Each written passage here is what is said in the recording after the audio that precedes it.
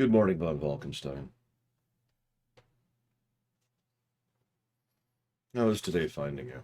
And you can't even see this thing. You know what? I should probably fix this, first of all. Yeah,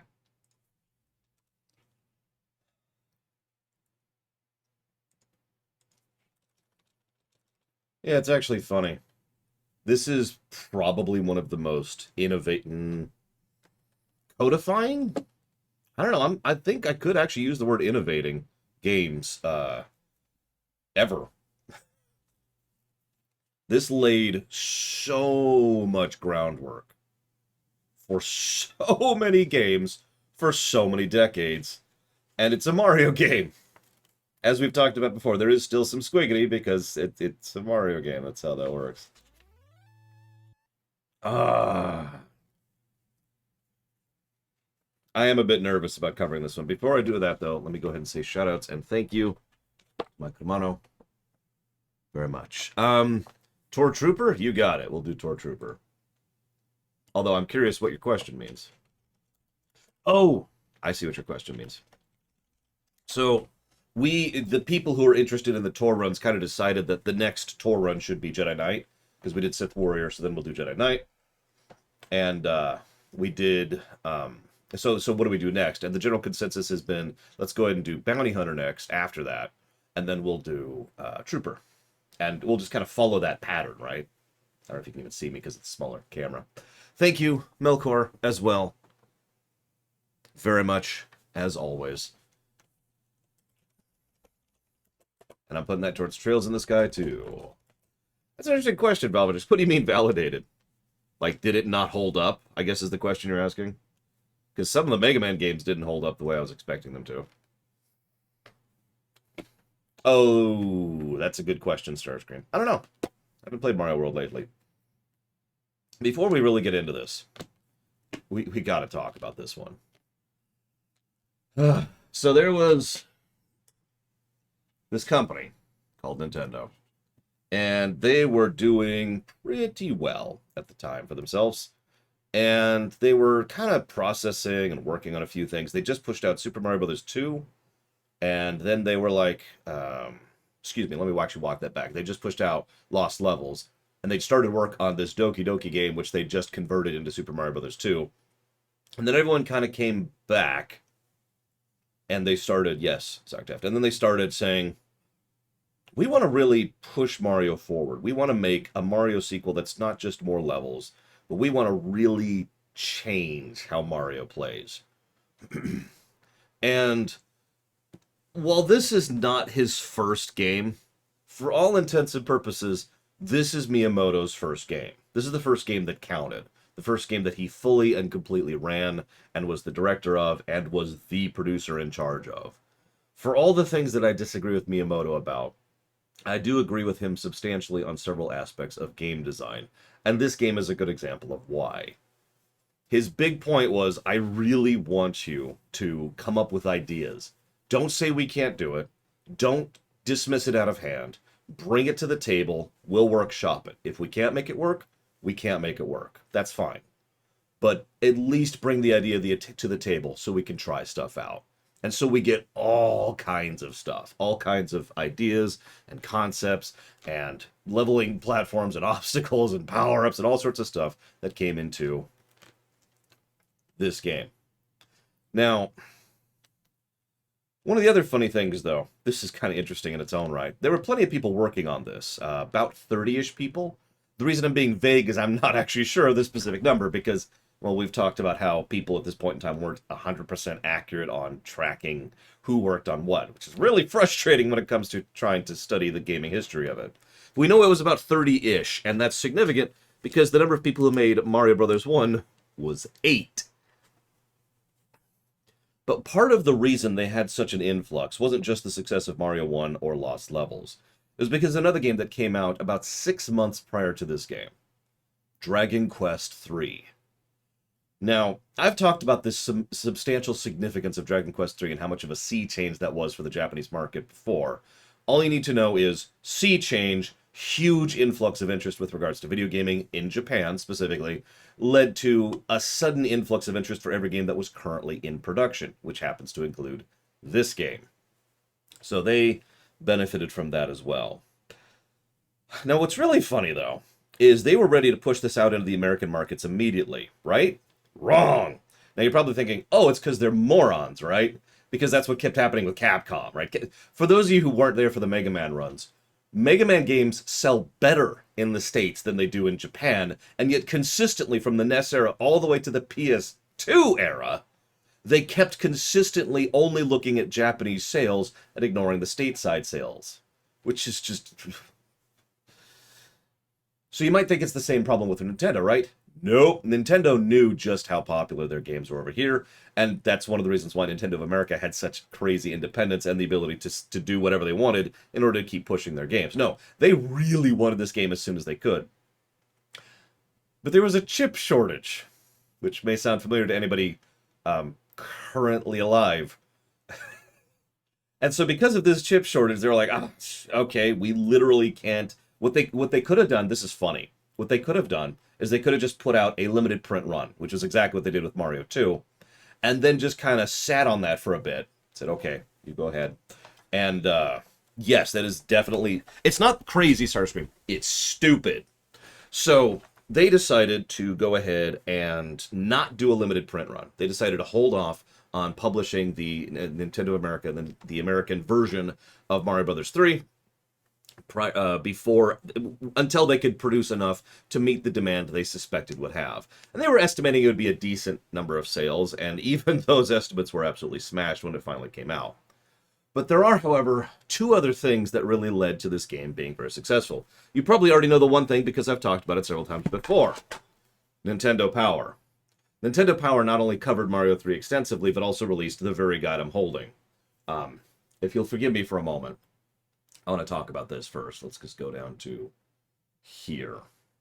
So, I'm being kind of careful with this thing because this sucker, I don't know if you can really tell, this is a very, very dog-eared strategy guide. This is the original one that my dad bought for me. I'll tell you, I mean, there's not much of a story there, but this is the original actual one, and I have read the ever-living crap out of this. I was actually reading it just now while I was getting everything set up. This is actually probably one of my favorite strategy guides of all time. And I don't just mean that because of nostalgia or anything like that. I mean, this is actually kind of awesome. Like, so we have an entire 2-page spread dedicated towards... Yeah, this is probably older than several people in chat right now. I think this is older than Rax, for example. This is 88. There's the whole spread of the different moves, the different power-ups over here, what gives them, how you use them. Down here we have, oh yeah, I have a whole crate of Nintendo Power Rex. It's in stasis storage, you know, airtight storage, because a lot of those are also pretty old and red. But anyways, and then we have advanced moves, things about diagonal jumping down, and it shows, there's pictures. I'm sorry, I should show this off because I pulled a thing here. You can see pictures. Oh, geez, hang on. Nice and careful. Whoop, okay, we're going to stop doing that. They show stuff that you can do with regards to walking over gaps, or being able to jump down things, or how to jump while crouching, how to pick up stuff. They show how to get 1-ups. This is awesome. I used to read the hell out of this, because you know me and bestiaries, right? This is just a huge bestiary. By the way, enemy variety plus right here, am I right? Look at all these enemies. Look at all these enemies. There are so many. And then there's the page I used to reference the most when I was playing this game. So, we'll talk about this when we get into it, but there's this thing where you could talk to, do a little mini-game of the thing, where you play a matching game, right? And you're supposed to match 2, and you get the power-up that it comes with. Now, the thing is, there's static, right?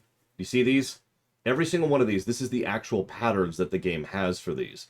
So, every single one of these, what you do, and I don't remember anymore, I figured this out. There's like one specific spot. My beard's in the way. One specific spot, and every single one of these has a unique thing for that one spot. I think it's the top row and third column, I think. I'm not sure. But either way, you just check that thing first, and whichever one that is, that tells you which grid you're on. And so the first time you interact with it, you just check the grid, and now you can get all the power-ups for that particular thing. And so I used to do that, because of course I freaking did. Also, it shows the world map. It shows like a nice spread. You can see the pic. That's much easier to see there. And you can see which toad houses give which power-ups. Now, this is cool. When I was younger, I didn't appreciate this as much, but nowadays, this is awesome. So, they actually have every level in the game. Every level is actually mapped out here. Now, first of all, they show off little tidbits, so there's just the level, and then they point to, okay, here's this thing here, here's this coins that lead to this, there's a secret here, there's something over here, this is how the physics worked for the mushrooms, just tons upon tons upon tons of information. But the thing I didn't appreciate, and the thing I do now, these maps of each of these stages are drawn. They're not screenshots of the game.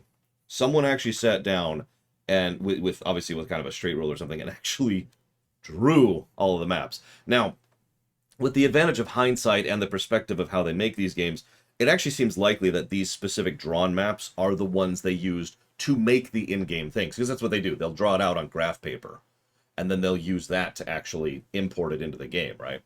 So it is entirely possible. Earlier this year, Professor Yaga, like somewhere around January, February. So it's entirely possible these are scans of those. And just, this is just such an awesome guide. But hang on, so let's skip ahead a little bit. I could gush about this forever. This is, like I said, this is probably one of the better strategy guides ever. One thing they didn't do, which is interesting, and I'm going to be very careful about this, there's no map. There's only one stage in this entire game that doesn't have a map for it. And it's the very last stage. It is the very last Bowser's stage right there. They instead show you the little screenshots of here's tricky stuff A, here's tricky stuff B. They don't actually show the whole thing. Anyway, so this was awesome. And I used to read the crap out of this, obviously. But there's something else I used to read the crap out of. Forgive me for indulging. Oh, sorry, no, hang on. Let's do a different segue. I can segue into either of my other two stories. Let's do a different segue. Let's segue into the other reason Mario 3 sold, but like gangbusters. First of all, Nintendo was doing well in the States. Second of all, it's Mario. Third of all, Nintendo Power. What's the fourth thing? The Wizard. How many of you have seen The Wizard? I will, of course, raise my hand. I saw it in theaters. I was about 6, by the way. Give you a little bit of perspective.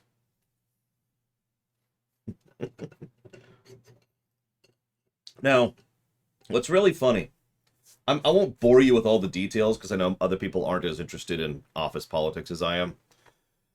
Some of you may or may not be aware that Universal Pictures, who push out The Wizard, actually was a legal rival of Nintendo for a few years there, and decided, probably based on how well Nintendo was doing, to stop being their legal rival and instead try to work with them. You'll notice that that trend continues to this very day. It is a Universal studio, after all, that is pushing out the Mario movie.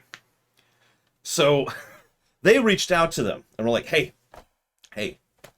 we want to do a movie. We're working on a film that's based on the, what was it called? The Super Mario, the World Tournament or something like that? The Mario World Tournament, something along those lines. Which was a real event that happened back in the day. And we want to kind of do this whole thing and yada, yada, yada. So let's go ahead and work with you on this. Now, Nintendo was kind of,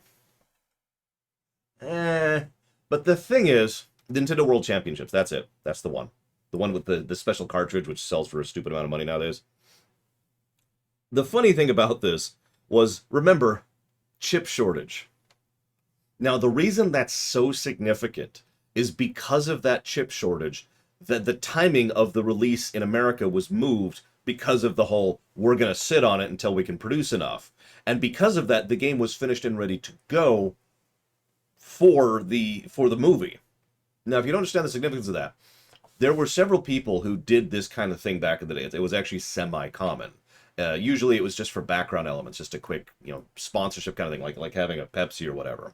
But usually those were beta versions of games, unfinished copies, because the whole point was to cross-promote. So the game wasn't finished yet, so they would show an unfinished version of the game. But Mario Bros. 3 was done.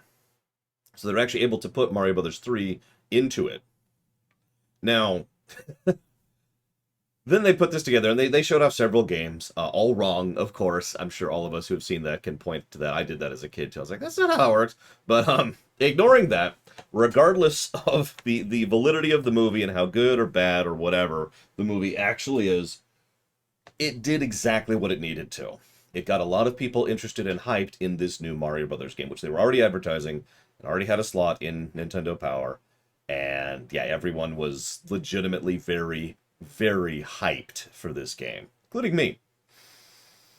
Which leads me to my other story. But first I'm going to answer Trihexia's question. Yes, my GameCube still functions as of last check, which was admittedly several years ago, so I haven't checked it in a while because I have no reason to. I, after all, have a Wii. I know my Wii works.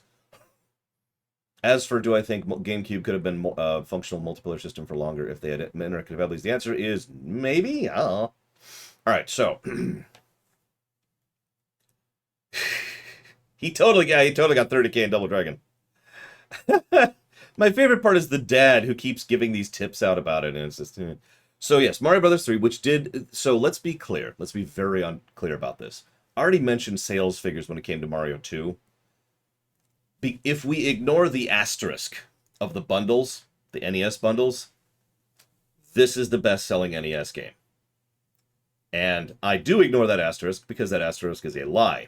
So, this is the best-selling NES game. Even if you ignore that asterisk, though, this is still the third best-selling NES game of all time. Just behind Duck Hunt. So there I am. Little kid, about 6. I think I was actually 5 at the time, but whatever. I looked leaning towards 6, and this new game was coming out, and I was super excited about it. At this point, I already owned several games. You know, I had Mega Man 2, I had Mario Brothers 1, I don't remember what else I had back then. And I'm like, you know, I think I actually still had FF1 at the time. I'm not sure. I don't remember if I had FF1 or not, and it doesn't matter. But what I did have was a burning desire to have Mario Brothers 3. And a very amateurish, childish interest in economics. Yes, I started early. So I was like, how could I get a hold of a copy of Super Mario Bros. 3? Because I don't just want to wait for my grandmother to buy me it for Christmas. I want this game now. Well, what do I have right now? And I was pretty big into art as a kid. I technically still am. I just haven't had a chance to practice in years. So I had a bunch of art supplies and art stuff already. So I got a bunch of poster paper, not poster paper, the stuff that is thicker than normal paper, and I can't think of the damn net word of it.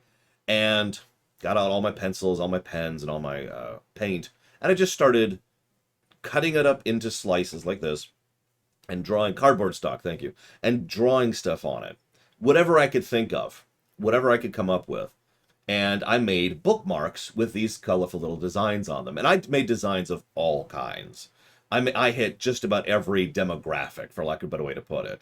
Everything I could think of. And then, because of the fact that there was this so the reason I was doing this, the reason I was specifically making bookmarks, is because there was a huge library, which was maybe like a 10-minute walk from me, right? And I mean, this was not just this was a gargantuan library. I'm not going to tell you which library it was. It's in California, that's all I'm going to tell you. This was a gargantuan library, multi-story, tons of people going in and out all the time. So I walk over there, set up my little chair, set up, it's really crude display on the ground because I don't have a table, and I just sat there with a jar saying that I would sell them for $0.25. And I specifically picked a quarter because, I don't know how many of you remember, but in the late 80s, the quarter was the most commonly carried currency. So most people had a quarter on them at the moment. So they were more likely to do an impulse buy, for lack of a better way to put it, on the spot. And I just sold bookmarks. And I did this for several days. I don't remember how long. I'm going to be completely honest. I know it was several days. It was about a week of just sitting there selling bookmarks to people. And there's a couple of interactions I just wanted to share with you, too, because I still remember these to this day. One was this older woman, still graying hair, kind of curly. She came up, and she's like, oh, are you selling bookmarks? That's very bad. Yeah, no, I'm trying to save up for a game I want to buy.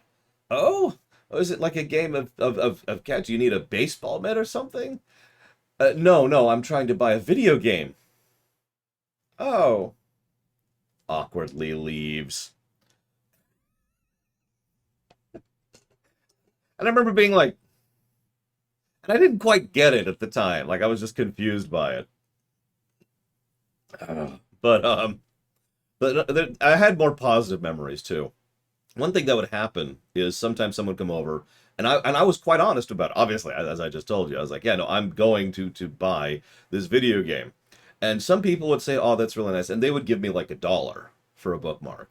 In other words, what they were doing was donating. Let's just call it what it is. And they would penny in more than they were supposed to or they should have just because they wanted to support me, which probably sounds familiar. I didn't actually make that connection until this morning.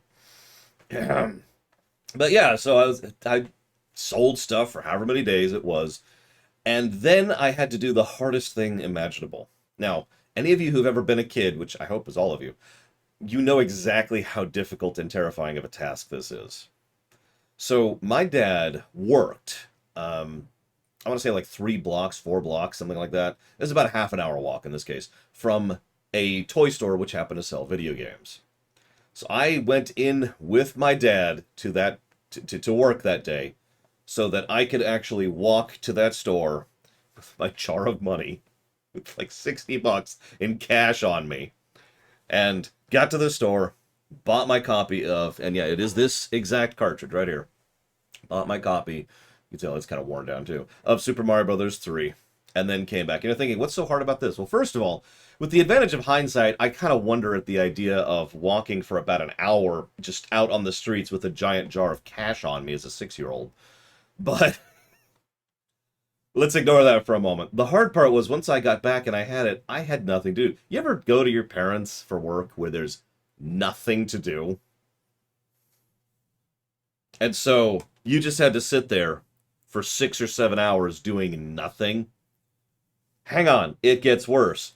I had to sit there for 6 or 7 hours waiting to play this game because my NES was obviously at home.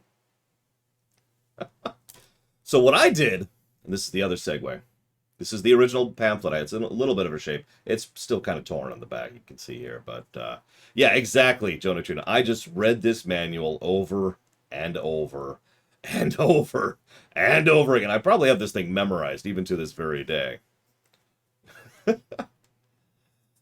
Now, what's really cool about this manual is it's similar to the Mario Brothers 2 manual. It's got tiny little tidbits of flavor here.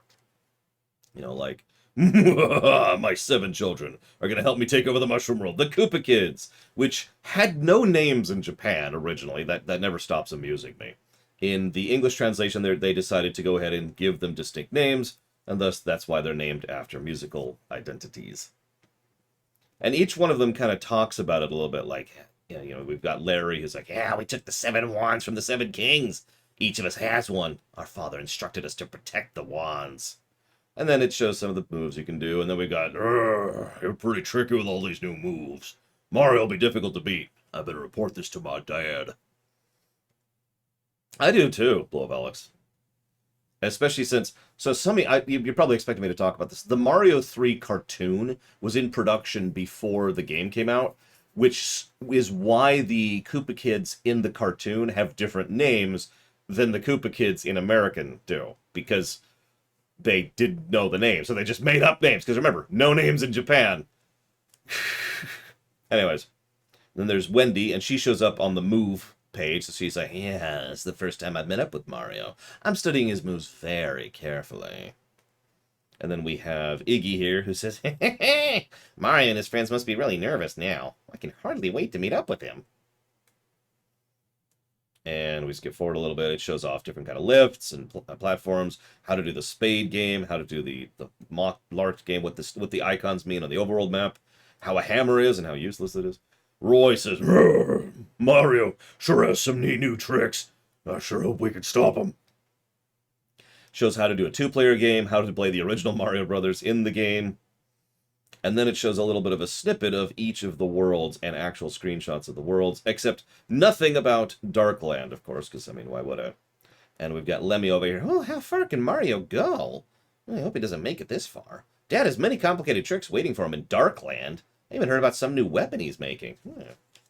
And then we have our little bestiary. Not quite as good as the one of the strategy guy, but, it's a little bestiary. And I read the crap out of that. Because what else was I going to do for 7 hours? It was actually probably closer to 6 hours, but still, because of the walk.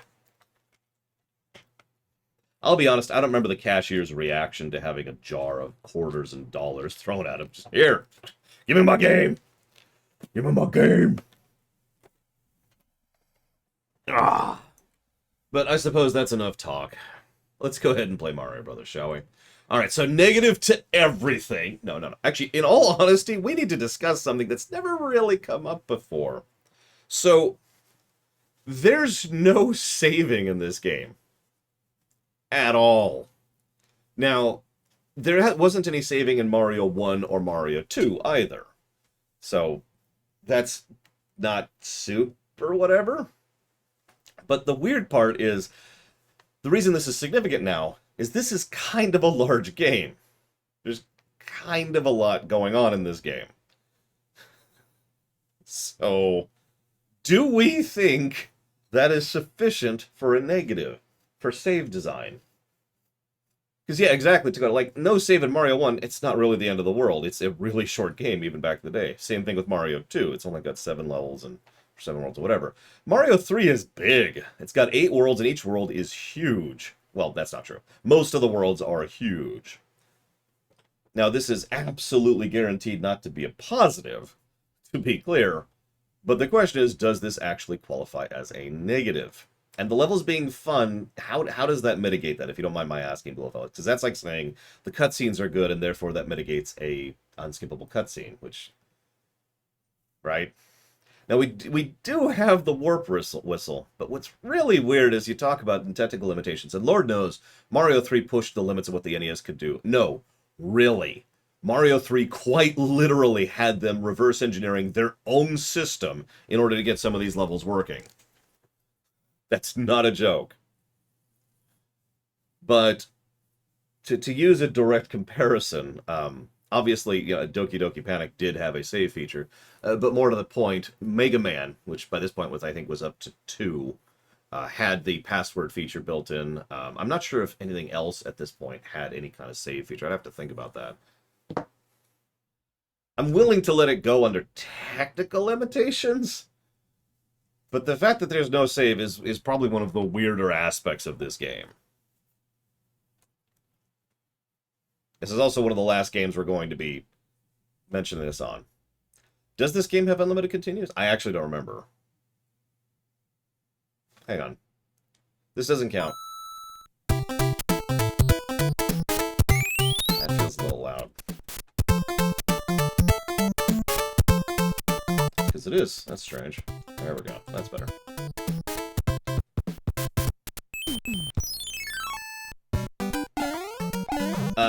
Right. So, okay. So, as you can see, this is stage 1. World 1-1. Give me a moment here. Let me just,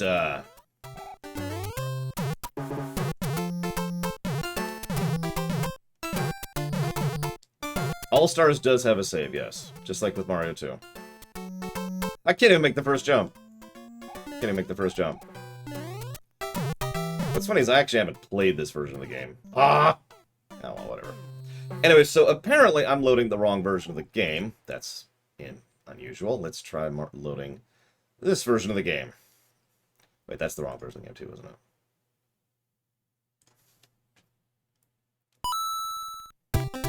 it? Take 2. There we go. That's what we were expecting to see. So I'm going to just test something super quick here. Well, we're going to talk about the level in a minute. We're not actually playing the game yet. We're just testing something. Because I don't remember how a certain feature works. But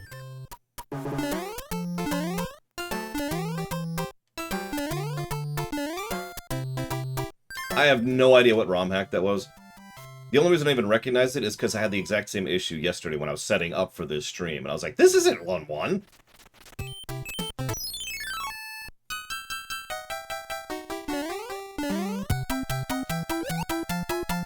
No, they got me. When did Final Fantasy 1 come out? On the NES.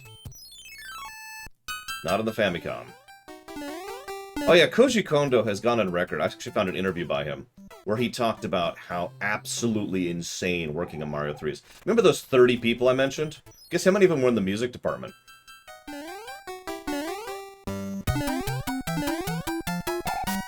Yeah, one. Him. He did everything, and that includes sound design at this point in time. Yeah. And yeah, he has spoken at length about how stressed he was. He did what all of us creative types do, right? Like, we all know how this feels. He took every tiny little bit of negative feedback, and I'm talking like little stuff, like, it'd be kind of nice if the music wasn't quite, the same, it didn't quite sound like this light reggae thing in Mario 1. Infinite, okay, so there's no numbers there. I think you're right, I think it's infinite continues. For the sake of infinite continues, and I think that's the thing that'll push me over the line, I'll go ahead and not give a negative for it. The lack of save feature is not good, though. So that's definitely not going to be a positive. But infinite continues. That they fixed the problem from Mario 2. So Koji Kondo, he took those criticisms to heart, and he was just like, right, I just used kind of the same style of this thing before. Maybe I should try to do as many different genres and musical styles as possible. And he went nuts, just trying to come up with every different type of music, genre of music is probably a better word for that, to put into Mario 3 as he could. And he apparently just went nutso with it. Hey, someone noticed the new emote.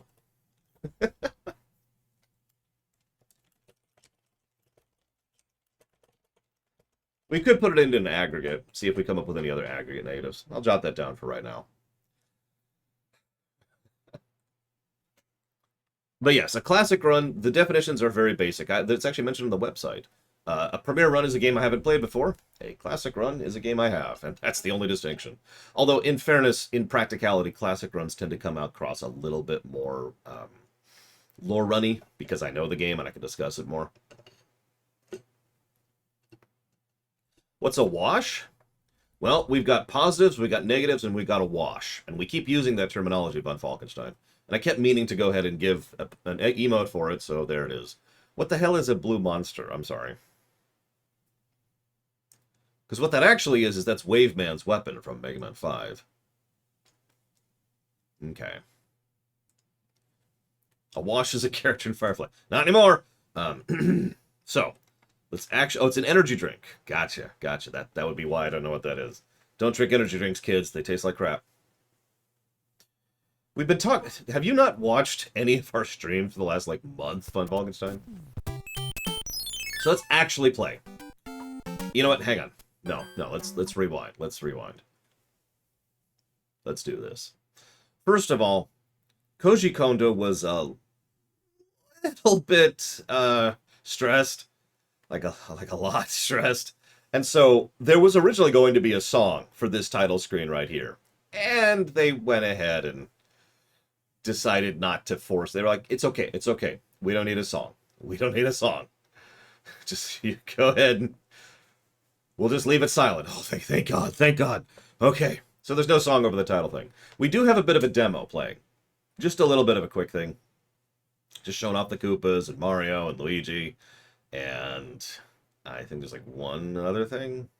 Oh, I might be thinking of the All-Stars version.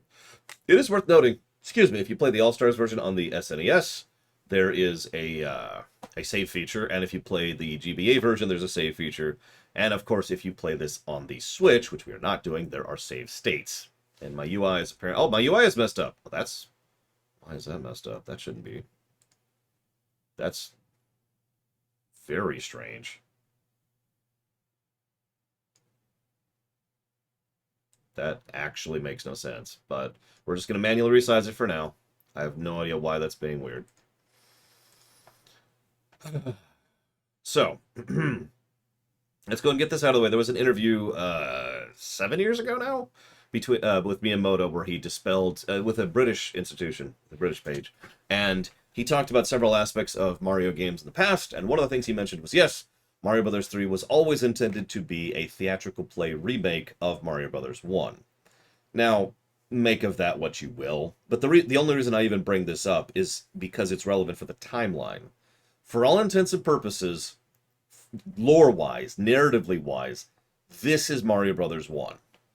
Mario 2 obviously kind of comes before this, Mario 1 is technically the original story, but let's just call this what this is. This is the beginning of the narrative of the Mario Brothers series, which would be continued in Mario World and continued in Yoshi's Island, and in little ways it would continue developing as we go forward throughout the series. So, okay. Oh yeah, you can also play a two-player game. So just to talk about that briefly, a two-player game in this one, which is something they really wanted for Super Mario Brothers 2, is they wanted, yes, Gingaman, we already talked about it. The two-player thing was you take turns. So one person plays as Mario, the other person plays Luigi, and it just swaps back and forth because they just couldn't have both of them on the screen at the same time. It just wasn't working. Now, let me walk that back a bit. They could make that happen. They didn't really do the split screen thing. Like, they could have technically done it, but they really didn't want to. And considering that Mario 3 was already absolutely destroying the hardware just to get running at all, having a split screen wasn't feasible. So, that sucks. But instead, they decided to do this back and forth thing. So Mario plays until he dies or finishes a level, and Luigi plays until he dies or finishes a level, etc. We will obviously not be doing that, but I used to play this two-player mode with all my friends back in school ad nauseum. Now, that's the last thing I want to talk about before I finally hit start. I used to play this game so much, ignoring the fact that it's my first game, the first game I ever bought with my own money. But there's also the fact that, it's a damn good game. But I want to preface this by saying, and I know I've said this before, I suck at these games. This just goes back to something I've talked about before. You don't have to be good at something to enjoy it. And I was not good at Mario 3. So before we actually start the first stage, let's talk about two things here, right on the beginning. First of all, nice little beat. It's a very short loop, but, it doesn't have to be long, because you're not supposed to be on this screen for longer than a few seconds. They approached this with two directions. I'm going to go ahead and pause it, actually, to talk about this for just a moment, because that's my style. Play a game and then talk about it, no matter how much it pisses off PAX. So, it's bouncy, it's cartoony, bright colors, it's kind of a lighthearted beat kind of a thing going on, and that's important. As I've talked about dozens upon dozens of times, the human eye has an automatic disinclination towards static imagery. It's why I use mobile backgrounds back when I had the green screen. It's why, if you're looking at something, having it be animated just looks better to the human eye. It's just how we're built, right? And so doing this kind of thing with these world maps makes them look so much better than, let's call it what it is, a typical overworld, because most typical overworlds are static imagery, So this is kind of a cool concept, and it's kind of an interesting concept. It keeps you engaged, and it gives you something to look at. And I know that sounds like so minor of a thing, but let me just re-stress this point. As with Mario World, this game was designed. People put tons upon tons upon tons of effort into the tiniest, nitty-grittiest details of this game. But anyways, so the other thing we wanted to talk about is this isn't an overworld, but this is effectively one step down from an overworld. This is a course select, is I believe the official term for this. So we've got overworlds, course select, stage select, like Mega Man had, and then we go down another step to just Mario 1 or Mario 2, where you just stay the stages in order. They wanted to do this to kind of give the player a bit of agency. The whole point behind this was they wanted the player to be able to say which stages they wanted to do, but not completely. They didn't want to go the full Mega Man route. So, for example, here we could do 1, 2, 3 and get a thing, or we could do 1, 2 and skip 3 and 4 entirely, or we could do 1, 2, 4 and get a thing.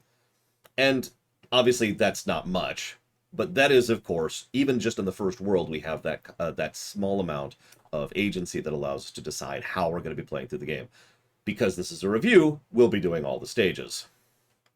So, I think my monitor's being weird, so we're going to try and fix that really quick. Just give me a moment, please. It doesn't like the colors here. Yep, nope, it was on. Wish that wouldn't turn itself back on. It's really irritating. There's a GSR option on my monitor, which turns itself on periodically, which is just terrible. Hurts my eyes. Okay. So, I gush about overworld design. Course design is still something that needs to be accounted for. Now, we're not going to give a positive for it yet, but we do need to be thinking if this game deserves a plus for course design. I also need to save state really quick. I guess I don't need to save state, because I need to test something really quick is actually what I really need to do. Where is it? Do I not have it here? Looks like I don't have it here. All right, hang on. And we're going to give several negatives for the music, obviously. No, it's not what I said. Sorry, give me 1 second. I do need to see something. I need to verify or disprove. One of the two. Granted, that game came out after this, but it's still something I want to know. Here we go.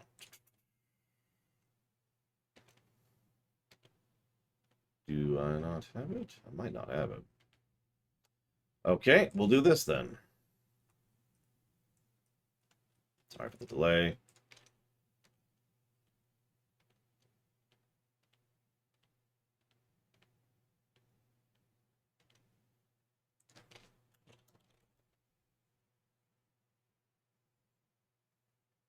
There it is. Give me a sec.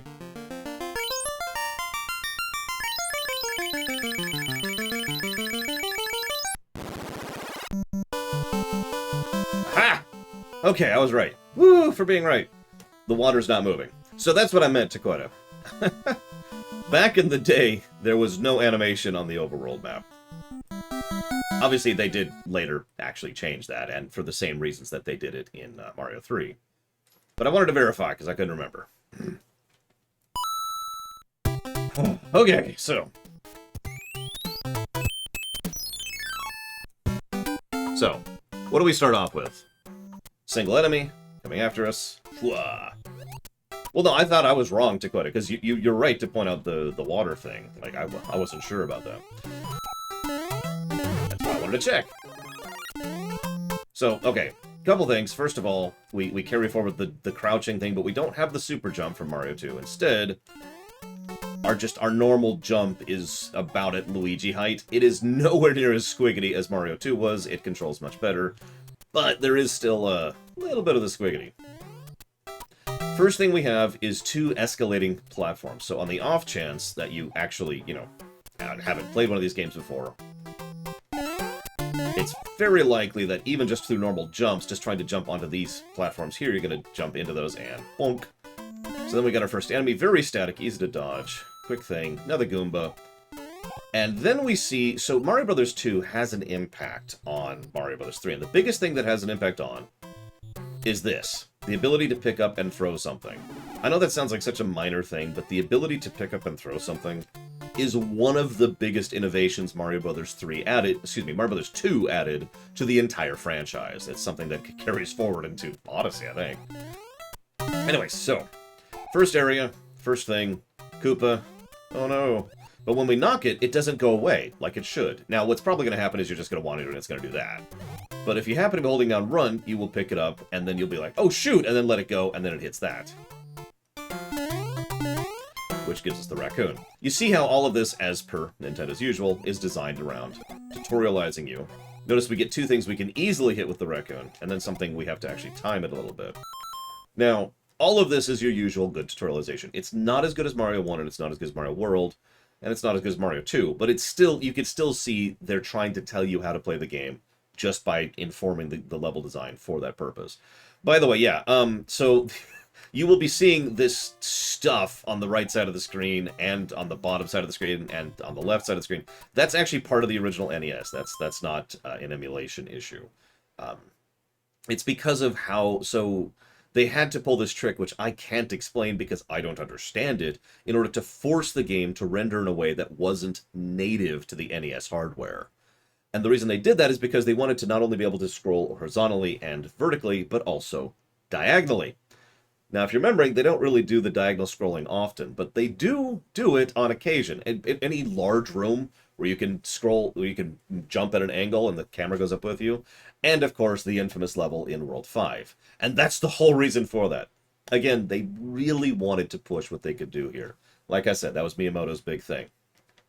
Speaking of which, there's diagonal scrolling right there. 1-1.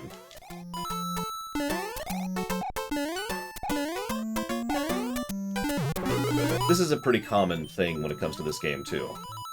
Almost every stage, and I do mean almost every single stage, has at least some alternate pathing to it with regards to how you can progress through it. And usually if you go to those alternate paths, there's some kind of power-up or something. 1-up, coins, something to reward you for it. In this case, you just kind of skip most of the stage as a consequence. Or you could go back and do it like I'm doing it. So then we're going to go and do this really quick.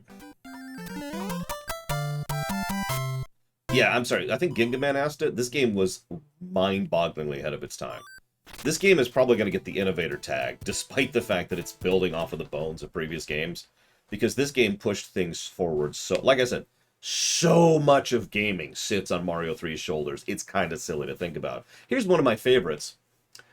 id Software wanted to do a PC port of Mario 3. Now, I want to stress the way I'm saying this. It wasn't for financial reasons. The people at id loved Mario 3, and they were like, dude, we should bring this to the PC. And so they actually reached out, and they had a tech demo ready to go for how they would render this game on the PC. And they reached out to Nintendo, and Nintendo was like,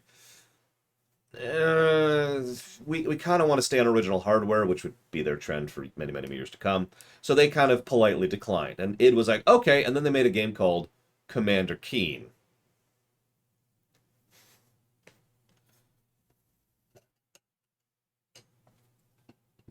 So, anyways, I think an easy tutorialization gameplay positive. This is effectively the intro.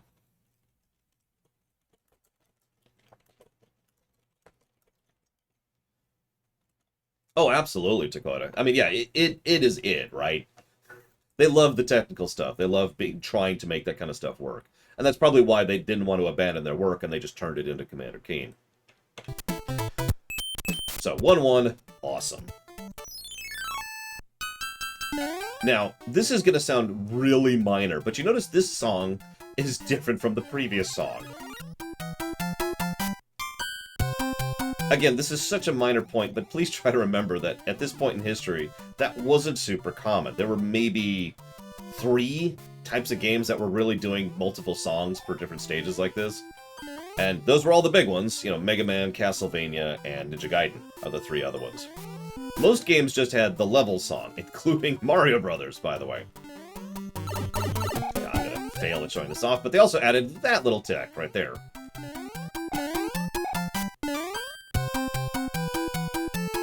Oh, absolutely, Rex. I mean, id was always at the top of their game. It's okay, being small makes this easier to do, and here's this multiple paths thing again I was just talking about. By the way, I apologize, I know this game inside and out, so I'm gonna be doing my thing here, like I do. Sorry, Elizar.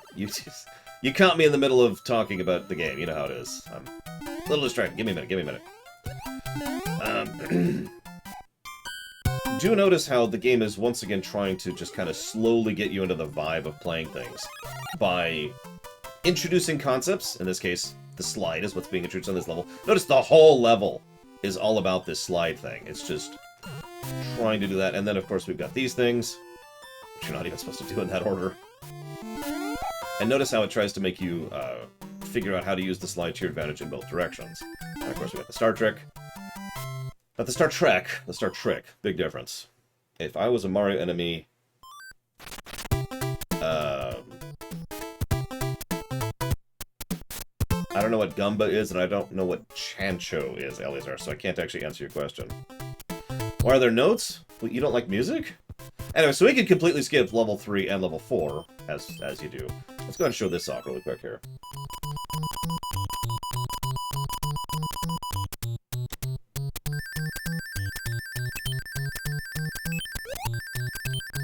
Nope.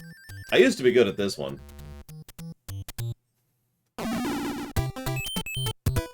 I must not have seen it. I'm sorry, Dream Whisperer. I honestly didn't even check. And that's on me. I checked the other thing. Yep, nope, there it is. You didn't put a comment, Dream Whisperer. No wonder I didn't see it. But I will jot that down for Lord X. And thank you, Dream Whisperer, as always. You remain awesome. Ah, Chain Chomp. Okay, I know what you're talking about. I mean, obviously, you know, there's some appeal to being a Chain Chomp, but the inability to do anything other than bite things kind of pulls away from that. So I think I'd just be a Koopa, given that choice. So this is the bit of an infamous level. Because it introduces the bros. The Boomerang Bros. Who's whispering me? Oh, it's someone who says, "Hey, do you want to buy followers?" There we go. Okay, sorry. Ham. But notice how it gives us the tools to defeat this guy right off the bat. And then that. I mean, I'd probably go with Paratroopa if I had a choice.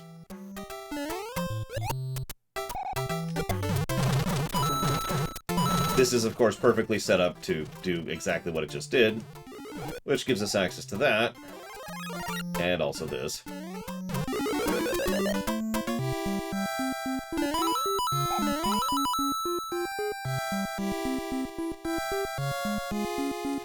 Actually, I'd probably go with a Shy Guy before I'd pick a Koopa, Elizar. Because Shy Guys are awesome. And totally not because I put a lot of thought into the Mario 4X and the Shy Guy faction. Of course, we're going to go back because I want to show off the whole level. Because of course I do.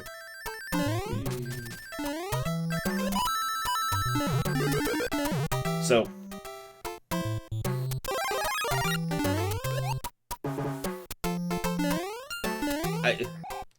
it feels like such a minor thing to point out. It's like, okay, so how do you jump up this wall? Now, obviously, you can do this, right? I mean, duh, right?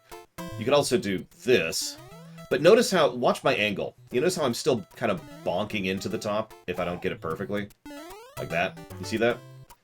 The reason I mention that is another way people tend to jump over these walls is by getting right up to the wall and then doing that, which is a fairly normal method to do this. Now, I mention this because they did QA test this and they found that a lot of players would do that. So they're like, all right, well, there's nothing wrong with that. Why don't we come up with this new concept of this sideways block? And that's actually where this thing comes from, is because of people who run up to a wall and then jump over it like that. Sorry, I thought that was kind of a neat little byproduct of testing there. And so now the player's like, oh, those can contain things too. Holy crap. So, I mean, yeah, of course I'm going to do this. Why wouldn't I?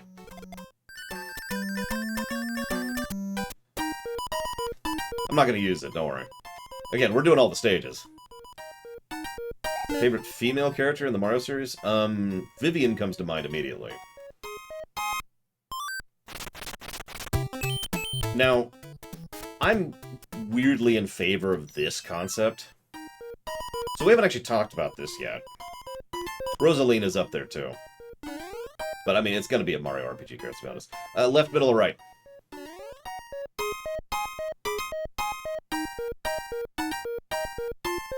Middle.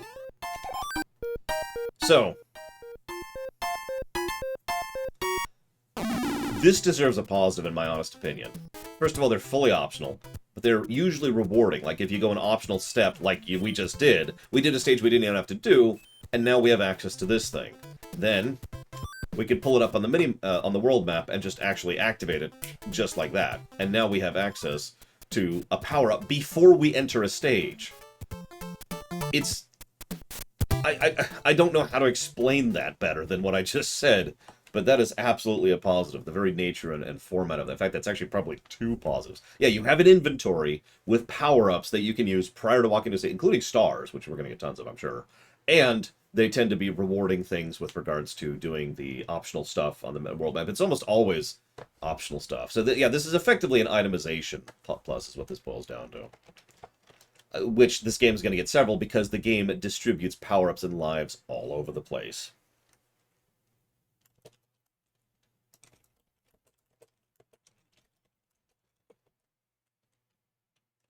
In fact, what we're gonna have to I'm gonna type this all up and we'll decide how many positives this is later. That's what we'll end up doing.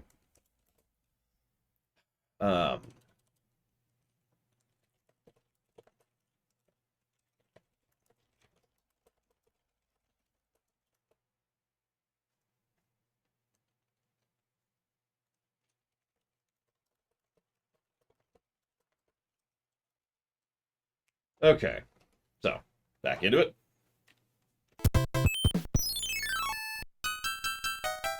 So, you like auto-scrollers, right?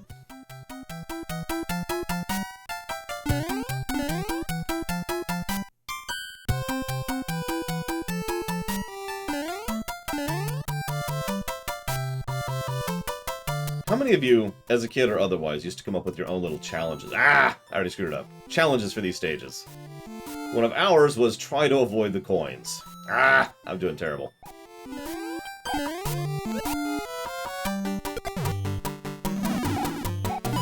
Well, I'm dead. Let's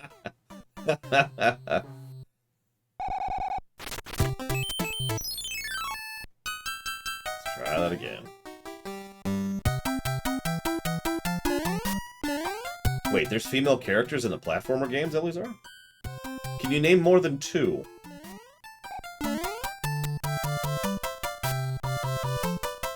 You probably can.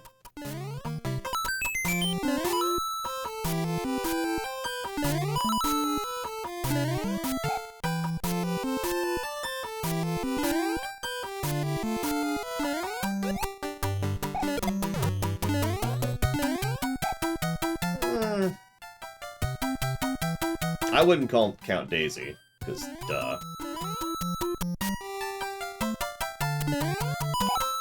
I'm not sure if I'd count Pauline.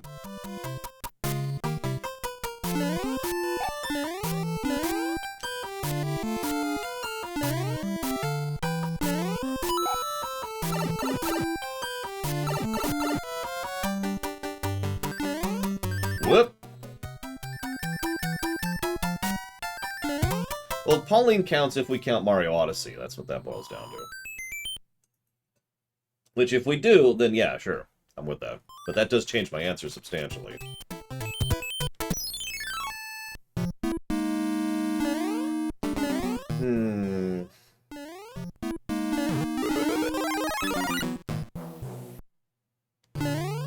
Yeah, I was gonna say, Daisy would only count if you count Mario Land.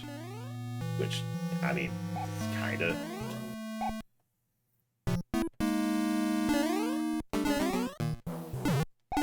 Notice how the game pretty much ensures that if we got to this point, I'm not going to go for it, but I'm just going to show off. Light a little bit, because you only need so much room to fly, and then you can go up there and get the thing, and blah, blah, blah, blah, blah. Now,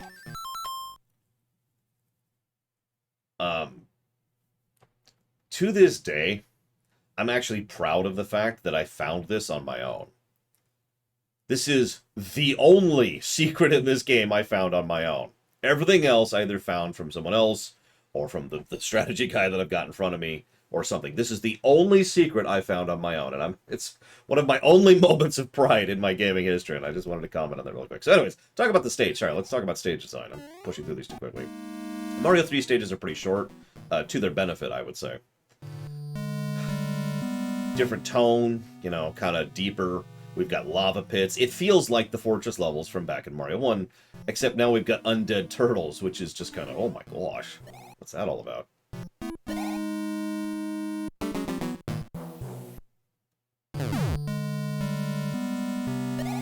We've even got spikes.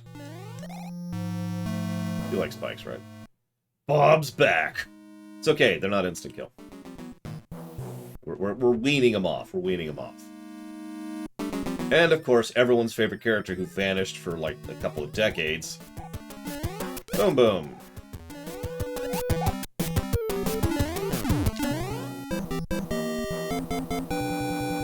It's okay, he's been back in recent games. He came back in 3D World, I think. Oh yeah, notice we have now unlocked a second path. So I'm going to show off something here.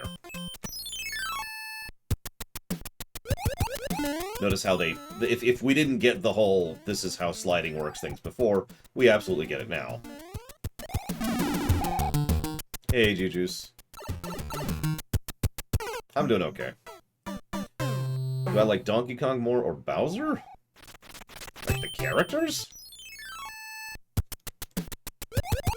Yeah, I'm pretty sure it does, Will of Alex. I just want to kind of A, show it off, and B, make sure that I'm not stupid. So this doesn't count. The load state I'm about to do doesn't count. I'm just showing off something. So, what is Donkey Kong's character, Elizar?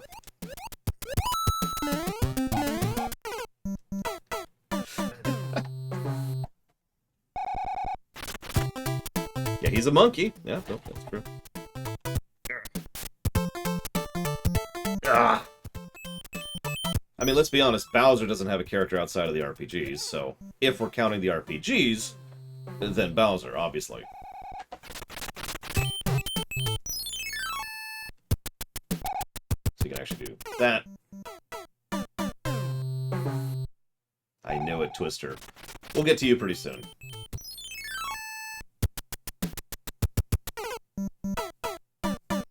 The DK rap is legit. Okay, so continue. I'm almost positive this is true, but continue. Yep. So, I am super right. Fortress stays down. So when you continue, some progress is saved. And this is going to be true throughout all the levels. Almost every time, you're going to see some kind of a lock icon. And that's your mid-mission checkpoint. This is how they did saves in this game. If you get to a certain point, even if you die, we can go straight back to 1.5. So let's go ahead and rewind here. It also refreshes all the things, like the little optional stuff you can do, to give you more chances to get power-ups and lives and all sorts of stuff like that.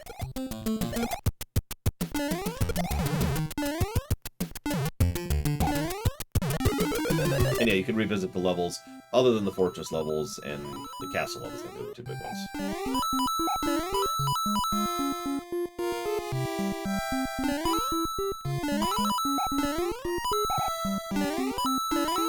Well, that's why he's so cranky, Malachor.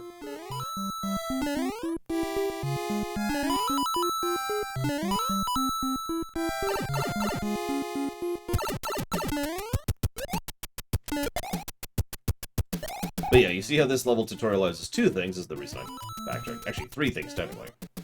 So the first thing is sliding, because you literally start out sliding. The second thing is how misshapen the icons are there. You see in the background? To show where hidden stuff is. That's how we could see the earlier thing. And of course, walking over pits. And we don't actually want that, so we're gonna skip. Well, sure, we'll get it. Why not? Well, you see, Dream Whisperer. Ah.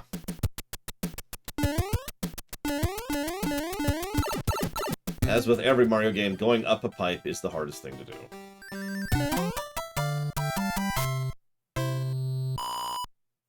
$75.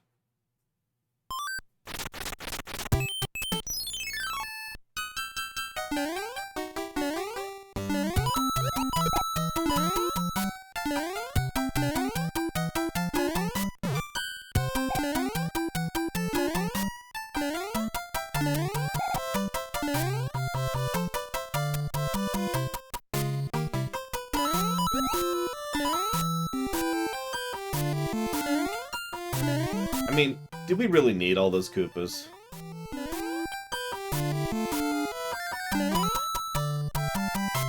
A favorite world theme of this one?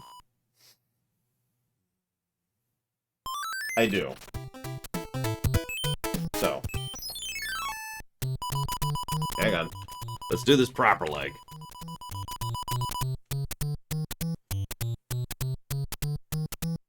Hang on.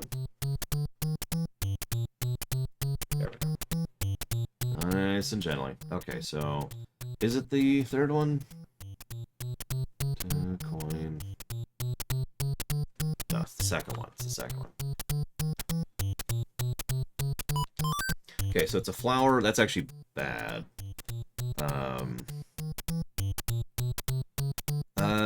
So let's do this one. Nope. Okay, so that's a mushroom. Flower mushroom, which means it's this one. Okay, so flower, flower, flower, star. No, it doesn't, Gigabit. Because I'm just having fun with it. It's not like you get a lot from this anyways.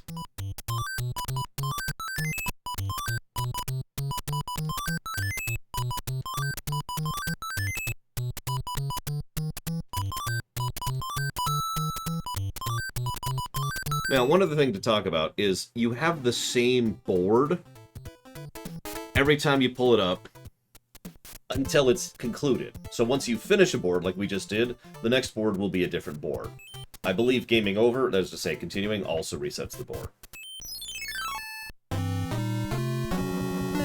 So, battle levels. This is a new idea. It's just a quick fight against a random... Well, not a random, a specific enemy. And it usually gives you another small power-up to give you into your inventory.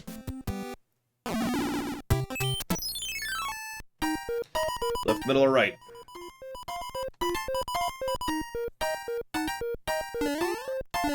Why is Abraham Lincoln back? So confusing, right. To my knowledge, no, Gingaman, but that's from memory. So, we've swept World 1 grassland. Oh, it's terrible. The king's been transformed. Please, find the magic wand so we can change him back. Why is Abraham Lincoln back? And why are they ending up on the news? I'm so confused, Active. Everything about that is confusing. So, of course, we jump on, because we have to have some kind of cool little cutscene. I love the implication that, like, we show up and as the airship is leaving. Anyway, so we have a nice, slow autoscroller. All these are autoscrollers. However, they always do something interesting with them. Each one of these airships actually has a different theme. This airship's theme is Tutorialization. It even puts a power-up, like right here. Most of them have a power-up, only one of them has 2 power-ups, that'd be Iggy's.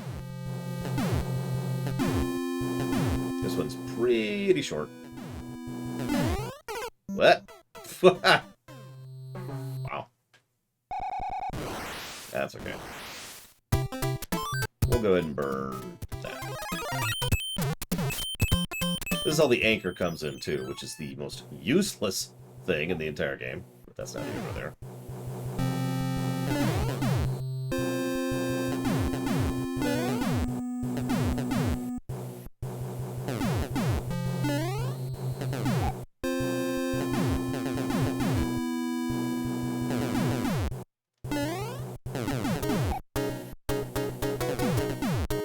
Yeah, so the reason why the ship flies away from you is, remember, you don't have to do every stage to get to the end.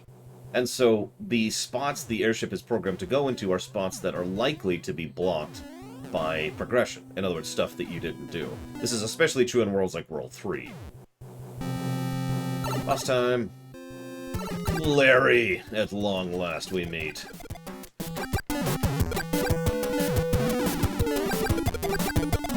No! Okay, fine.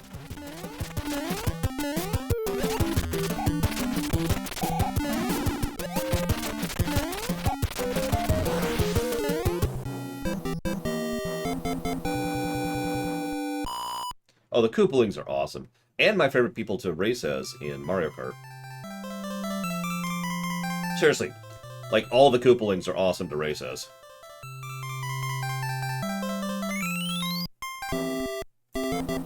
Oh, thank heavens, I'm back to my old self. Here, thank you so much. Here is a letter from the princess.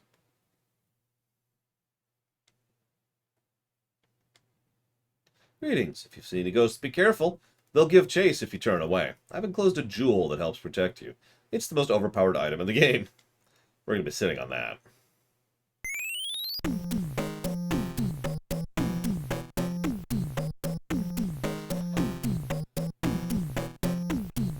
Before we move forward, World 1's legit, right? The problem is giving pluses to individual stages, we're absolutely going to do in this game. I don't think we're going to do that for any of the World 1 stages, because again, it's mostly tutorialization. Nevertheless, we do have some cool stuff on display, so I think at the very least A+ for World 1 is justified. Thoughts? We also need to jot down a few others while we're thinking about it.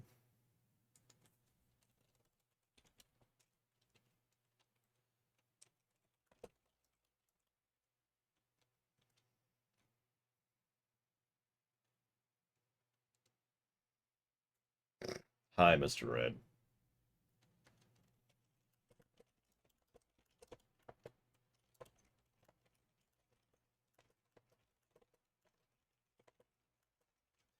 Yeah, I mean, we could easily argue that World 1 is the intro to Mario 3 by our definitions, by how we define that. And I think it does some good stuff. And yeah, what is it? It's grassland. Yahtzee has a thing. It's grassland, desert land, Grassland, Desert Land, Waterland, Iceland, something, something, something. Like, it's a pattern that many Mario games follow. In the same order, too. It's funny. Not all of them do. It's just, it's becomes a thing. That's what I'm thinking, Gigaman. That's what I'm thinking.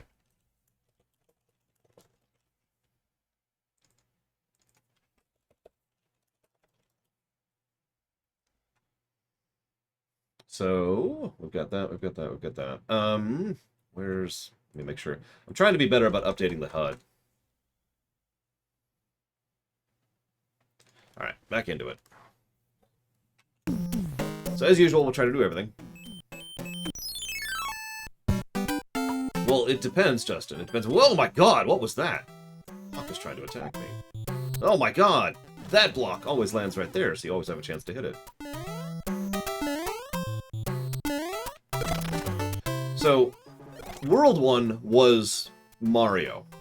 And I know that sounds like a weird way to phrase it, but I mean, like, World 1 was the tutorialization level. Very little there was outside of the Mario standard. Just about everything in World 1 is the kind of thing you could have seen in Mario 1, just with slightly better graphics. World 2 is when they start to vary things up a little bit. And they started off right off the bat with the baby Goombas in the blocks. And the fire snakes. And the weird pipe platforms, which will be so popular when we come to World 7.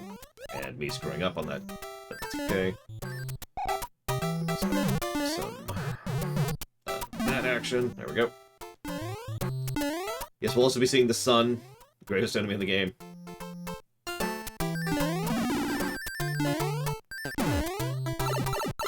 we go. So this is what happens with the end of level things. You either get... So this is actually, in my opinion, this is one of the more brilliant things that Mario 3 did with the end of level card.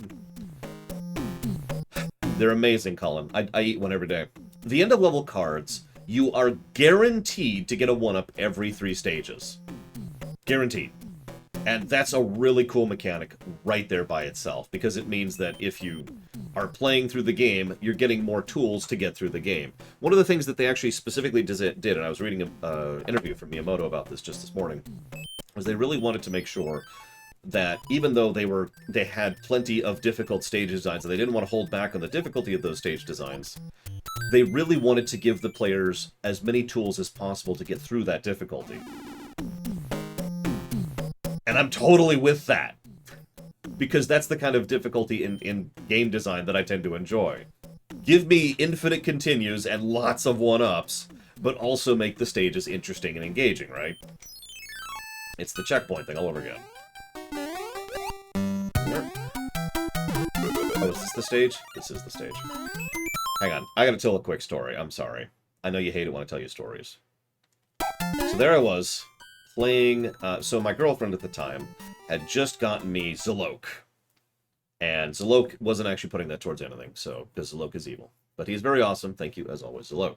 Now, she had bought me a Game Boy SP, which I still own, actually. It's not here. It's over there in storage. But she bought me a Game Boy SP, which was to... So, she knew that I sold my GBA in order to pay for food when I was homeless. So, when I went without it for a while, right? And that's cool. That's great. That sucks.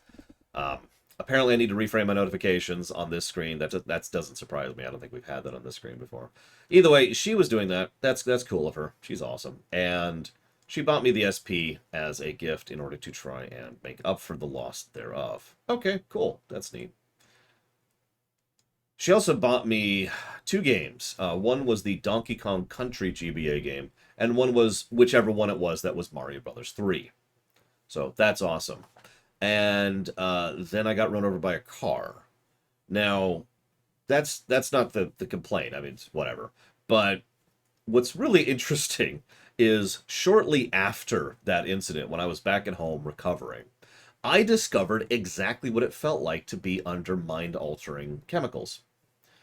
Because I never got drunk, and I never did drugs, and I never smoked, and I never did anything. I was a clean kid. And I was in my 20s at this point. I was like 24, I want to say, at this point. So this was my first exposure to being under mind-altering effects, because I was playing this stage right here. And I'm not that great at Mario games, but I wasn't that bad either. And I just kept dying to everything. I couldn't make basic jumps. Like, I was just like, oh god, I just got hit by that, and then I'd get hit by that. I'm gonna not actually do it, but you get the idea, right? Like, I was... Okay, fine, I'll die anyways. That wasn't on purpose. But, like, I couldn't do it. I couldn't get past 2-2. I was just stuck on this stage. And it started pissing me off. Because what was happening was there was this huge delay in my mind from what I was trying to do and what would actually happen on the screen. And I was just like... And it finally got to the point, I finally just effectively brute forced my way through the world. Game overed a couple of times. Hit the continue button. Got back into it. It's like, okay, I think I'm okay. And... Give me a moment.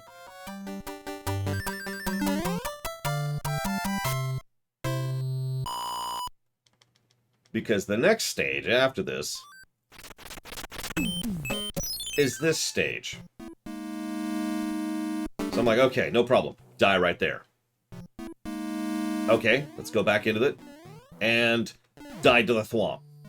Okay, go back into it. Die to the thwomp again. Okay, go back into it. Managed to make it up to our first interaction with a boo. That is the very first boo in the entire franchise right there. And I'm like, okay, I'm gonna go ahead and do this. And I just couldn't figure out how to turn to face him.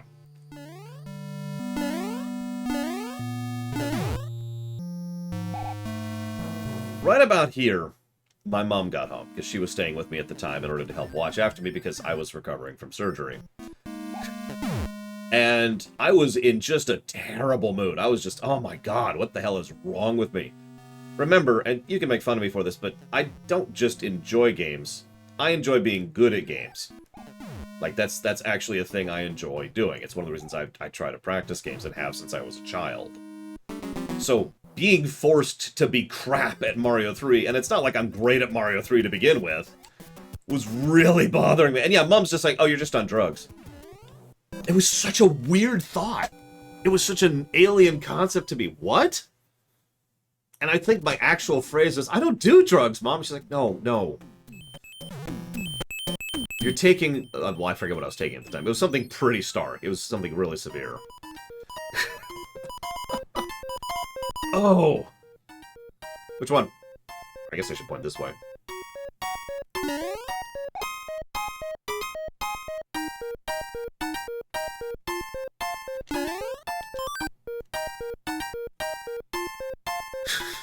Really, Melkor? I mean, that doesn't surprise me.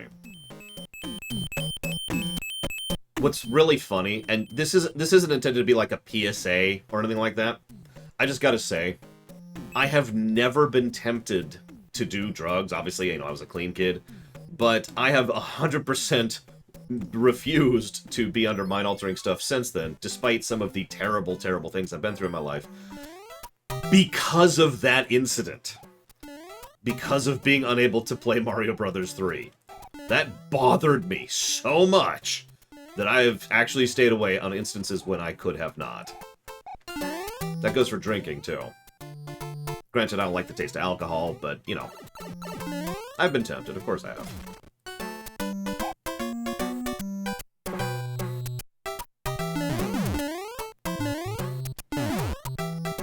Whoa! I actually messed that up.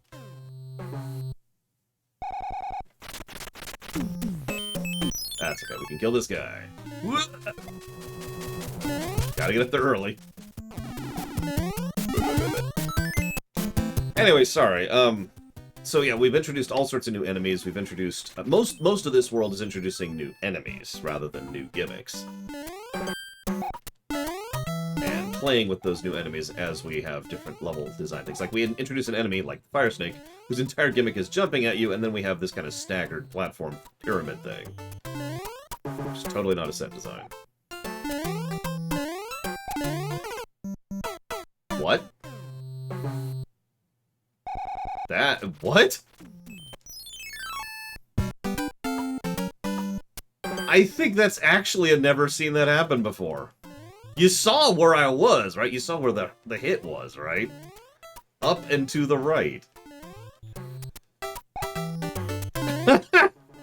What? go overhead now, boy. I'm just gonna... What?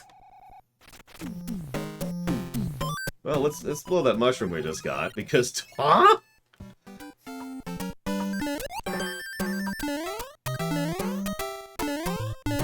That's more confusing than anything.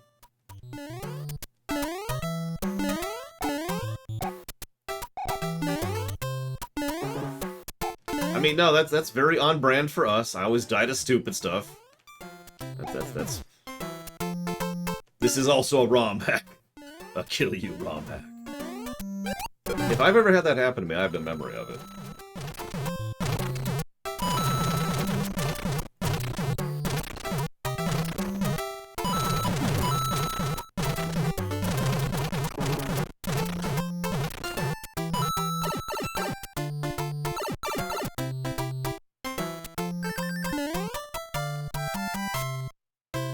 Honestly, I know this sounds like a weird thing. I think I'm going to add a plus. I know, I'm sorry. I don't mean to add pluses to one of the most beloved and well-designed games of all time. I shouldn't say well-designed. If you look up best games of all time lists, Mario 3 is usually somewhere pretty high on that list. It's really common to have this being up there. Plus for new mechanics. Dying to Jake. No, no, I'm gonna add a plus. I already talked about this. It's for the end of stage mechanic. The game literally rewards you for playing it. It gives you power-ups. It gives you. I know this is effectively a form of itemization again, but I'm gonna actually slot this under difficulty because so much of these things that I'm doing are completely optional. In fact, speedrunners go out of the way to not get most of these things because they slow you down. I guess this is technically an itemization plus. I guess we could just give 3 pluses to itemization and say screw it. Because we've got the inventory, we've got the optional interactions, we've got the distribution, and we've got the end of stage stuff. What are we thinking? What are we thinking?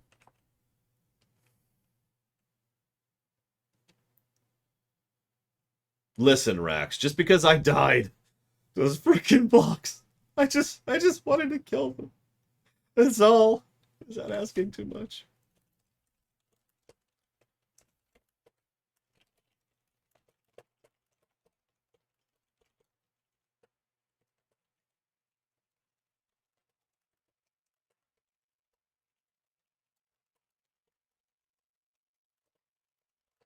Here's how we're gonna divvy this up like this. Effectively, we've got one for the overworld stuff, like the thing I'm about to do, or the mushroom houses, or the bros. I can't actually think what they're called. The Hammer Bros family. Then we've got itemization for the 1-ups and how those are distributed throughout the game, and then we've got the itemization for the power-ups as they're distributed throughout the levels. So, who remembers this stage? Who knew that this one stage and this enemy who shows up twice in the entire game would go on to such meme status? Which is funny because this is the actual gimmick of the stage, the sand tornado. No one remembers the sand tornado because that's easy, you just jump into it while running. Well, everyone remembers the sun because of that. The sun is after you. Let's go ahead and burn.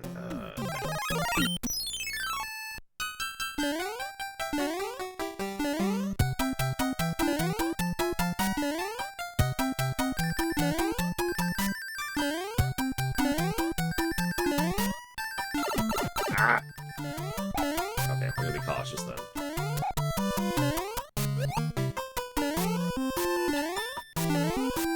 Of course, the sun is pretty much specifically designed to intersect your angle.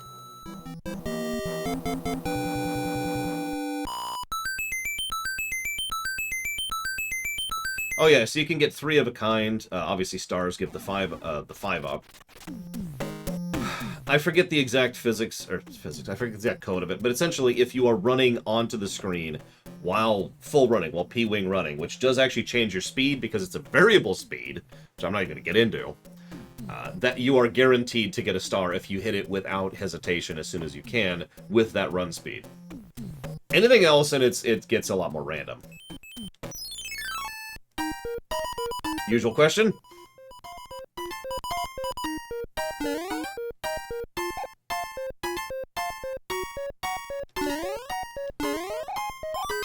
Ooh, good one.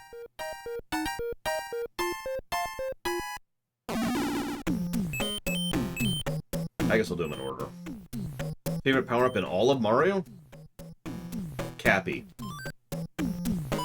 Yes, that's cheating. No, I don't care.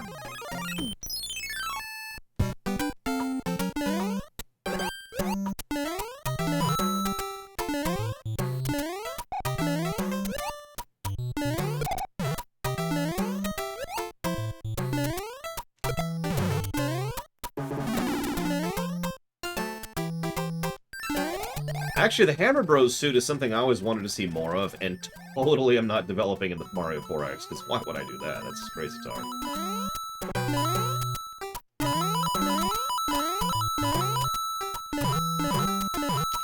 Oh yeah, I should show this off properly. There we go.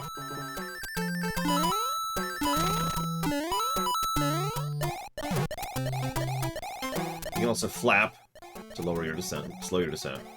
It's effective. It's not quite the same thing, obviously. I screwed it up. It's not quite the same thing as Peach's Hover, but it is done for the same purpose, to give you a little bit more control over your jumps and your descent, for lack of a better way to put it. So let's go ahead and do 5 now.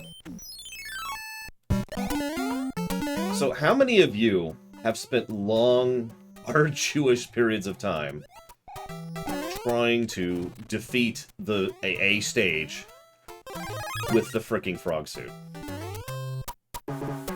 Also, I'm sorry, I'm getting off topic a little bit, because Chain Chomps! Chain Chomps continue to this very day. They are a very, very, very common enemy. They're in Mario Odyssey. I was actually looking at Chain Chomps literally yesterday, because my niece was playing Link's Awakening. This is the beginning of Chain Chomps right here.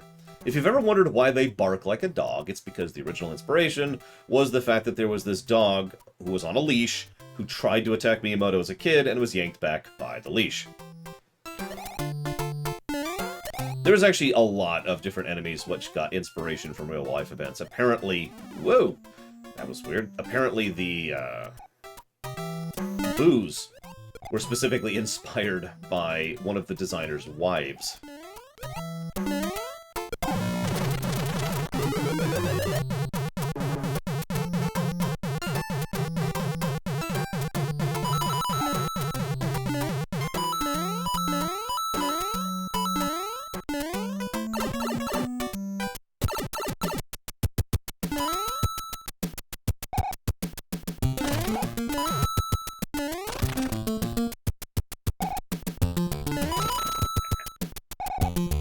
Totally do it.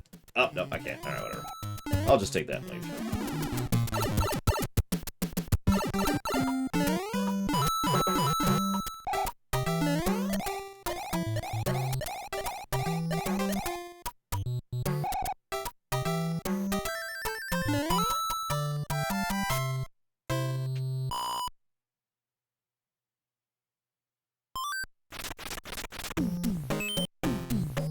Damn it. Well, whatever.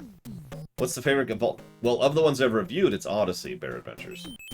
I think. It might be Paper Mario 2.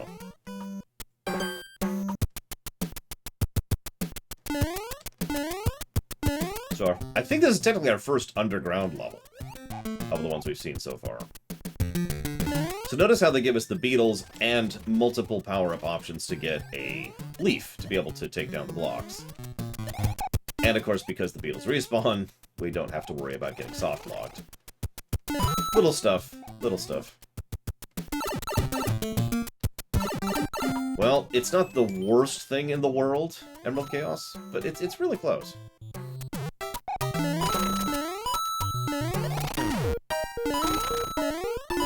No, I think you're right. 1-5 technically counts, too. Yeah. I don't know, I always thought of this as our first underground level. I don't know why. I'm just an idiot. Don't mind me. Must get... Ah, it's okay. Who cares?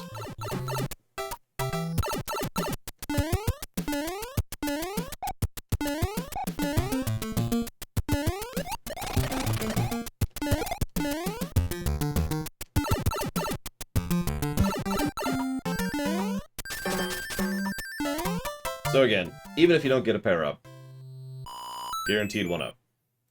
That's ignoring the coins, which are all over the place, which also get you 1-ups. You notice I have 15 1-ups, and I really haven't been trying.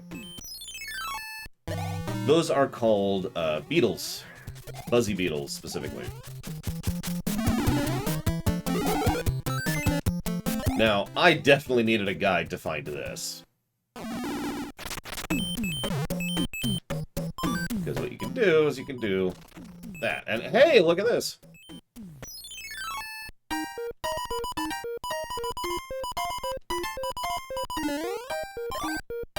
Frog suit. No, that's valid, Delbar. I'm gonna go ahead and fight the fire guy just for the heck of it. Or guy, excuse me. So this is our, if I'm not mistaken, that's our first introduction to the Fire Bros. This is also, and there's our other whistle. If on the off chance you don't get 2 whistles in World 1, you can get the other one here. Anyways, and that's all the whistles, I believe.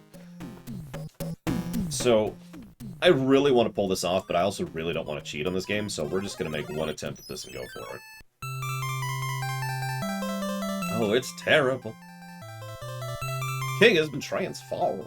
Please find the magic wand.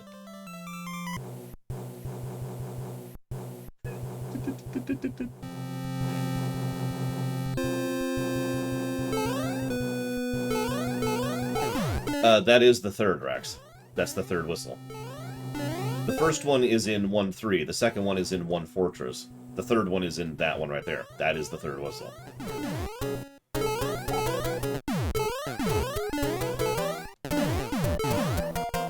going to be a little cautious because I really want to beat the boss with the frog. If it's not obvious, it's really hard to navigate on ground with the frog suit. And a dream to navigate underwater with the frog suit, which is, of course, the whole point. It still has a pretty good jump, even above ground. Like, it's just got a really nice jump. It's effectively a Luigi jump with none of the jank. From 2, I mean, specifically. Obviously, Luigi just plays like Mario in this one. Okay. First part's done. Now the hard part. Nah.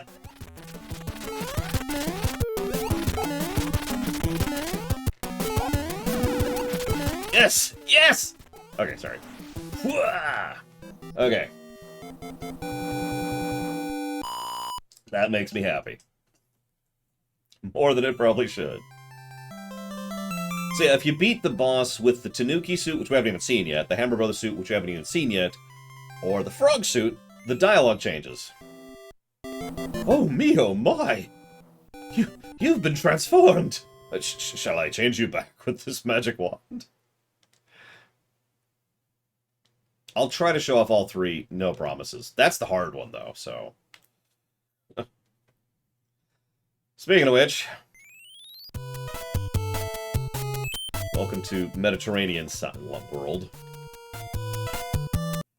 I think a plus for World 2 is pretty easy to get across. Again, not many standout stages, with the possible exception of the sun level, which everyone remembers. But still definitely good level design, pretty much throughout.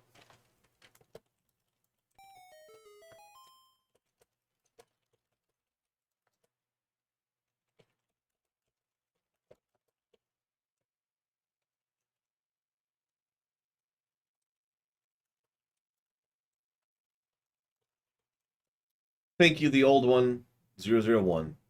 Much appreciated as always. Thank you. If you happen to know where you want to put that, please let me know.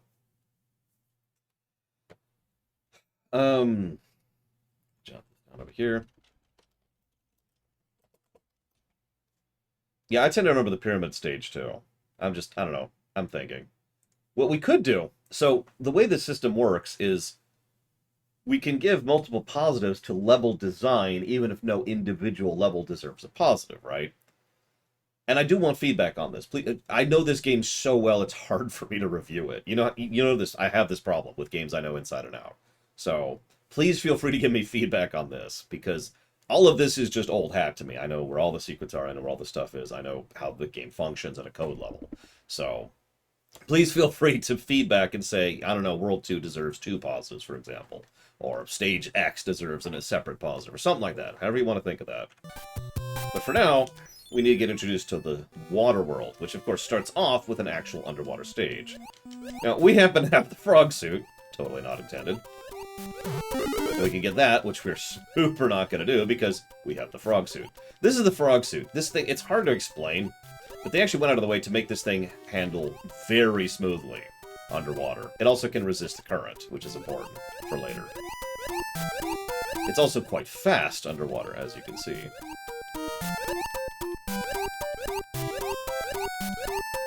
So we get introduced to bloopers, and those guys. I actually forget what those are called. I don't know if there's any Easter eggs in the traditional sense of the word in this one. You know, cute little references, kind of things. You can also just go over the stage if you don't feel like dealing with it.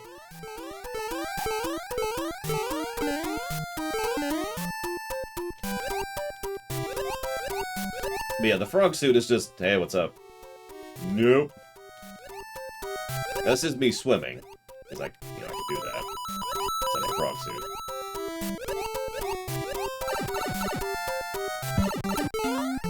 Now, the thing is, you cannot get the star automatically with the frog suit. It's actually not possible. By the way, there's a trick later on I'm going to go for that I am not going to get, but I'm going to at least try it. So this stage is going to kind of suck.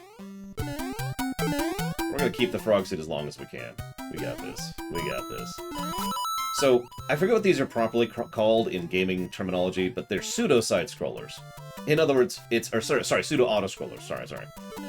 In other words, they're not literally auto-scrollers in the sense that if you stay in one spot too long, you die. Instead, it's all about trying to make sure that you keep moving because there's a platform that's going, or because there's like a flame wall behind you or something, right? There's something that's encouraging you to keep going. Almost made that work.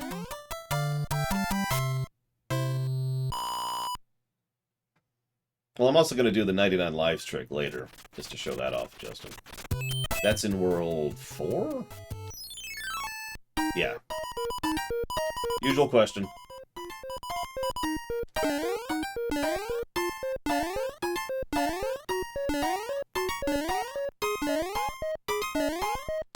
Trick question, doesn't matter, they all give a frog suit.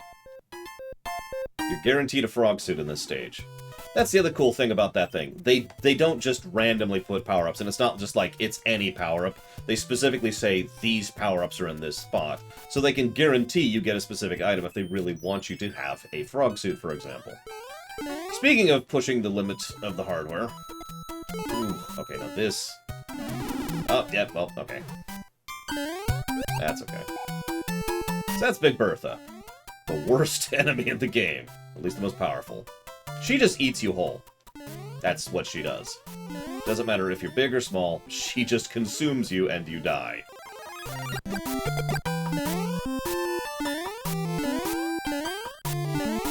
Also notice this is a P-Wing section that I just declined to do because I wanted to do that instead.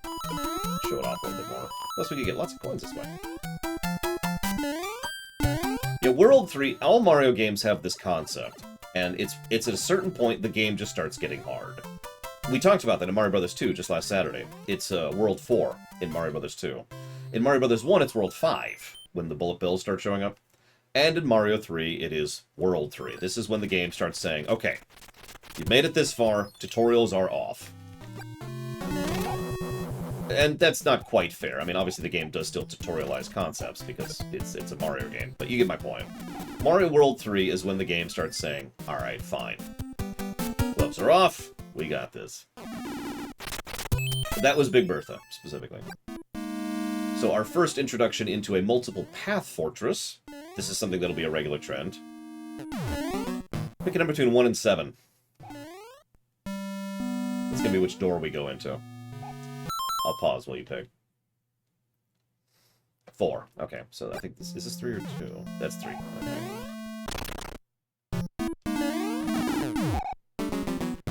Wrong answer. Alright.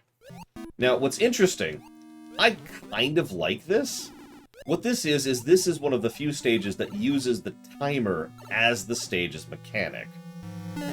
There are actually only a few stages in this whole game that really care about the timer. One's the maze in World 7, and one is the, well, one. Several are these stages which are these multiple path stages where they want you to try different things in order to figure out how to go forwards, right?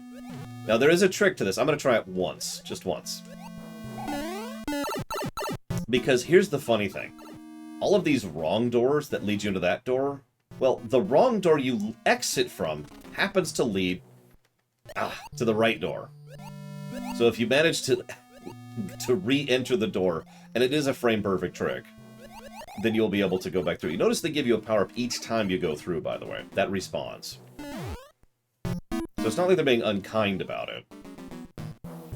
Now, it's not 1, 2, 3, or 4.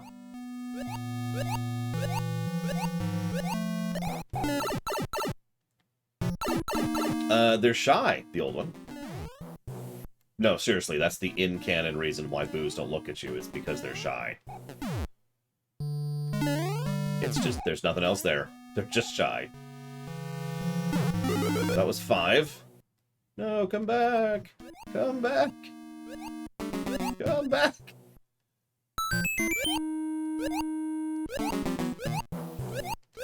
I will admit, boos are another one of my favorite species in the Mario setting. Almost entirely because of the RPGs. Because the RPGs take the boos and just run with them as a concept. Hell, there's an entire boo-themed stage in Paper Mario 1, you know? Whoops. Let's try the last one. Which is this one. Nope. But...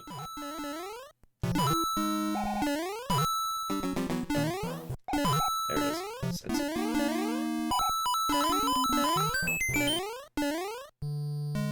Boos are literally more shy than Shy Guys, yes.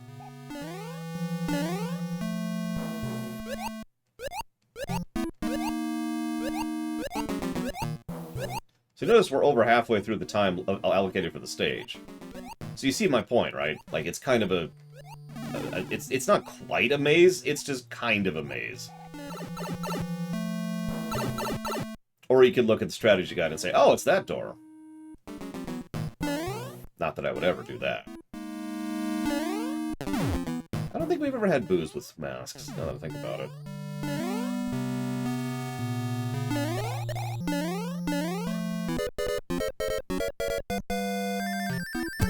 I'm gonna show this off. I think this is one of them. Yep.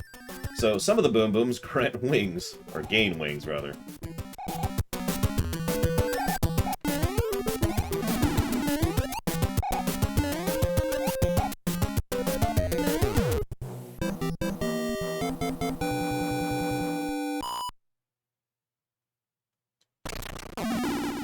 Shortcut unlocked, in case we game over. You like fighting Hammer Brothers in the water, right? Because the tile in which you encounter them changes the stage in which you encounter them. Okay, so, we'll do it in order. We are going to be a little cautious, because this stage can be a little rough when we're small. But they wanted to make sure that not every stage was water-themed, right? Like, we gotta have some variety. Imagine. So there's that little trick, which is a little harder to do than it looks. Don't bad of all that. There you are. There's Lakitu, everyone's favorite jackass. Throwing spiked balls at people because Bob's got to get his fix in. Whoa, I missed. Good morning, Ross. See you around, Blow Felix. So, hey, we did it, but we can't go over the bridges.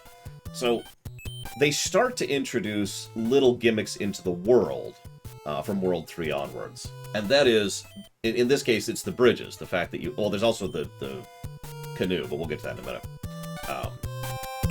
So, these change every other stage.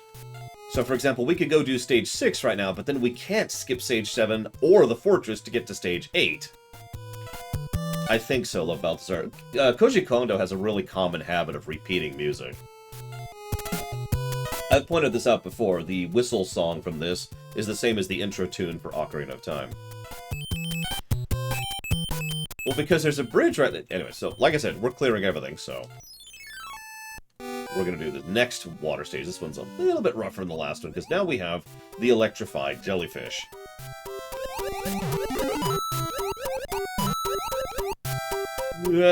No! Yep, same flute in Zelda 1. Alright, hang on. Notice how just leaving a stage is enough to advance the overworld change marker, whatever you want to call that. The thing that changes the bridges around. I mean, I'm pretty sure Zelda 1 was out by the time this came out. I'm almost positive about that. Like, surely. In fact, it had to have been, because Zelda 2 was affected by the chip shortage that I just mentioned. That also affected this game. Aw, oh well. Hang on, JF0, and I will say thank you properly.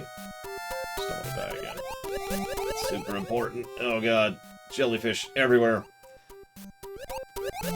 Notice how they throw two types. I know this is such basic level design. They throw static objects at us, the jellyfish, and they throw active objects at us, the Big Bertha and the what are those called? Blooper nannies. That's it.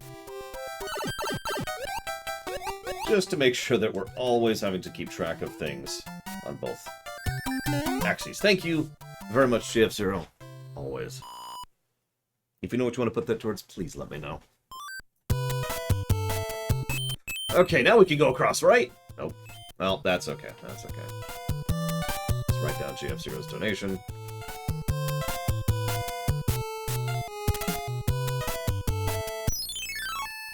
Towards Castlevania Advanced. You got it. Yeah, as I say, it had to have come out. Like I said, Zelda 2 was coming out when this game came out, so it literally had to be.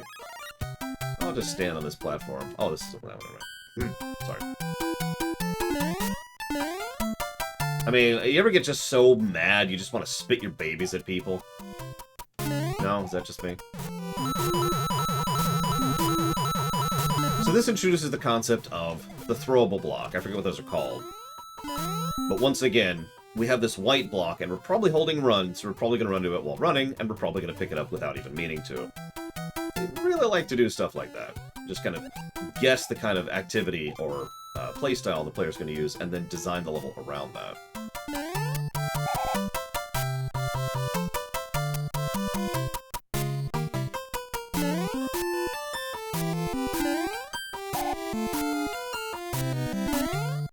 Oh yeah, we actually introduced donut blocks earlier.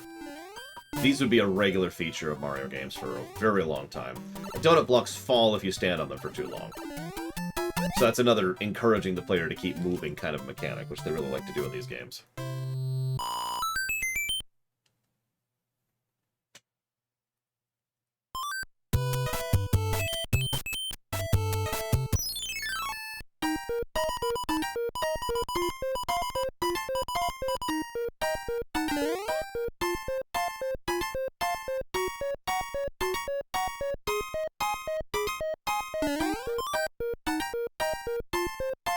Can always use more turtles. Alright? And by turtles, I mean frogs. This is actually one of my favorite stages in World 3. Mostly because of Spike. He just pulls out this spiked ball and throws it at you. I don't even know why, it's just kind of a cool enemy. He's probably more cool in my mind, if I'm being 100% honest with myself, because of how rare he is. He's not in a lot of stages in this game. And there are several enemies that effectively just show up for 1 or 2 stages. In fact, there is one thing that shows up for literally 1 stage, which we'll be talking about when we get there. And that's it. It's just the spike level. I think I have a hammer. I'm not actually sure. I do, in fact, have a hammer. Plus, I think they do some cool stuff with the spikes later on, especially in Mario 3D World, where Spike's actually a regular enemy, but they've used them to good effect. Yeah, Spike is, of course, the actual avatar of Bob, for reasons I shouldn't have to explain to you. So yes, this is another new concept. You notice how they keep just introducing new concepts, and most of these aren't completely new so much as new mixes. Combining previously existing ideas into new concepts. For example, we've already got the booze, so now we've got the booze in platforms. We've already had fortresses, but now we have fortresses that are underwater, and so forth and so on. And a lot of that mixing of themes, to go back to the design concept there, is something that Mario 3 and Mario World both do very, very well.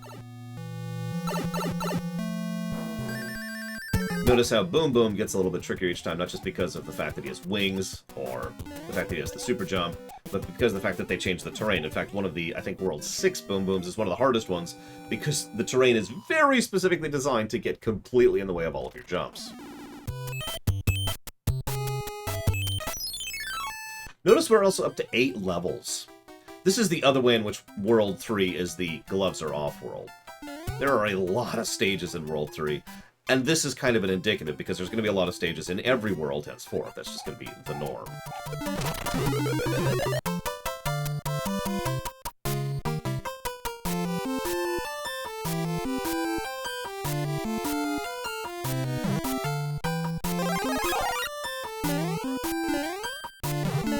Now that we've already introduced these blocks, well, we need to introduce them separately, because you might not have done that stage because a lot of World 3 is completely optional.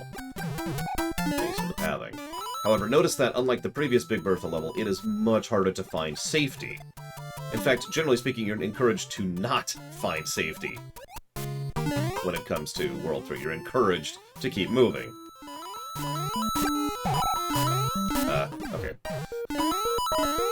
Couldn't jump on the thing. Yeah, no, I freely admit that back as a kid, I had issues with the Big Bertha levels. I sure hope so, Zach Def, once we get there. So we just have a straight-up classic level. Nothing fancy about it whatsoever.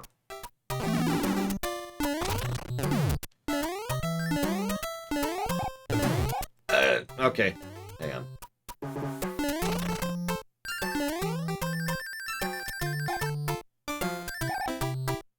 Sorry, I want to lock in the fact that we're going to beat this game without any kind of cheats. So we're going to die on purpose.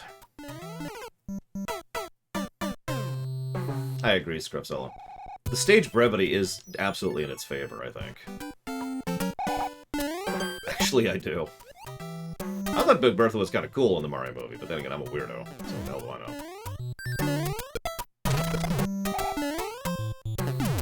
know? Okay, that's okay. That sucks, actually, but I'm gonna work with that. Just use the other one.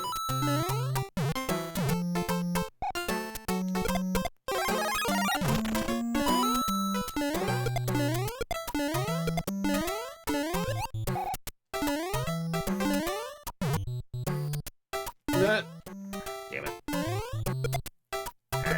Okay, we're gonna die on purpose. Again. Well, maybe we can make the jump.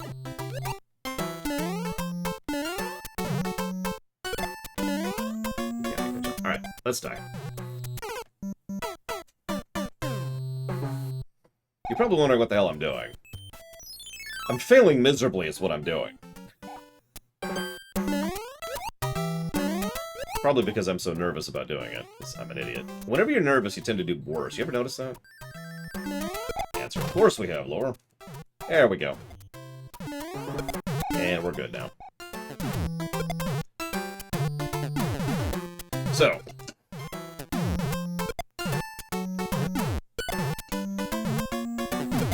I found this one on my own. One of the only other secrets. I think, in fact, there's literally 2 secrets in this game I found on my own. And this is one of them. What's funny is the strategy guide actually lists several infinite lives tricks. Right here.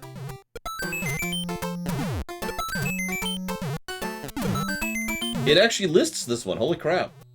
There's apparently one in 3-4 as well.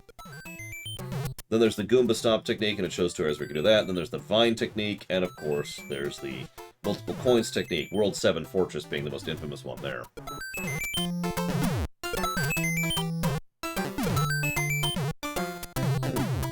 We haven't actually gotten Juggum's Cloud yet. We'll show that off, don't worry.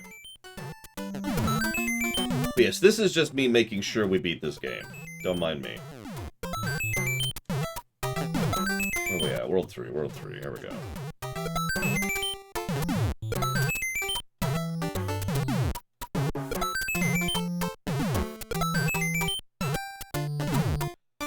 You know, I've got it, Zaluk. What we should do, we should have a really slow, badly controlled biker section. Now, to speed this up a little bit. Okay, so.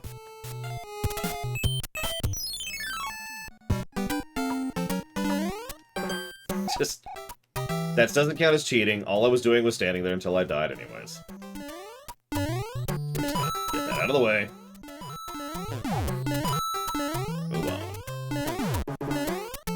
As we will discuss when it comes to the FF14 run, as much as I want these reviews to be as accurate as possible, we also have to make sure we keep being entertaining. That is kind of my core job. The review is more for me than it is for you, as I've said several times. Is that an actual sub, Vigilant, or is that like a thing? What other Nintendo franchise would be the best jump into TV or film? So let me stop there, because I've slowly grown the opinion more and more over time that more games would do better as shows than they would as movies. I think the show format just fits so many games better. But let's take that and move it to the side for a second, and just focus on films.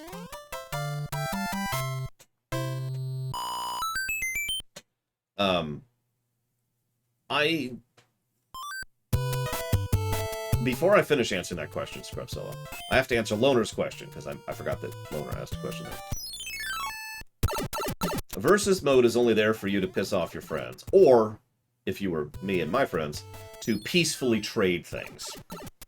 But yes, so sorry. Loner asks, am I for or against games that allow you to farm like that, or have systems in place that can be abused to hell and back? Absolutely in favor of. 100%. I will admit the game that actually pushed me over the limit on that made me think that way, is Final Fantasy V. In Final Fantasy V is actually a pretty hard game. Most people don't think that, because Final Fantasy V is also a very abusable game. There are many mechanics in Final Fantasy V that allow you to be very powerful. But in all cases, you have to earn it. There's no such thing as just, you're strong, right? It's not like playing a Dynasty Warrior games, where you just kind of smash your way through enemies without effort, right?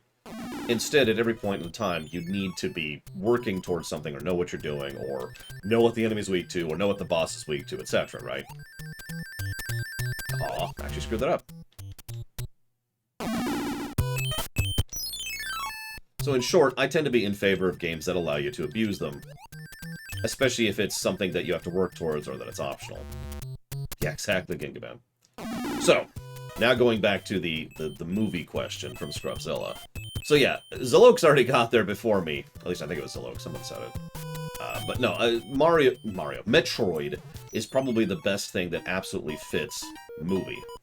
There's just something that kind of fits there perfectly, and probably at least a little bit because of the fact that we already have Metroid movies. They're called Aliens. So you can just sail the sea as much as you want to here. There's nothing you can actually do over here, but it does get you those little extra things, you know? You can kind of scope out. There's this extra bridge here, purely cosmetic. I'm not actually sure why that's even there.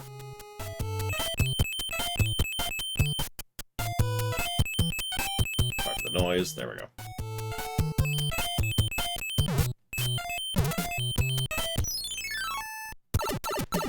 No. A Nintendo property that would fit the show's format best, other than Kirby and Pokemon, obviously.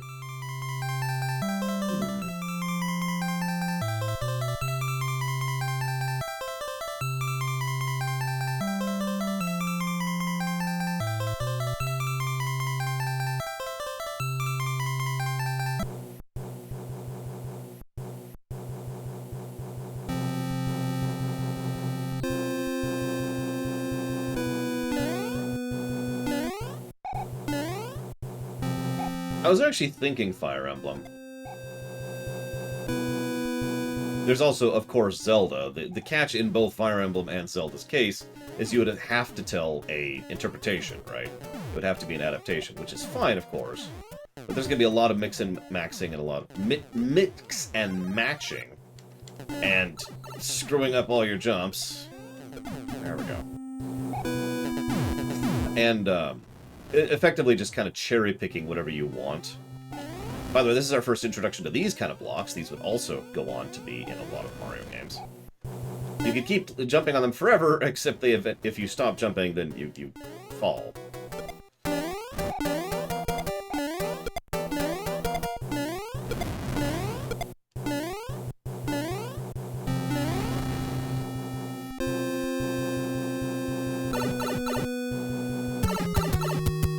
This is actually going to be kind of rough as small, so I'm probably going to die here. Which is okay, because then I can show off the airship escape mechanic. So, the airship escape mechanic, this is probably the first time you actually care about it. Because there's a lot of places the airship can run off to, and there's a decent chance on your first time through you haven't actually cleared the area. You haven't gotten everything. Now, we have, obviously. I'm going to go ahead and do this.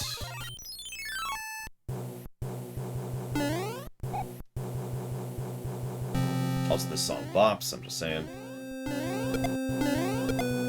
I mean, I sure hope it does. They've remixed it like 30 times since it came out. This isn't just the airship theme. This has effectively gone on to become the Bowser and Koopa Kids theme for every game hence. That's probably not worth it. That's totally worth it.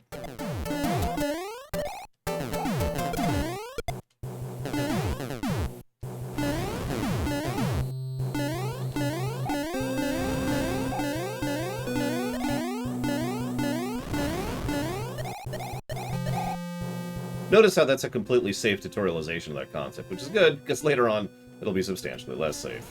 But I'm just pointing that out because even in the airship levels, tutorialize for later airship levels. In fact, all the airship levels are building up to Airship 7, Ludwig's, which is mean and long. Whoa, that didn't work. Wow, okay. That's no.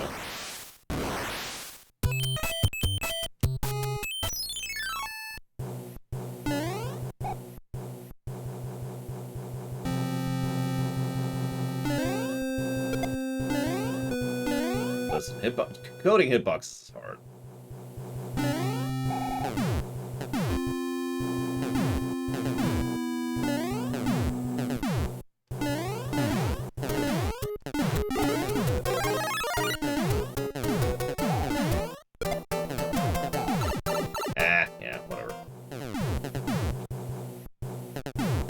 Oh yeah, the Mario World bosses are a joke. They're more complex, but, well, Mario World is what began the and we'll talk about this tomorrow. Mario World is what began the reputation of Mario bosses being easy. Because that wasn't actually a reputation until Mario World.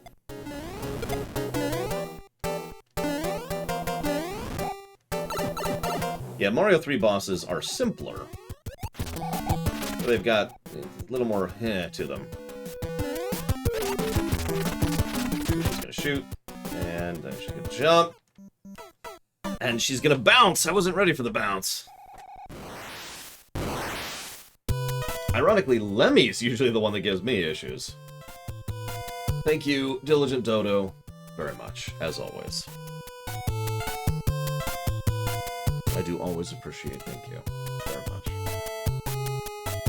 I don't think I have enough lives, Xenon.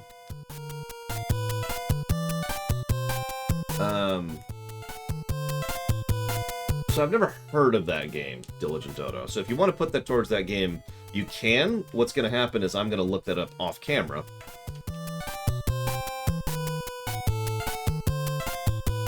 Here's the Earth, question mark.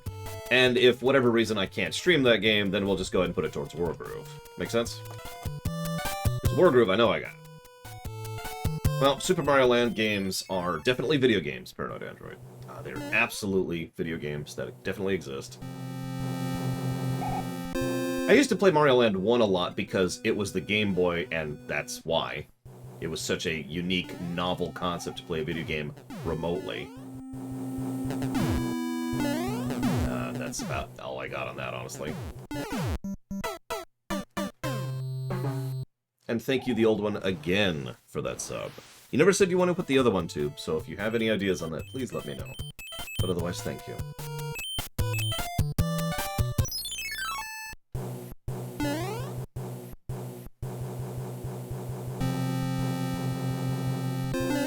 Arx Fatalis, you got it. Give me a moment, and I'll jot those down. I don't even remember which game that is, but I know it's on the list, so I've already looked into it. Don't worry, you're going to see a whole lot more of me dying from now on. Like I said, I'm not actually good at this game. I know it inside and out. I enjoy it. I'm not good at it. Give me Mega Man. Yeah, I'll blaze through that in like an hour and a half. But this... Now we're just going to die all over the place. You can also move it left if you hit it from beneath. Thoughts on checkpoints. So, generally speaking, Mario games Mario 3 tends to get away with not having checkpoints. Partially because they have the world checkpoints, but more to the point because their stages are so short. There are very, very few stages where checkpoints would even be, in my opinion, a good addition. There are a couple, but there's literally only like a couple of stages. Otherwise, it doesn't bother me. Again, because of said level design. Jump, just gonna jump, and that's... Oh, that was actually a bad angle, but we still managed it. Boop. So, what do we think of World 3, now that we're done with it?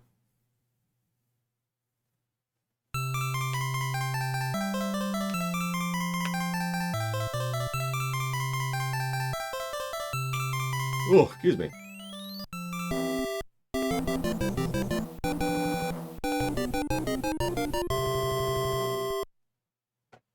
It's King Mario. Wait a minute. Is that the third brother whose name I can't remember right now?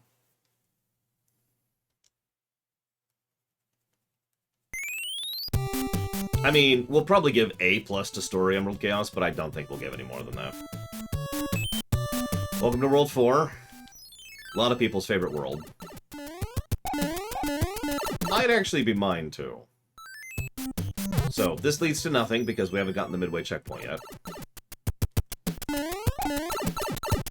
So, okay, well, let's try the other one. Okay, sure, game.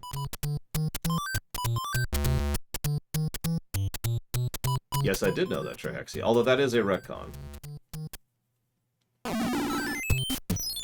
But that is canon and has been canon for some time at this point.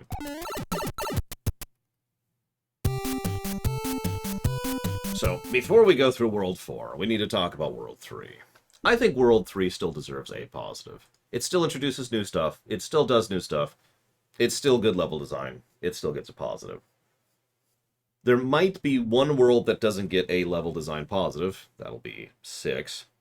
And there's one world that'll probably get more than one positives.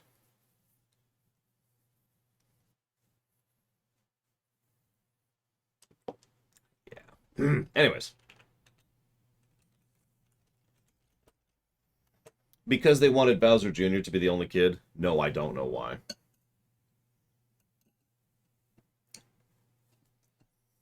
I mean, maybe if he got the jump on him, Zactaft.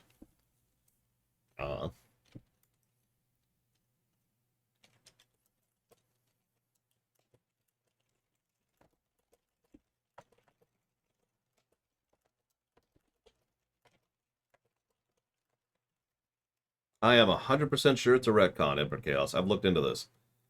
It's actually 2 retcons. Because originally they were nothing, and then they became his kids, and then they became his generals. So, they just keep changing their minds, which is a really common thing when it comes to Nintendo and their lore. Alright, so World 1. Oh my god!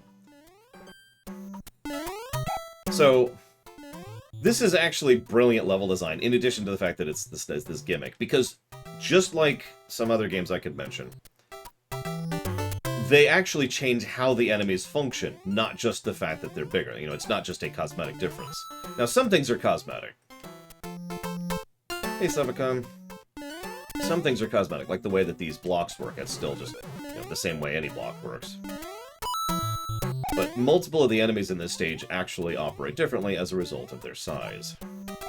The most obvious one being the piranha plant I was just showing off, who completely ignores you as you're standing next to it.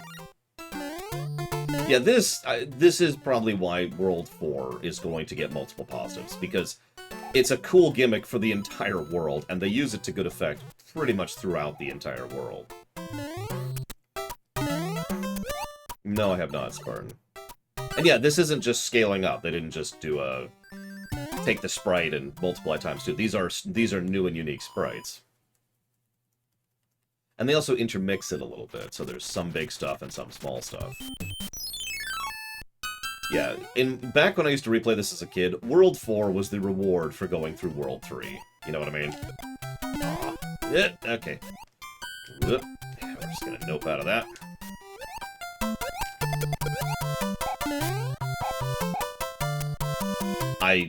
I'm not actually sure if the NES has that ability. I know the SNES does. The SNES can do live scaling.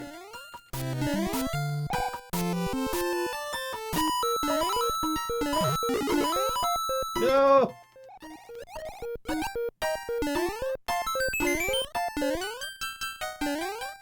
Cheap Cheeps. Cheap Cheeps. Notice we didn't actually see Cheap Cheeps like that in World 3, by the way. And yeah, they throw a lot of little Cheap Cheeps at us instead of Big Bertha. We will have a Big Bertha in World 4, of course we will. Left, middle, or right? Savicom, you pick. Go, go, type, quick! Type faster! Ah! It's taking too long.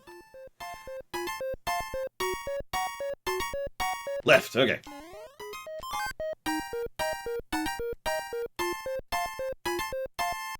Yeah, everyone had issues with Big Bertha, myself included. Then again, I suck at this game.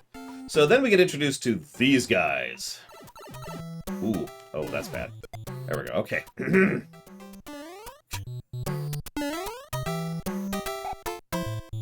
World 3 was the water world. Whoa! He didn't jump! He didn't jump. That's okay, that's okay. We have a secret weapon. We haven't used one of these yet. So if you use a star before you go in, you have a star for, I think it's 10 seconds, whatever it is. Get back here. Okay.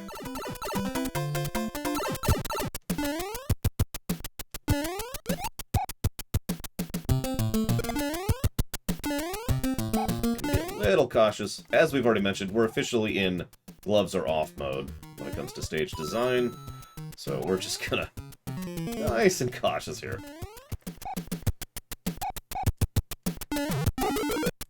I hit it the wrong angle. That's on me.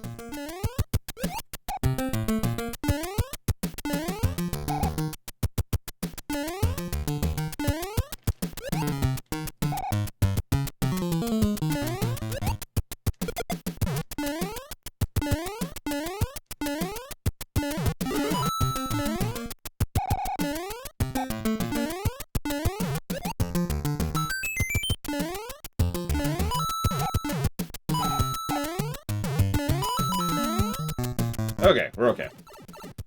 See you around, Elizar. Sorry, I actually had to concentrate for that one. Although I guess I got plenty of lives, so I don't have to worry about that.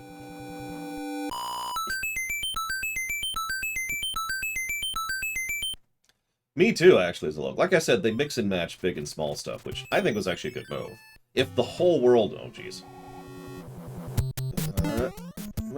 Was nothing but big enemies, I think it would actually get old. Juggum's Cloud. We'll show that off at some point. First, it's time for our new enemy. So they follow the exact same programming logic of Boo's, it's just they walk and they're on the ground and they're made of flame. We also start to see a new concept, horizontal thwomps. What's funny is thwomps were introduced in Mario 3, and then horizontal thwomps were introduced in Mario 3. And almost none of the Mario games after this do anything with horizontal thwomps. Or thwomps that can go in any other direction. Whoops. Yep, that's exactly what I thought was going to happen there. So you notice how we've got a thing right here to interrupt our jumps. But that's okay, we know what we're doing. We got this, we got this. I don't even remember what those guys are called. Hang on, let's carefully open up the manual. And by the manual, I mean the strategy guide here. What are those guys called?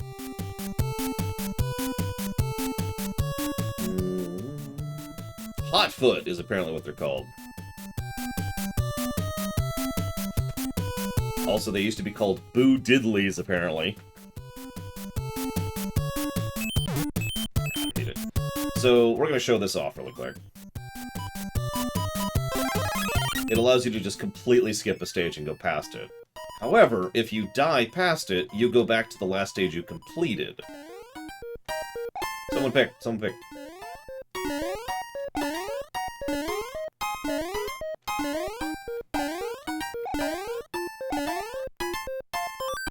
Good pick. Now, of course, we're stuck, but I did that on purpose, because, again, we're not trying to skip stages, we're doing all stages. So, you like water levels, right? You like big, right? Welcome to hell. Now, it is actually possible to do this without a frog suit. We just have to do that.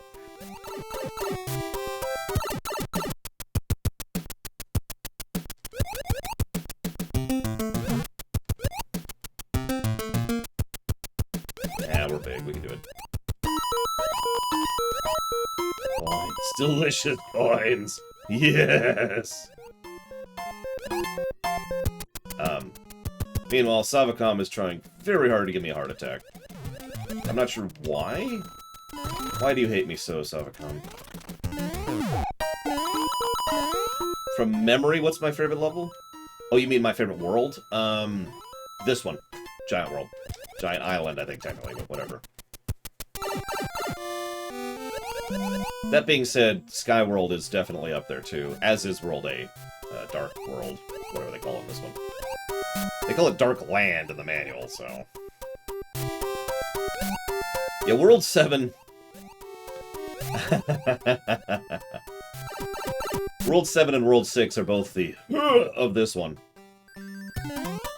There's always a when it comes to Mario games, and oh, there it is. But yeah, a lot of the more memorable stages are in World 4 and World 5 for me. And that is to say Giant and, whatchamacallit. But no, someone asked if we would default to that, but no, we default to the last stage we completed, which would actually be this one, the Fortress. Thank you, Savacom, as always.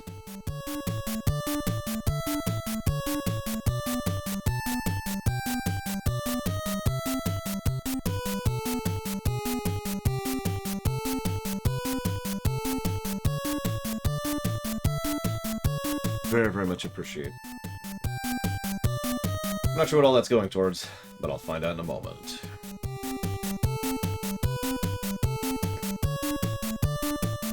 Listen, if you don't make me a sub, I don't know if we can even be friends anymore. So that's Right to Hell Retribution. And then FF5 Pixel Remaster. And then Mother 3, and then Stargate SG-1 Streaminations. Done. Yeah, the water's animated here, even though Final Fantasy, which came out after this game, doesn't have animated water. So I guess you were right, Chiquita. Whoop. Oh yeah, these are Sledge Bros, by the way. I didn't actually name them earlier, sorry.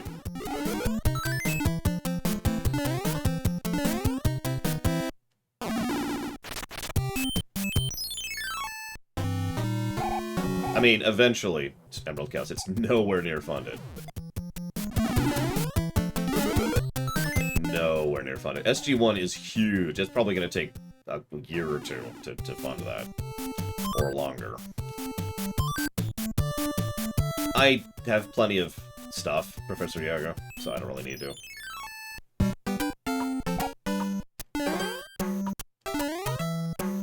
Back to big stuff. Notice how their jump arcs are a little bit different, too. And, of course, their hurt boxes are different, because, you know, duh. We can still pick them up, though. Okay, that's funny. As staying on brand, I never died of difficult stuff. Just stupid stuff. But yeah, their hurt boxes are much larger as a consequence of being bigger. Well, that is the goal, Sovicom. I know some people think working 2 jobs or 80-hour work weeks is normal, and I don't know, I don't feel like I quite agree with that. Well, whatever.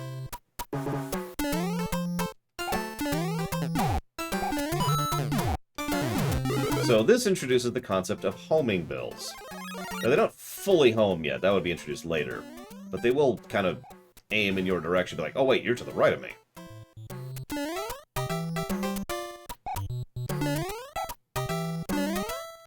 Oh yeah, no, it's, as I said, there's still squiggity in 3, but it's nowhere near as bad as it was in 2. Everyone was just squiggity in 2, it was awful.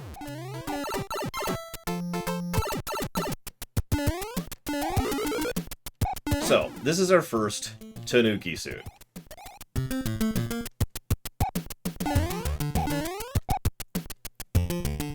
So, the Tanuki suit, other than looking different, obviously has the same general function as the raccoon. But, you can do this. In fact, you can do some funny things with that, which I'll try to show off. No promises.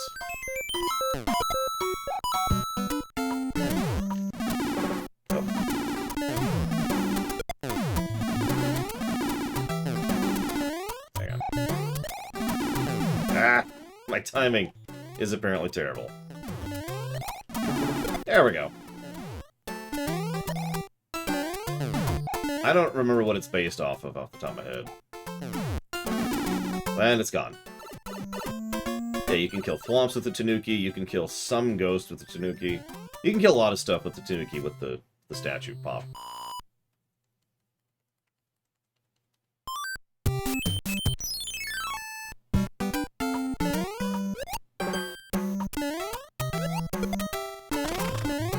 Not actually my personal favorite one of this, but...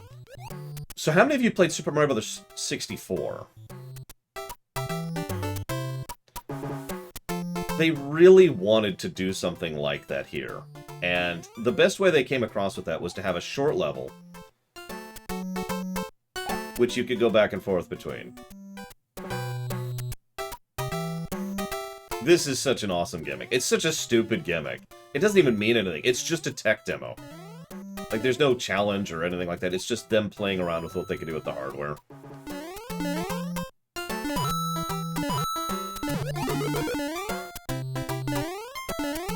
But I still love it. So what they did was there's 2 levels, and they're fairly basic, as you can see. They're just, you know, generic side-scrollers with no real actual jumping platform or challenging or anything to it. But one half is filled with the big enemies, and one half is filled with the small enemies. And you can go back and forth between the 2. I didn't even see that coming. Ah, well.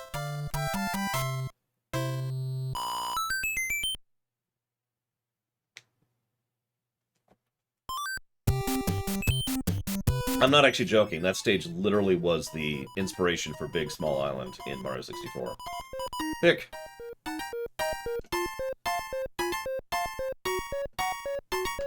Yeah, I forget the name, Richard. It's like the AM3R or something dash 46.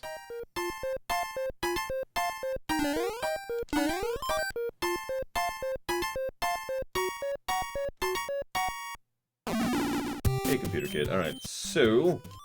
let's go and burn something. We're starting to get our inventory a little full here, because we haven't been using them.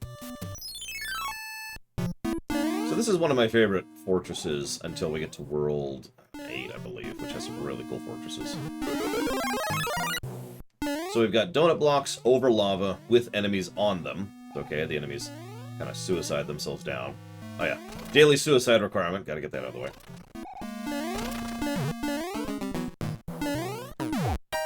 Oh, what's this? Oh, this is cool. And this is a preview for World 7.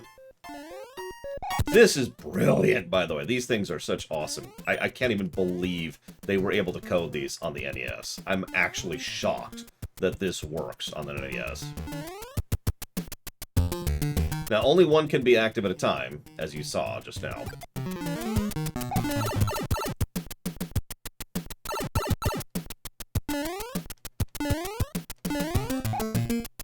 And it has wraparound. Because, again, Mario 2, that's the other thing. You know, they carried forward a lot of the engine from Mario 2 when making this, which is funny.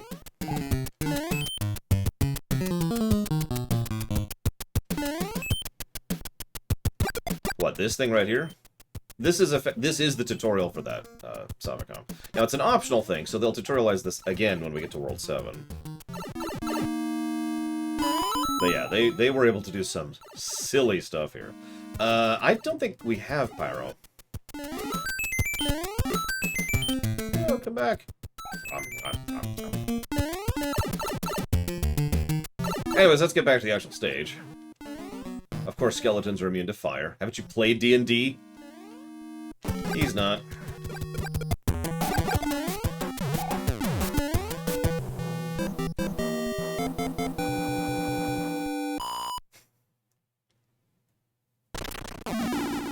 Okay, that's everything for World 4, except for... Whoop, sorry. This game is definitely harder than Mario World, but how hard Mario World is actually very much up to you. A lot of people tend to forget that. Mario World is very much designed to be playable for everyone. It was the first Mario introduction on the SNES, and they were trying to make it as accessible as possible, so they put a lot of options in Mario World to make the game easier. Notice I emphasize the word options. It's easy to make Mario World hard. Do a small-only playthrough. No, seriously, it's actually possible. You can play the whole game as Small Mario. It's rough. Fun, though. We won't be doing that. I don't think I could do that these days. There's actually, I think, 3 exits you can't get as small. It depends on your category, Savicom. True small only is literally small only. You can kind of glitch some of the jumps out of the way by using Yoshi. I have, in fact, seen small only speedruns. In fact, I used to do one. I never really had a good time, I'll be honest about that. But I used to do it. It was fun. I agree. That's exactly my point. That is exactly my point. Mario World is an incredibly well-designed game.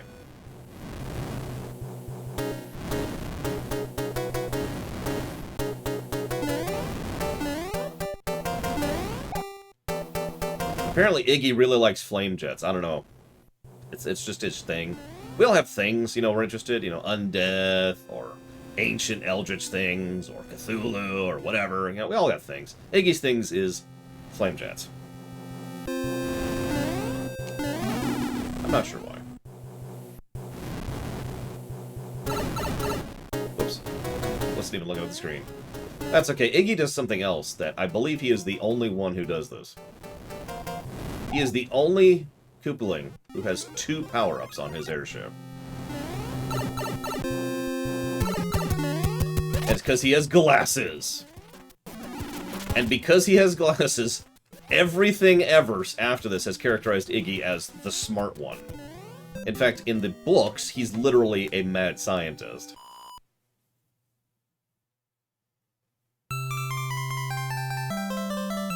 And you're wondering, which books? Those ones right there. The Mario Adventure, Choose Your Own Adventures, which I've read on camera.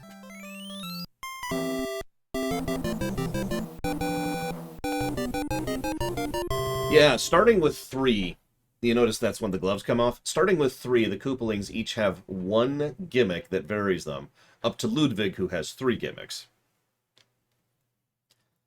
So hold up.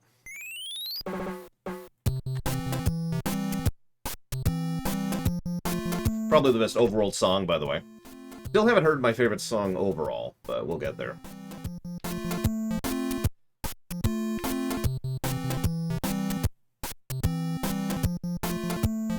So, pause.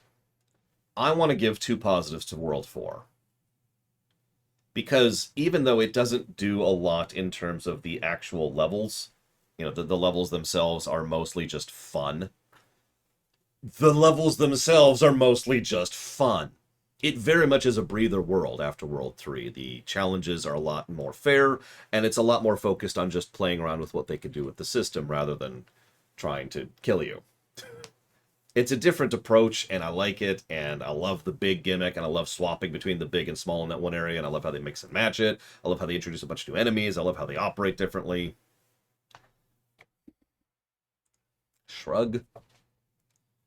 Meanwhile, everyone in chat's like, we refuse to talk to you. It's okay, I'm not a priest. You can talk to me. Here now, congregation, I pray that we give the people voices that they might speak to me and give me their opinion. And I'm definitely not just stealing an Eddie Izzard bit.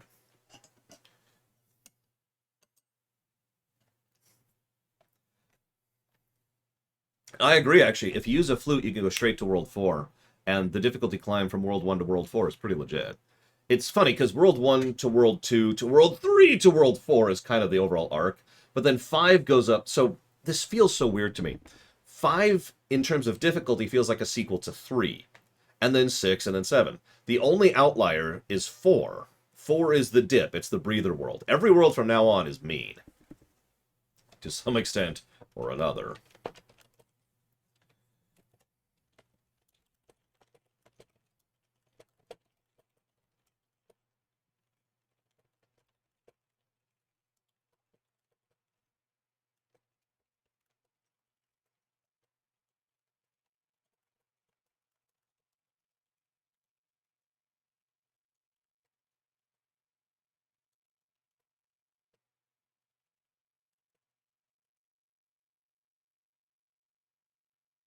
No, we could debate that, Zalog. Although you're right, that is something we're effectively already at. A favorite WoW book? There's WoW books? Would be my answer to that. I suppose it'd be Illidan, which is the only one I own. So, Illidan. I actually dislike most of the WoW books, to be completely blunt.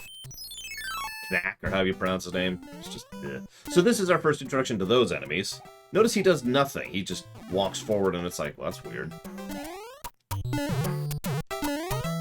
Now, what I like most about World 5 is its theme isn't apparent at first. But if you pay attention, its theme is all over the place. I'm saying that wrong. What I mean is its theme is presented continuously. In other words, the theme is climbing. Almost every single stage of these first parts of this game are all about having verticality.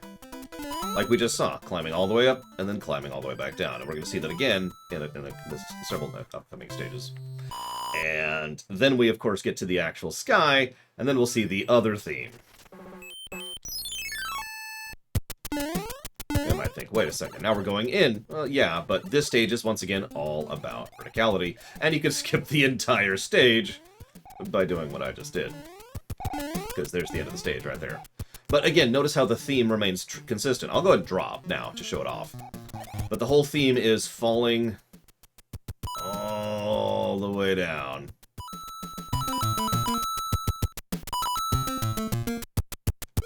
And then we have to climb back up.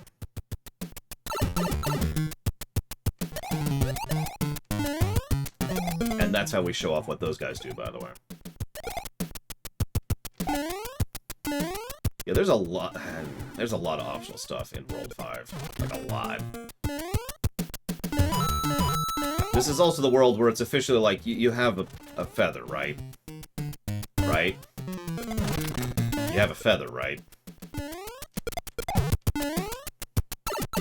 Okay, that was some hitbox wonkiness. 96, actually, but yes. Oh, okay. So I don't think I've done that route to that level before, but you can just do that route to the level, so never mind the climbing thing. I mean, I agree with that general theory, Pyro. It's one of the things I talked about with regards to the Call of Duty series, specifically when we were doing that lore run. Hi, Slim Jim. Quick, Slim Jim, left, middle, or right. And thank you for the sub, as always. If you know where you want that to go, let me know. Yeah, Zelda block should still be on there. It's a long block. It's gonna take a while to fun.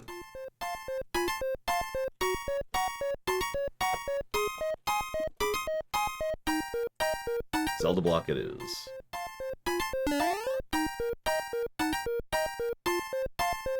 Okay, Slim Jumper Board isn't picky. Someone else pick. Quick, quick, quick. Quick, quick! Oh, God! Quick! It's insane. Being up middle. Okay, middle. Whoop. Good pick. This is also officially when they start to give away really nice stuff when it comes to these. This also introduces the concept of non-levels, aka levels that are just about getting you from point A to point B, like we just did. We'll see a lot more of those later. 15 minutes, Ross, I think? Something like that. So this is funny. That's our goal. We're small. What do we do? Oh, we go to the right. And we screw up our jump completely, and then we're probably going to die from that. Oh, wow, I can't believe we messed up. Okay. We're just going to go to the right. Hang on. That's it. The fortresses start to get interesting at about this point. In fact, World 5 is one of the most infamous fortresses for me personally. It's not this one, it's a later one. Although we do have stuff like this.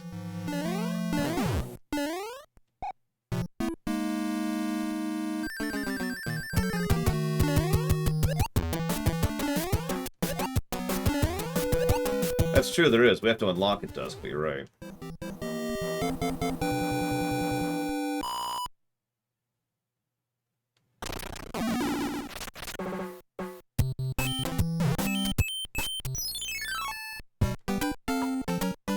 Well, yeah, because that does the ridiculous glitches. So, oh, this looks like a normal, ordinary level with nothing interesting about it whatsoever. I do like ordinary, normal levels with nothing interesting about them whatsoever.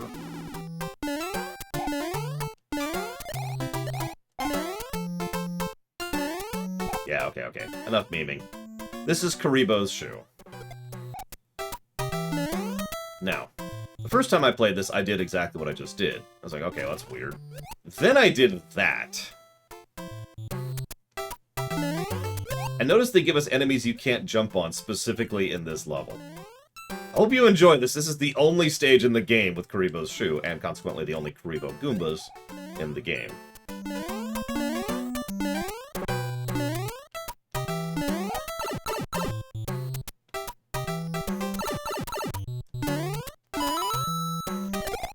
They also give us plenty of munchers, which are guys who just hurt you for standing. They're effectively spikes. So we can just jump on those. Of course, I'm not showing that off because we don't have a shoe right now, because I'm a dummy.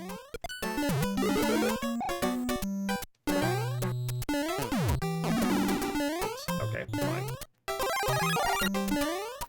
What do I get for being greedy? They also make you go left for progression, too. Just to kind of challenge you.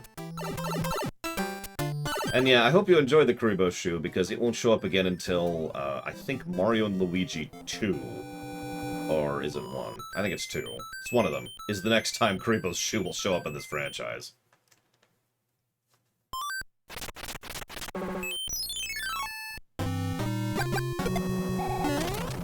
One of the things me and my friends used to do is we used to replay that level and just come up with different ways we could mess with the shoe. Just for fun.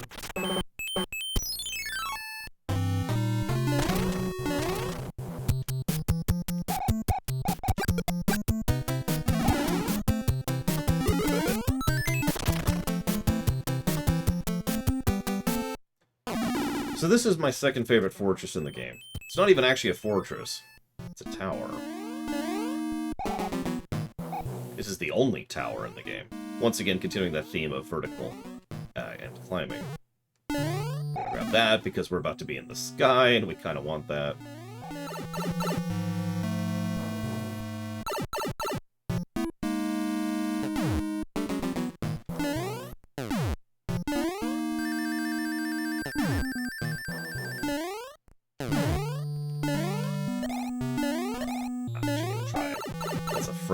Frame perfect and pixel perfect trick. This is probably the best example of visual storytelling in Mario 3, by the way. We talk about that a lot, especially when it comes to things like Mega Man games, for example, which kind of answers Alok's earlier question about, lore and where you get the lore of these games from. Most of the directions I would actually get the lore from these games in is actually in the games themselves, in how the visuals are presented and how the game itself is presented. It's very clear we're climbing here. I mean, earlier we had that outdoor section on top of it, then we go back in, then we go further up, and now we actually literally have clouds up here. And then there's this section, where it's like, well, there's nothing to do to go to the right. Okay, real talk. How many of you, when you first got here, just jumped to the right? Spoilers! There's nothing over there. Your goal is to continue going up. All the way up. And now, this is so cool. You can literally see the other world down there in the background. So we actually have... That's that visual continuity thing, and that's probably the only story positive this game's going to get. I talked about this earlier, but I love how they do that.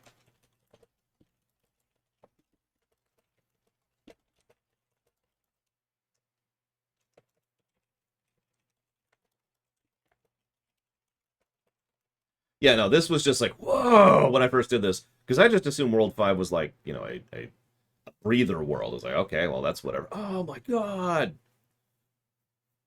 No, we just haven't given any negatives yet, Slim Chip Report. On this screen, we don't have room to do them separately, so we just kind of put them like this. Whoops. Not like that. Not like that. Oh, geez. Oh, geez. Let's just screw everything up here. Hang on. There we go. Like this. And then we do this. Stuff like that. Yeah, we literally don't have room. Speaking of which, we'll go ahead and update the HUD. And we are actually debating a negative. Just haven't filled it up yet. It's an aggregate. So, rest of World 5. Now, I have extremely bad memories of this. We'll see how this goes. Don't mistake me. World 5's legit. It's just, I die so much when I do World 5. On my repeat playthroughs, this is usually where all my lives go away. So I'm trying not to fly over the stage so that I can die. That's extremely important. We need to do this without the leaf. No easy mode for us.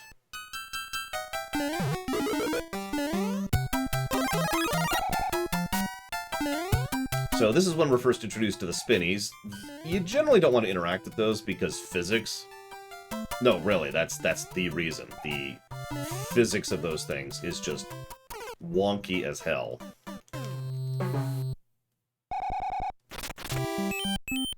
That's not a bad idea, Zillow, as you pointed out and as I reiterated earlier.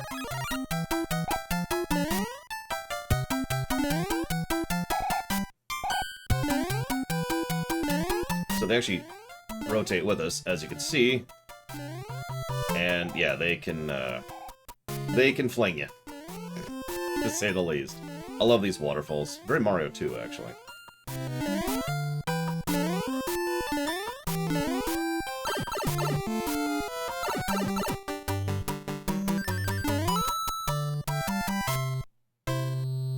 Yeah, these stages, we're not even... There's 2 stages in World 5 which are...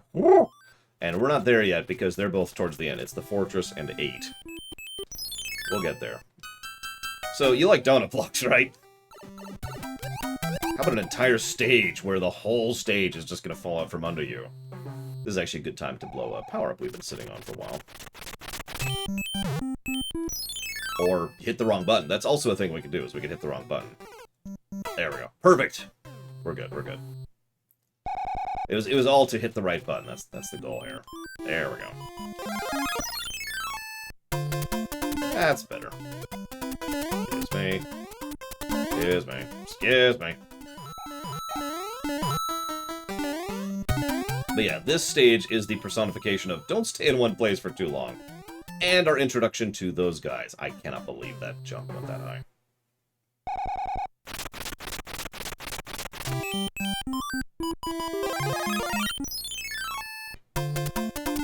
But yeah, this and some World 7 stages are good stages to get out the stars that you will inevitably have a lot of. Just kind of clogging your inventory.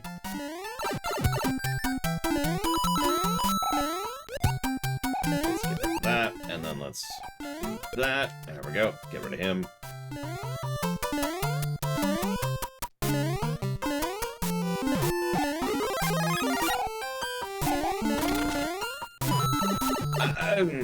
Well, that sucked. But that's okay. As I mentioned earlier, even in the meaner stages, they still have power-ups all over the place to help you recover. I don't think it matters, really, Professor Iago. The stages in general are shorter, and the star itself is more useful. Someone pick.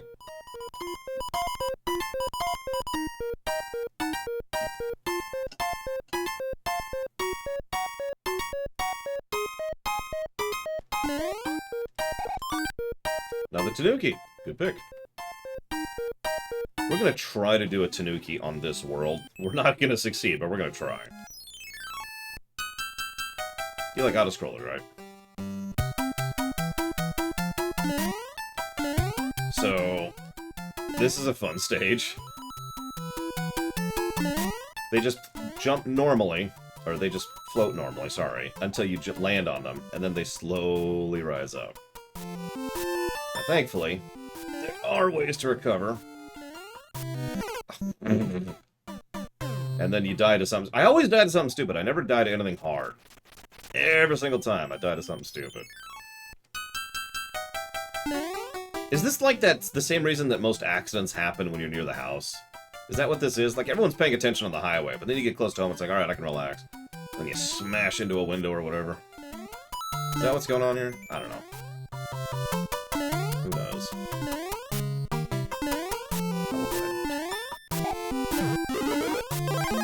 For that was going left. I don't know if you saw that. That would have been fun. I need to get my lives back. I've lost so many lives here.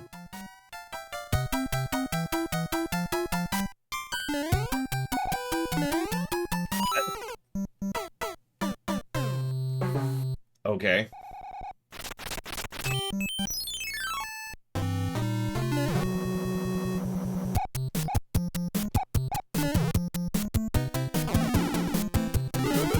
Hey, a music box. The other most useless power-up in this game. We'll show that off later.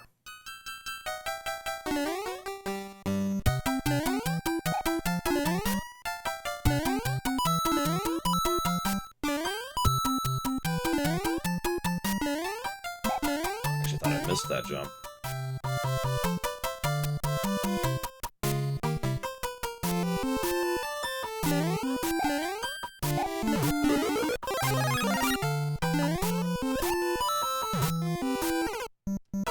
So I have a problem in Mario 3 where I'm not sure why, but periodically my jumps on the music boxes just don't happen. And so when I expect the jump to happen, I'm already holding right to, you know, get to the next jump. So if I hop off instead of jump off, what just happened happens. Yes, you can. What'll effectively happen is it'll despawn Dream Whisperer, and then you'll plummet to your death. Or, if you can salvage it, you'll plummet to your salvaging, but you get the idea. That was bad timing on my part.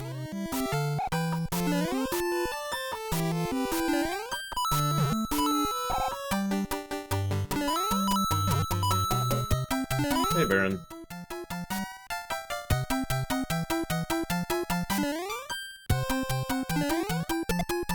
Yeah, let's get rid of him early. We're not even messing with that nonsense.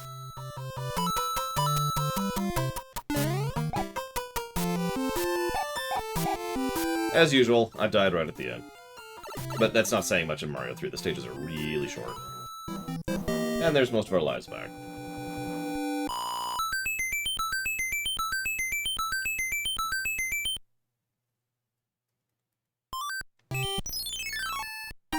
Someone pick.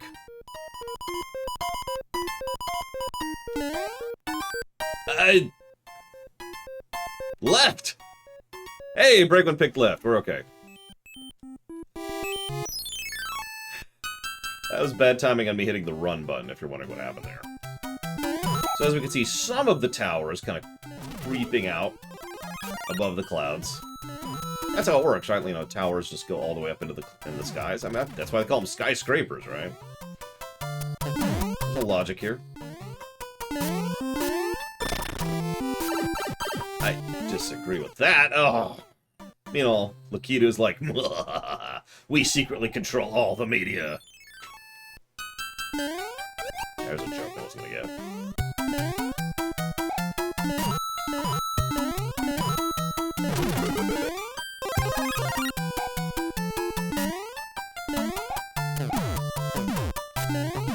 Well, no, they're made of blocks. I mean, what else are you gonna make stuff out of? That's not even mess with you. Goodbye. Goodbye. Goodbye.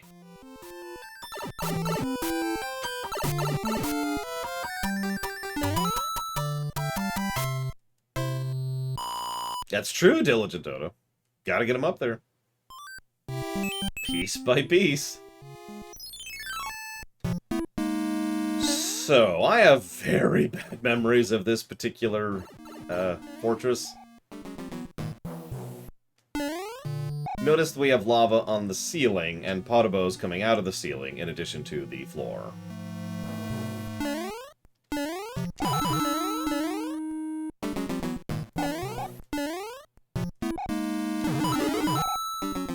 That's an interesting location, but I'll take it. By the way, invincibility does not save you from lava. Lava is an instant kill. It's one of the few instant kills in this game. In fact, there's only 2 instant kills in this game. Lava and falling.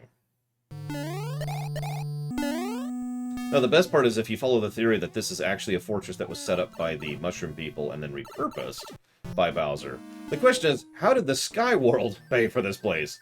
I can't believe I did that in one try. I usually have such a hard time in that fortress, my god. As usual, I don't die to the hard stuff. Staying on brand.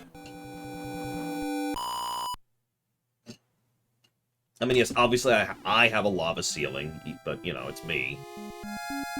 So we're gonna get a safety save every now and again. This is not the level I think it is.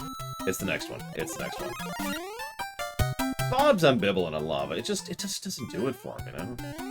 It's like his wife didn't leave him for lava. Come on. So this level is a little frenetic, actually, if it's not obvious. Lots of small platforms, a Lakitu constantly throwing stuff at you, and lots of Koopas. Sorry. This is the other stage I remember badly from World 5.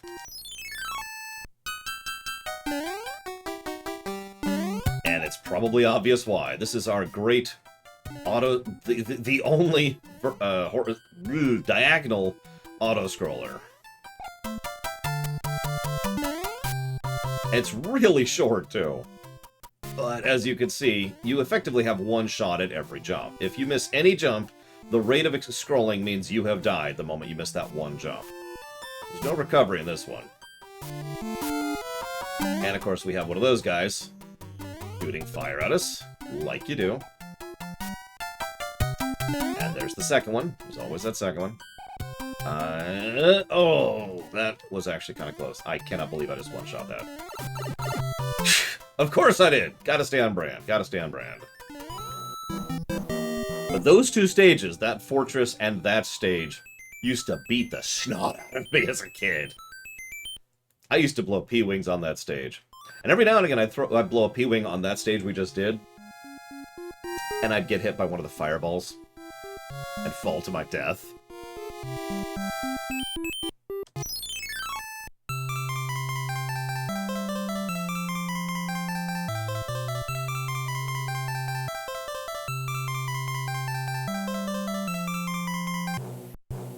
And thank you, Ciela, as always. Always appreciate. So, Taquita, what do you want to put those towards? Neo, you got it. And that's 3. So we'll put those towards Neo. So, I mentioned how each of the kids has a theme. I mentioned how each of the airships kind of tutorializes for Ludwig's airship. So this airship is the canon airship. I don't mean canon as in, you know, it's continuity. I mean, this is the airship with lot... Oh, I forgot to do the Tanuki suit. Whatever. I mean, that's what this airship is. It's just lots and lots and lots of bullet bills and cannons. Like these things. Yeah, this is probably one of the few stages where... This and 6 are both good stages for pulling out the anchor, because the airship can go a lot of places, including all the way down the lower area. It can also go back up from the lower area. Yeah. Okay, yep.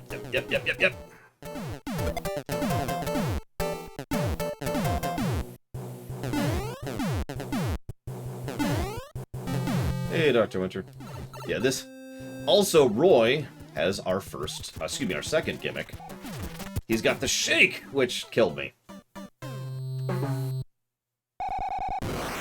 So where are we going? Okay, that's not terrible. So, now that I remembered, this is actually going to be really hard to pull off, but I'm going to go and try it.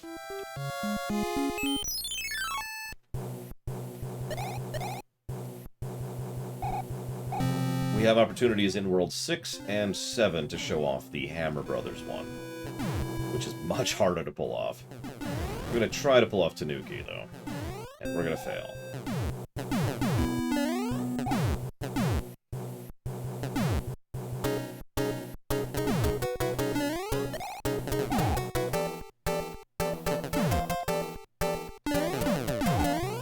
Gonna be fancy.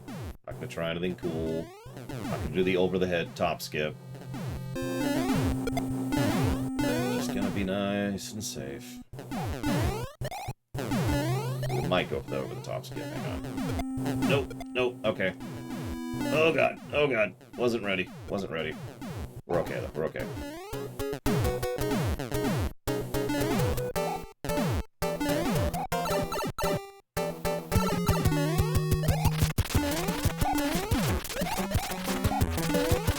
And we did it. Holy crap.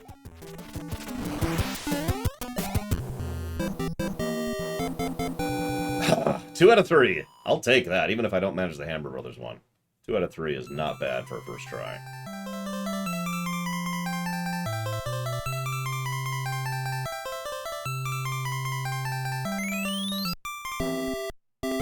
Thank you, kind raccoon. Please tell me your name. Don't tell him it's us. So, before we move forwards, World 5. World 5, I think, absolutely deserves 2 positives. I could easily be talked up to a 3rd positive for World 5. Because, because they're different kings. There's different kings in different worlds that have been taken over. This is the first expansion past 2 kingdoms, consequently. No, he doesn't have quite the beard I do. First of all, it's the same gimmicky fun thing we had in in World 4, but also World 5 adds legitimately challenging, fun, difficult platforming, as I just showed off. And I actually rather like Roy's Gauntlet, and Roy as a boss is arguably the first of the Koopalings, which is a legitimate boss, other than Wendy, who's just kind of cheap. And yeah, you can see why it's called Skyland. And of course, we've got the climbing gimmick for the first stages and the sky gimmick for the second ones.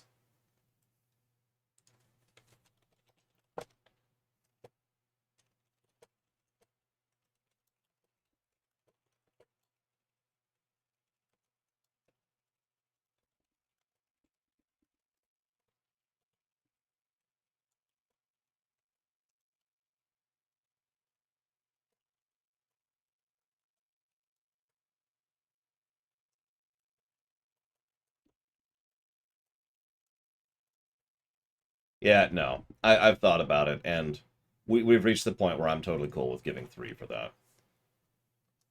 Now, that being said, it's World 6.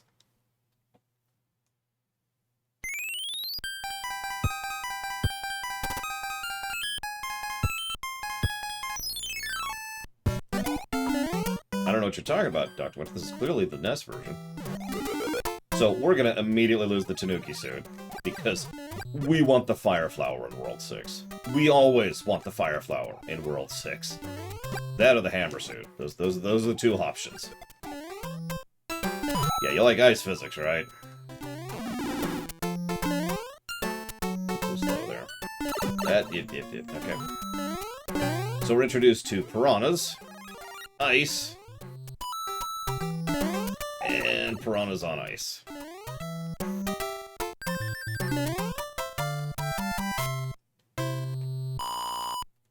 World 6 is one of the only worlds that might not get a positive for just general level design. We'll debate it. We'll debate it.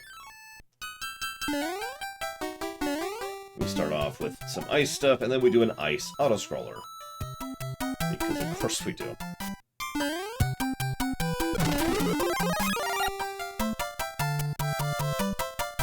I mean, I'd probably watch that, honestly, Monfriend. World 7, excuse me, World 8 is the final world.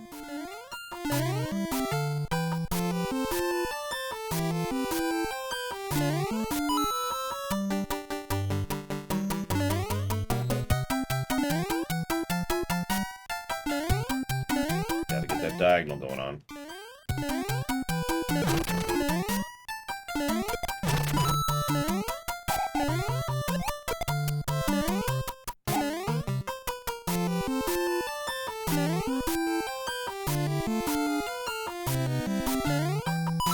I don't know why. This section I'm currently going through always gave me the biggest trouble as a kid. I don't know why.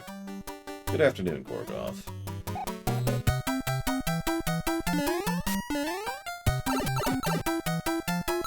Yes, he did all of the sound, Baron. We're gonna go ahead and not get a star.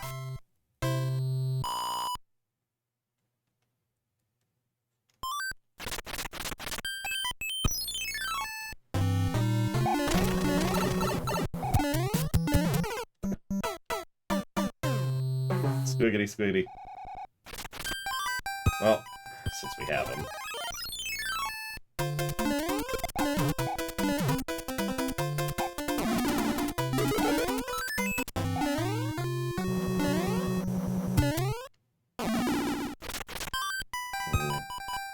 We're getting a little full.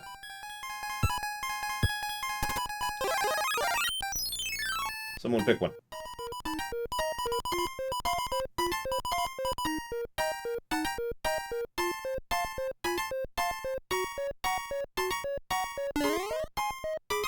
Squiggity, Dr. Winter. Squiggity, squiddy.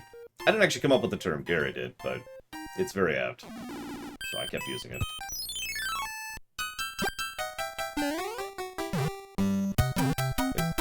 Why, though, Dakota? Why them, not why you? So you like ice physics, right? Like, you really like ice physics? Because now we got ice physics. Notice this is stage 3, by the way, and we're already up to small ice platforms over bottomless pits. Whew.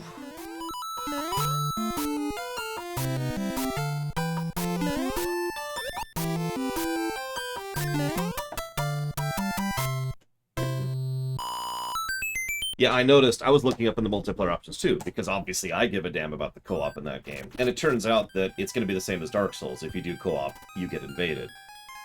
Which sucks.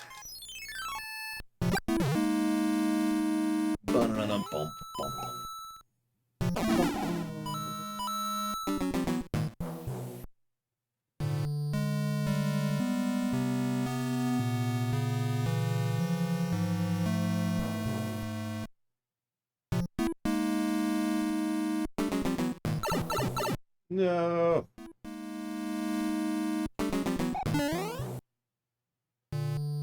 Name one game where ice physics is a plus.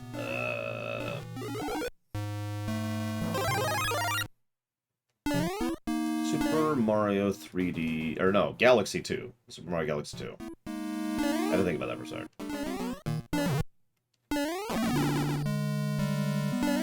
Meanwhile, Bob is having his resurgence here. If I was going to make a video game, who would be my composer? How limited am I in picking composers?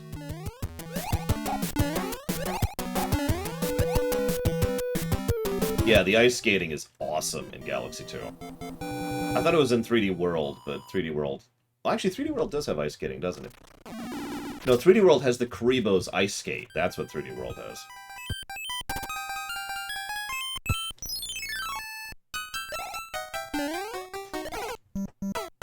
What? Granted, I literally wasn't looking at the screen there. I was reading chat. But, what? What happened there?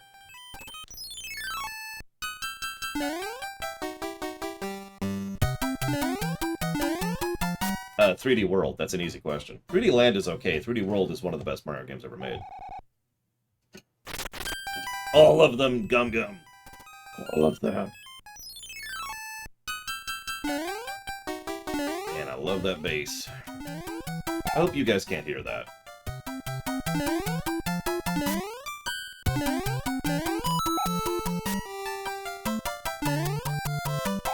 So, you like ice over, you know, bottomless pits, right? How about moving platforms over bottomless pits? That's cool. How about ice and moving platforms over bottomless pits? Shoot. Okay, so that's this. Okay, so I can just do this, and then this, and then this. Yeah. Okay, we're okay, we're okay.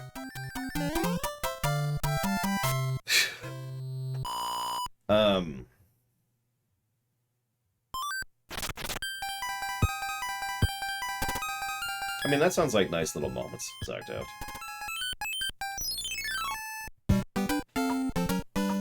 They are super not, Melkor, but thank you for asking. So, I have lots of memories of this stage specific. How many of you do? Real question.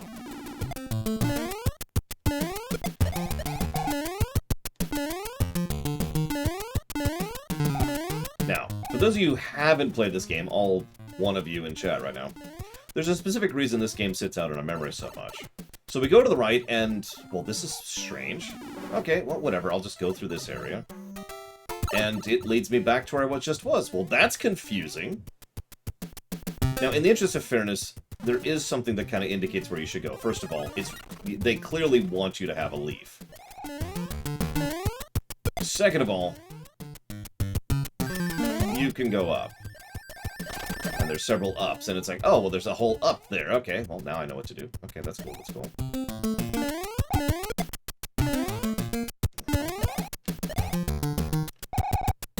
Now we just have to figure out which up to go. Aha! Oh, but I need something to... Oh, okay. And now we have the challenge. We have to successfully not have slowdown.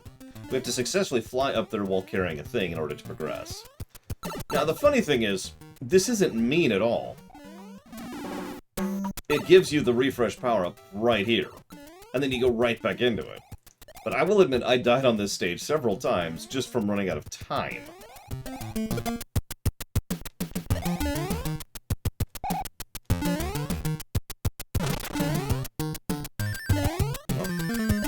Oh.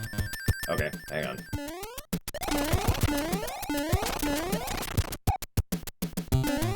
Yep, I knew you were coming. I guess I could have used the Koopa shell instead of the thing, whatever. But yeah, it gives you the tools. That's Mario 3 in a nutshell. It always gives you the tools to do what you need to do. Now I've got to go a little bit more quickly here, because... Oh, damn it, I went the wrong way. Okay, hang on. Okay, hang on.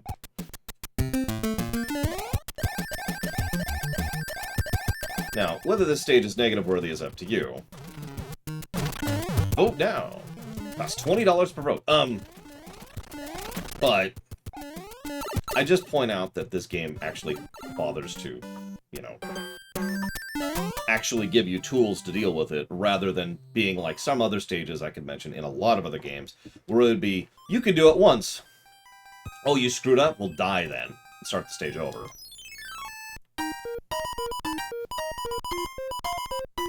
Yeah, there's actual design. It's Mario 3. Of course there's actual design. Okay, so we're going to try really hard with the World 6 Airship to get that. No promises. That's the hardest one by far.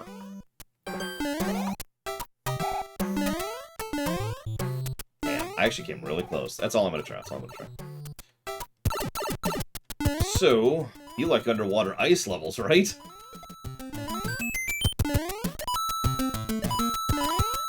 In short, I think that one's probably going to be down to a wash as opposed to a full negative, mostly because of the fact that actual design is on display to make it not crap. It certainly does contribute to the idea that World 6 might not deserve a positive. I haven't decided yet, though, because, again, that's going by memory. The last time I played this game on stream was, God, like a few years ago at this point. We weren't reviewing it or anything, we were just playing the game.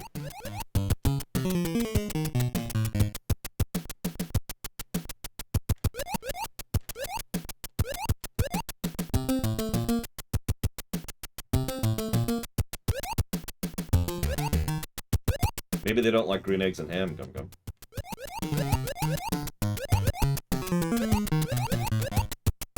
This is a pretty typical water level. In fact, it's actually very typical of a water level from Mario Lost Levels, which is related to something someone had said earlier. No, Bob's the guy who makes the spikes. Speaking of... right at the end, too. Well, we need to be burning more power-ups. Our inventory's getting full, so... Oh, tried it. Nope. Okay. Fire flowers, Sabatom. He just wears the fire and then gets hit immediately. And then loses all his power-ups. Okay, only one of his power-ups, but still.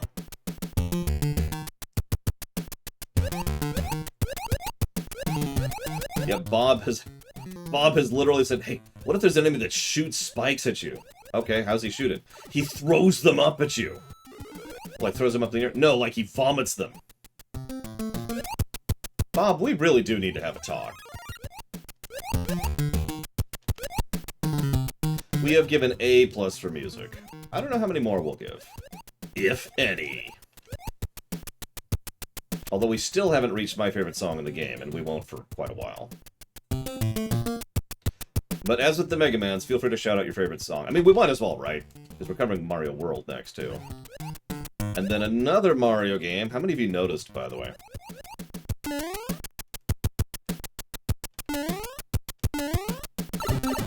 Well, we're gonna take that and run with it. Quite literally.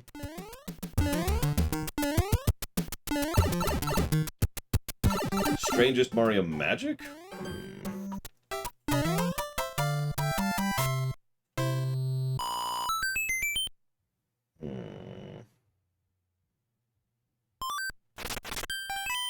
I believe by Mario 3 that became codified, Dakota. Like, it happened by coincidence in Mario 1, and then they did Mario 2, and Mario 2, of course, had him Chonky because the guy he was replacing was Chonky, and so then it became canonized from that point onward. Right? It was iconic from then on. I don't know why I did that. Yep, that was a waste. That's okay. I needed to get it out of my inventory.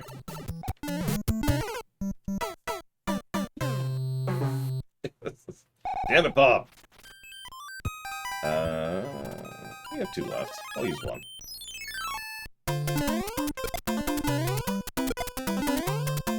It always spawns on the side you're not, so you can always kind of decide, hey, a star for a star! Sweet!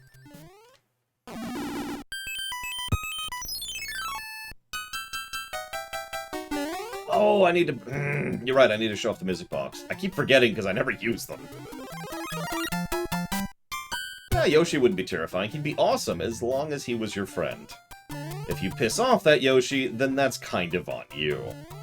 So you like platforming above instant death pits with donut blocks and ice physics and auto-scrolling, right? I'm kind of memeing, but you'll notice how even in World 6, aka the Hell World, they still have this kind of combining themes thing that is very endemic to Mario 3 in general.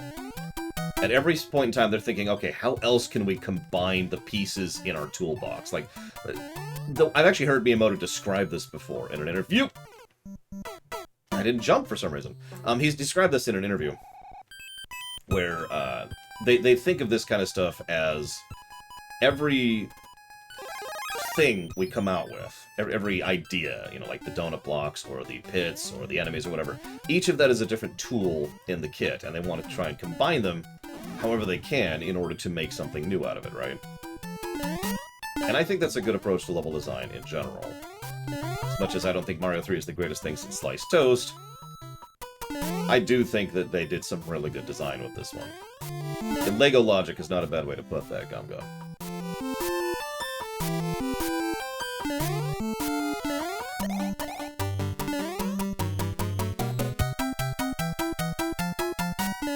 I can't think of the name. There's actually a remixer on YouTube who I would tap to be my composer, Gum Gum. She does good stuff. Along with probably Jake Kaufman, he's amazing. Jeremy Sewell, if I could get him. Yoko Shimomura, if I had infinite money and wealth. Not happening.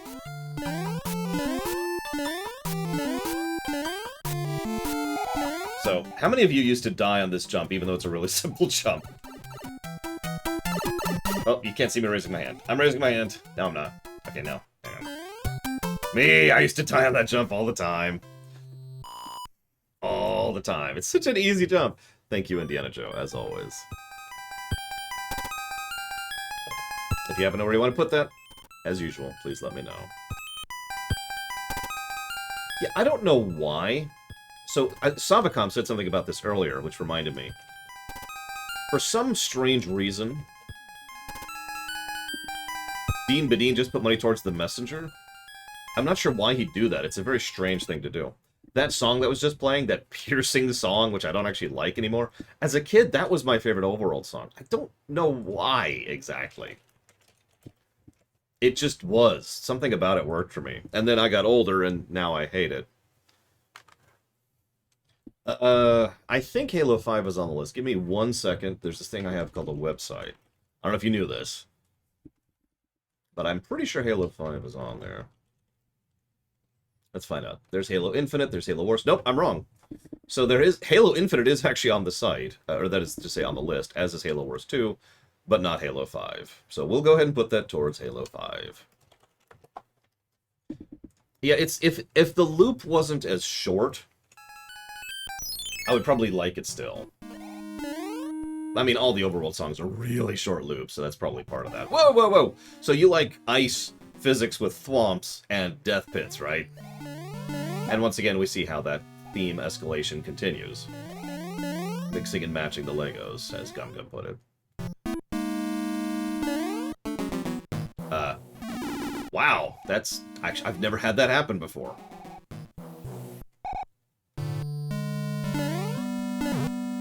Oh, is it Xbone exclusive? I thought it was on PC for, like, the Microsoft Store. Hang on. I'll check that in a second. I'm a little busy right now. Oh, God, I'm just a little bit busy. Ugh. Okay. Indiana Joe has killed me. As all things should be. Hang on, let's look this up. Halo 5. Hit the stream brakes. Oh, wow, it is only on the Xbox One. Okay, never mind. Veto. We'll put that towards Halo Infinite. All right, moving on.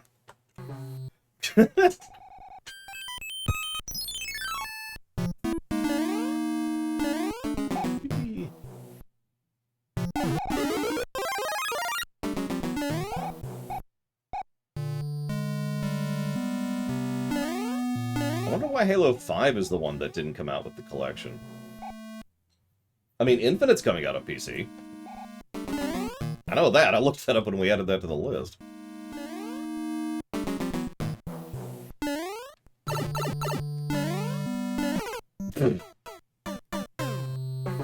As opposed to what, Baron? I mean, yeah, probably Pyro. What? There are a few songs I still like that I used to like. Only a few.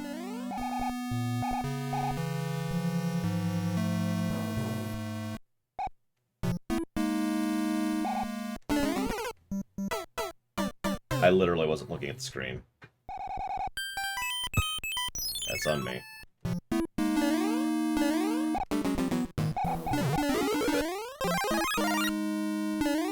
Also true, Pyro. Mario 3, in many ways, began my enjoyment of the narrative side of video games. I know what you're thinking. What? But I mean that sincerely. Mario 3 does a lot of implication storytelling. It's really minor little stagecraft kind of stuff, right? It's this thing I usually qualify as visual storytelling, the same thing that Mega Man does. But there's like the thing in World 5, where you could see the previous area below you, or the fact that everything's all frozen over here, and there's enemies literally trapped in the ice, so we have to fight Boom Boom like this, or the fact that Dark World has, you know, no actual backdrop, and in certain sections, you literally can't see where you're going on the overworld map, right? Like, all that stuff implies story. And I just ate it up. So I was like, oh my god, it was like realizing out of nowhere just how much I enjoyed narrative in video games. It was a weird revelation, let me tell you what. I know what you're thinking, but lore, hadn't you played Dragon Quest and Final Fantasy by this point? Actually, no. Those came out after this. And as I've discussed a few times, I didn't actually get into Final Fantasy until 4. Not really. Completely screwed that one up. Yeah, exactly, Baron. Either way, sorry, so in response to your thing, I prefer this version of Thwomp to the big blocky guy. Zelda 1 has a story? I never liked Zelda 1. I was never into it. Yeah, I'm gonna try this 2 more times. No, I completely have the angle wrong and everything. Nope, okay. Yeah, I never liked Zelda 1. I don't know if I do now. I've never reviewed it. It is going to be part of the Zelda block, so we'll see. Big Bertha, who is as evil as always. She can still one-shot you.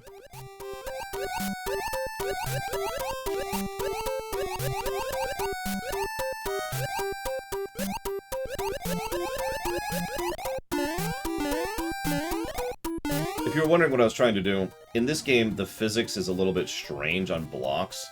So, to explain what I mean by that, each block has its own collision. So, in other words, if you happen to run into a block, if you happen to get in between blocks, is actually a better way to phrase that, then you will be able to successfully land on it and then be able to jump from there. Make sense? So, if you manage that jump precisely, which I did not do, then you could actually jump up and over it and get over the top. I doubt it, Xenon Agent. I don't see a lot of reason to. I mean, I guess we could. Shoot, we have to, don't we? Yeah, fine. We'll do it that way.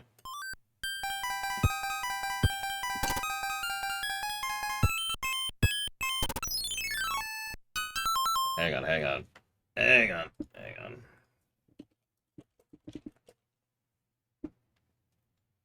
Let's see. Final Fantasy came out in the States in July of 1990. Super Mario Bros. 3 came out in the States in February of 1990. Just double checking. Because, admittedly, I don't have any memories of Final Fantasy prior to this game. As I said, it didn't catch me. No, I got into that Dragon Quest stuff. That was awesome. Who would play Final Fantasy when you've got Dragon Quest, am I right? So this stage actually has a lot of alternate paths through it, mostly dependent on whether or not you have the Fire Flower. Because this is the first stage that really plays with the melting gimmick. There's also lots of things to hit you to try and get rid of your Fire Flower to prevent you from melting them. Or you can just go through the stage like that. You know, Pika, you've only said that 8 times today. I get this weird vibe you want me to play Yoshi's Island. Oh, sorry, yeah, Dragon Warrior, sorry.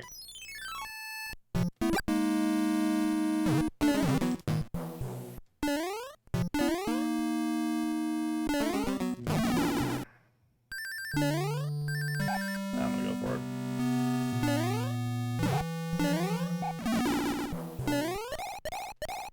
I mean, you saw how badly Dragon Quest 1 reviewed for me when I reviewed it recently. That's terrible timing. Let's do that.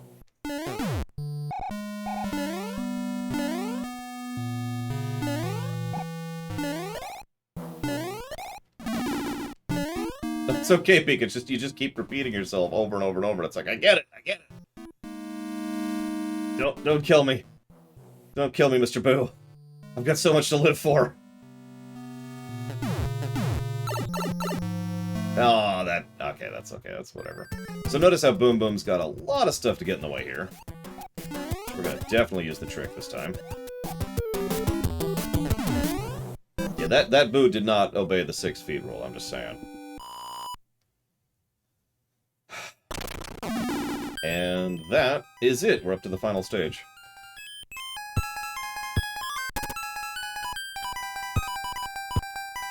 We only got one of these. I feel like one of the recent, like Mario Land or something, 3D Land, had the boo blocks, I think. So I'm going to save state just in case. We'll see how this works out. It's time to go after Lemmy. Lemmy's kind of mean.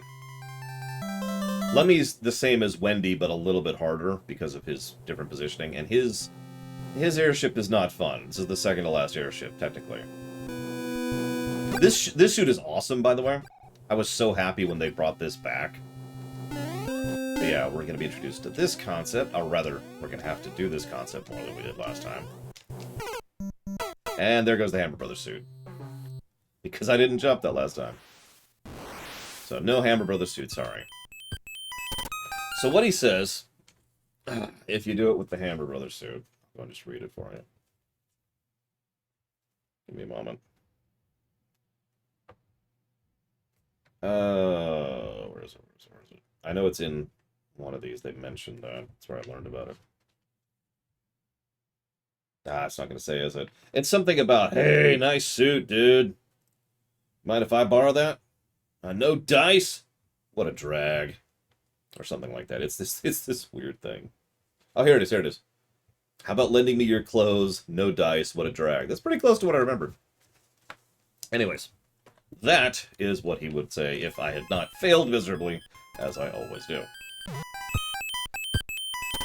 There's a lot of shortcuts through this world, so this is another world in which, you know, him taking off... This would be a good time to show off an anchor, which I don't have, but if you did have an anchor, this would be a good time for it. Okay, that's getting weird.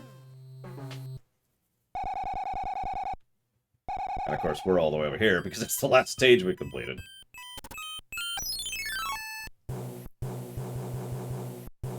It's a Twitch issue, Computer Kid.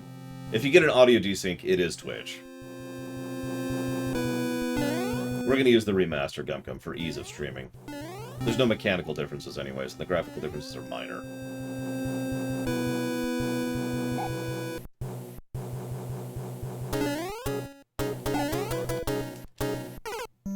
That's getting weird. Sometimes the airship doesn't move at all.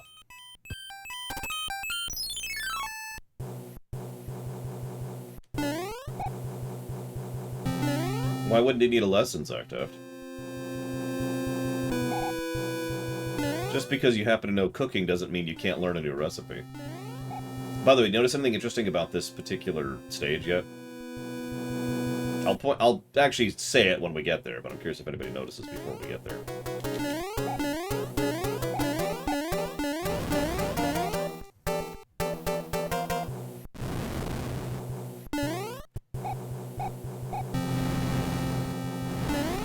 Yeah, Pyro gets it immediately. It's a very empty stage. Once again, we have those themes thing going on. In this case, the whole idea was they wanted to try and emulate a frozen world. What? With the airship. And they figured the best way to do that was to have the airship be as devoid of life as possible.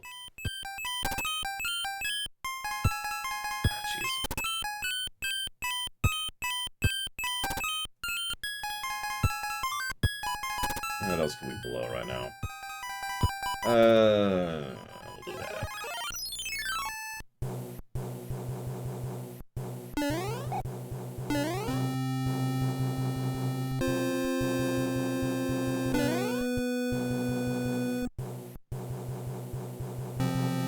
Yeah, I'm not super worried about lives. Until we get to World 7, then I'll worry about lives.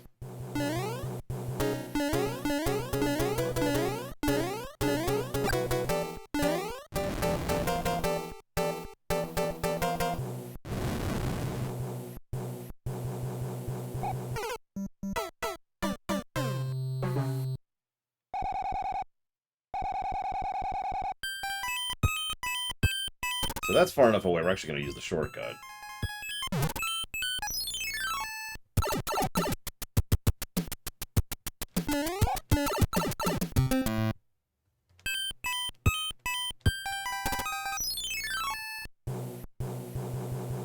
Do they have to play the bass that loud? Is that required by law? Is that how that works? 8, Pika. There are 8 worlds.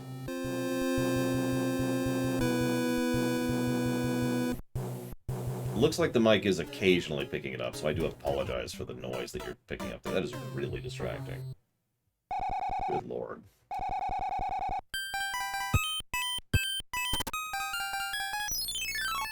I have not, Cullen Peluso. I shouldn't complain. It's in the noise acceptable hours. Now, if this was like 2 in the morning, I'd be a little upset. But it's not, so we're cool.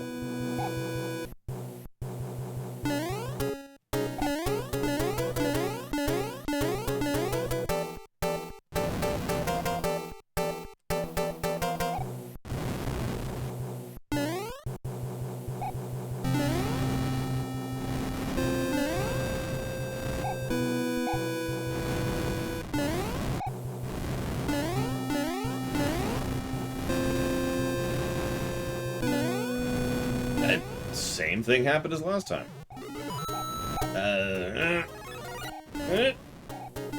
Hi.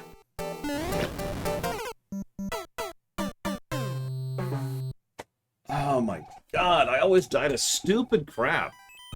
It's always stupid crap. What do you want to bet that I'm just going to absolutely smash the actually hard airship levels, of which there are 2, without even trying? No, I'm just going to keep dying to this nonsense, then I'm going to get there and just blast them. I shouldn't say that. Now I've guaranteed I'm going to die on them.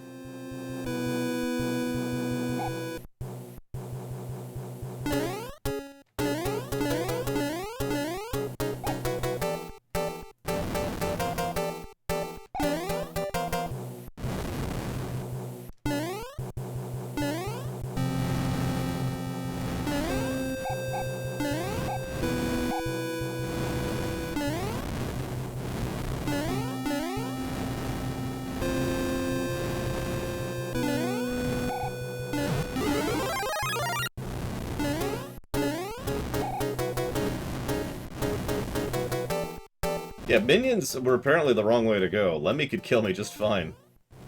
Platforming. What's the most difficult world in this game? I mean, 8. After that, 7, and after that, 6, and after that, 5. Okay, that's bad. Yeah, we're gonna go for the quick kill because that's bad. You let him sit there, and that's some problems right there. Well, obviously Emerald Chaos. Well, considering that this is, for all intents and purposes, the beginning of the Mario franchise, yeah, no, I think this is the height of his military power, as you say. Because in Mario World, he's just kind of recovering after this game. Yoshi's Island is in the past, and Mario 64 is him trying to infiltration, and so forth and so on. But now we do World 7. Before we get to World 7, how do we feel about World 6, review-wise? What are we thinking?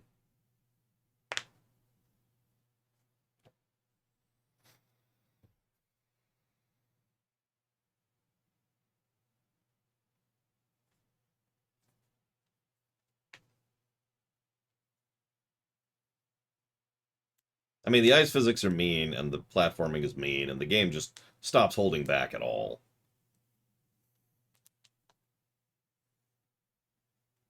The thing is, I'm kind of with Pyro on that. I think tough but fair is an accurate way to describe World 6. I would agree that World 6 could probably qualify as a wash. It is still a little bit frustrating to go through, regardless of the irritation. Excuse me. I mean, me dying a bunch on the airship was just me being me. The rest of the worlds, the rest of the stages, we were just playing normally, because, duh.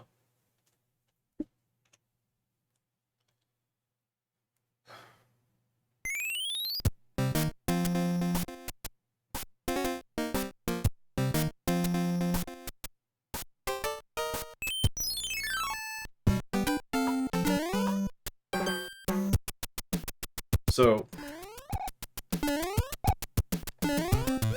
welcome to World 7. As I mentioned to Savicom earlier, even though that earlier stage was technically the first time this is shown off, this is the first time they actually tutorialized this type of stage. The pipe stage. God, it totally does sound like the Turks theme. I don't know what else to call these. These are pipe stages. They're exactly what they look like. You go through them like this. Because pipes. Yeah, back in World 4, apparently. There's actually a specific stage for that.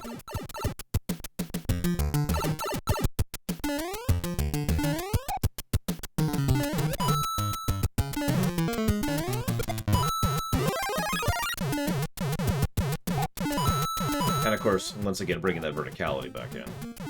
Yeah, some pipes take you back, but we see pretty much immediately that they're guiding you at all points to take the pipes.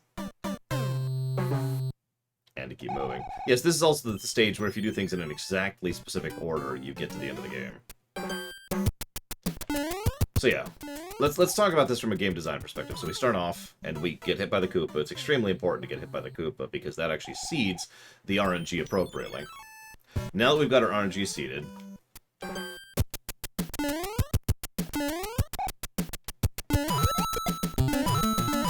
so we see pretty much immediately, and there's lots of ways to see this, that this area wraps. Either we miss the first jump, or we knock the Koopa over, or something indicates that. And then the only way to go forward is up these two pipes. So it's like, okay, well, let's go up the pipe. And thus, pretty much immediately, the game tutorializes the two basic concepts of this level. The wrapping, and the verticality through the pipes. She's sneaking them out. Save her for wife. No, seriously, that's the in-canon lore explanation. Now, I'm not sure how she's getting them delivered, but, you know, she's a princess. She's got money. She can do this. Just bribe someone. I have no idea.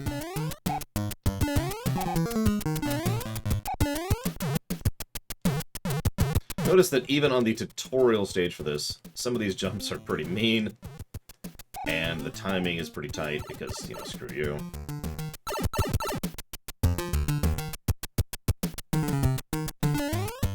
Didn't actually mean to do that. Okay.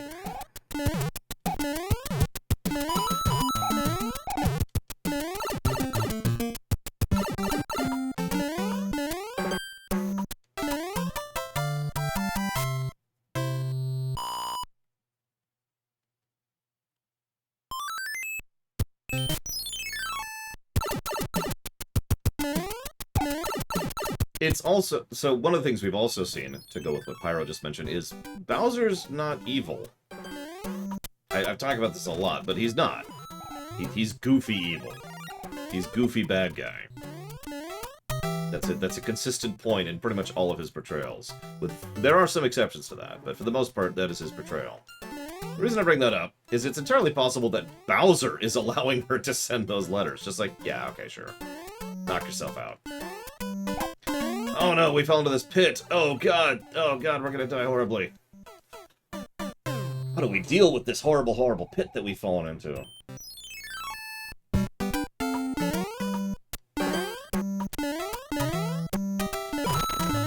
Really, game? Notice how they go out of the way to make a power-up which is easier to get if you're already small. They do that a lot. He's also a family's man, canonically. Yeah, kidnapping's just a light little thing you do between friends, you know?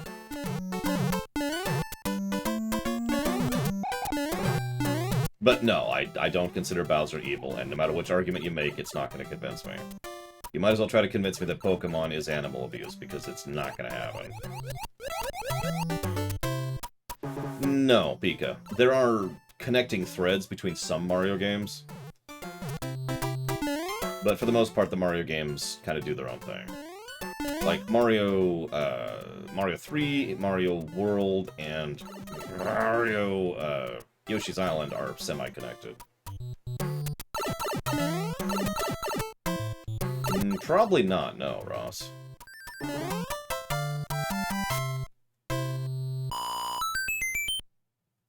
I mean, there's a lot of jokes about that on the internet, Pyro. Dude, you need to let go, Mario. But she isn't my woman.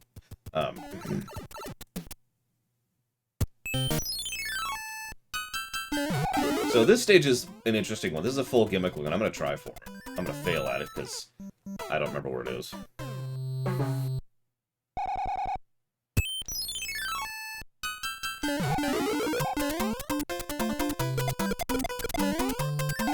Nope. Where is it? There it is. So, that is only a star if you currently have one. It's one of the only instances of a power-up changing based on that kind of an if-then statement.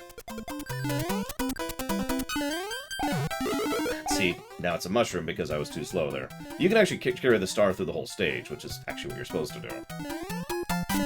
Instead of doing what I'm doing, which is sucking at life.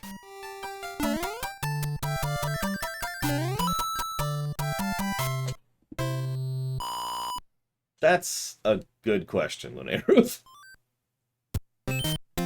I could make up something, but I don't have an answer for you. So we are going to blow one of our frog suits here. For this freaking stage.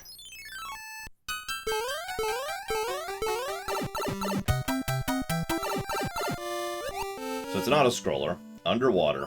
It's got our new directional Cheep Cheeps, as well as these guys. And one section that I remember horribly as a kid. Now, I've gone back through this game semi-recently, a few years ago, and I didn't have as many issues with it, but now that I said that, I'm going to die horribly on it multiple times in a row. Because that's how this works.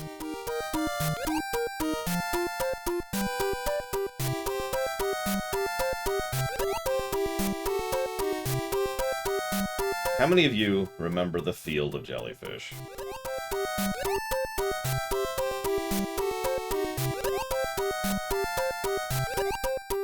It's arguably easier to go through here with a fire flower, but whatever.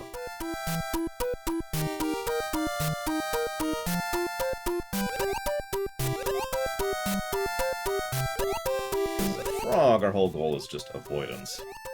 Which we can do, obviously. Most of the Zelda games are connected, yes, Pika. I shouldn't have gone for it.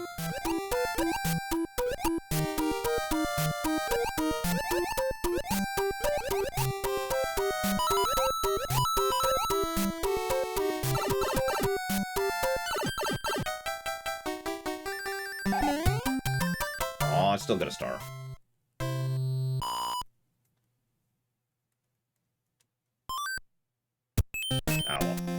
So that's one of the hardest World 7 stages. So, yeah, I said I'd show this off. Let's show off the music box.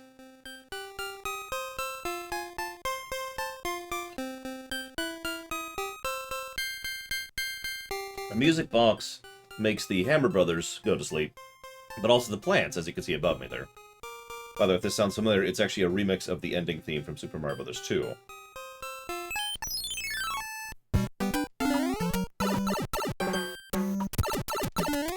So, this stage. How many of you remember this stage? This is one of our other mazes. I mentioned there's a few.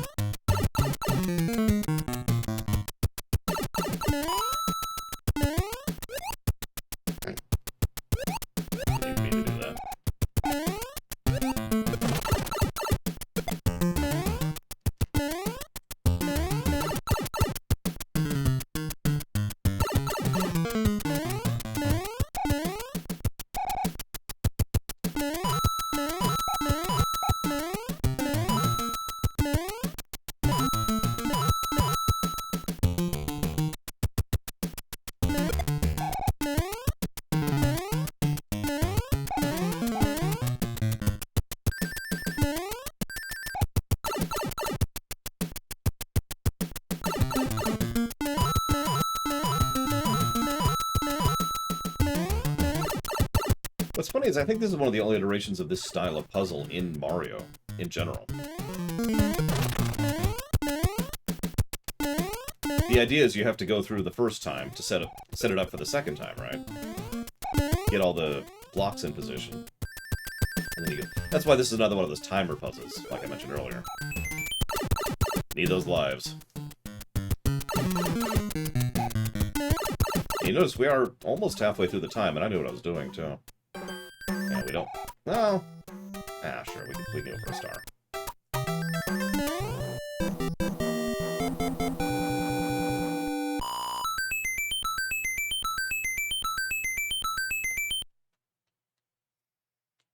But for all its faults, you have to admit, World 7 starts to get pretty clever. Pick one. Big fun or be destroyed. While I look at my emails. What is this nonsense? Oh, right.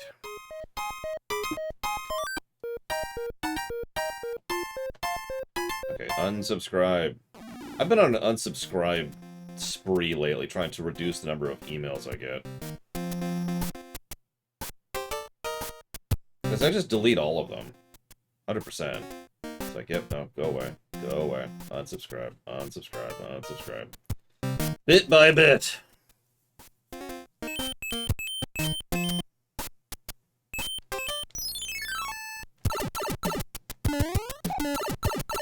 Oh yeah, this world has multiple shortcuts. Because of the castles. So, how many of you used to farm coins here? It's a completely empty fortress. There's nothing here. There's no enemies. There's just these weird platforms. It's just weird. I don't know what's going on here. This is just... And I was so confused as a kid the first time I did this stage. I was like, what? There's nothing here. Whoop. There we go. I can't go that way. Let's try going this way. Oh, let's see. Is there anything over here? Notice we start with less time than usual, by the way. Because they can change how much starting time you have. Okay, well, I guess we'll go back through this door. It's the only place we could go. And that just leads us back here. Well, let's start breaking these blocks. Oh my god, a P block! Coins! Coins. Coins. Coins. Coins. God, okay. Sorry, I was channeling Wario for a second there. No, Xenon Agent. That's weird. There's a bunch of... nothing here. What do we do?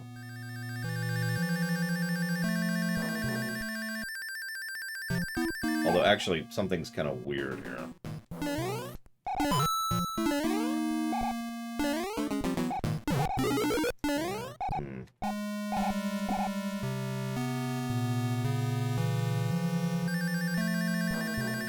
Like, I'm not the kind of person to respond to dares. That's probably a bad way to try and convince me.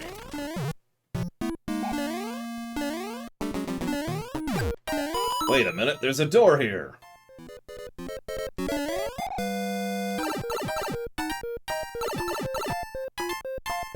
Oh yeah, of course, Pika. Tanuki!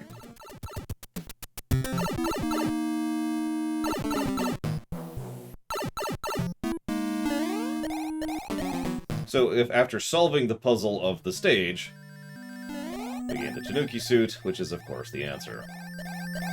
I flew a little bit too early. That's okay. We can fix that.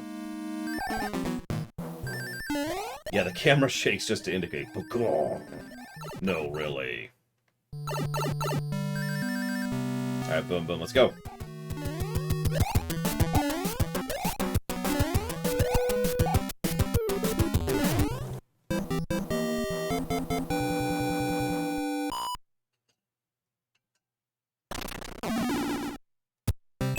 This stage is. Oh, right. It's a bunch of piranha plants. I mean, what else would it be, right?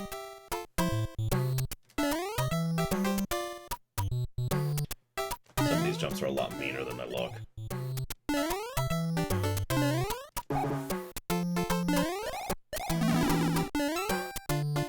Ignore the fact that I just got hit. That was my fault. Okay.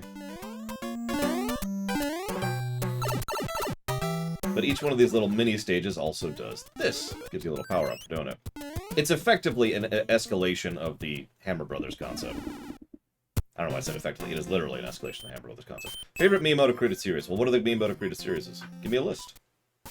I shall answer you. I have a lot of Juggums Clouds.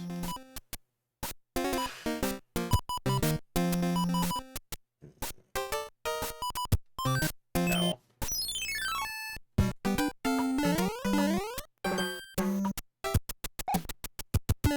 So this is when they start playing with the screen wrap. We have the screen wrap from Mario 2. How do we play with it? I've got an idea. You know those blocks that we introduced earlier? Let's really play with that.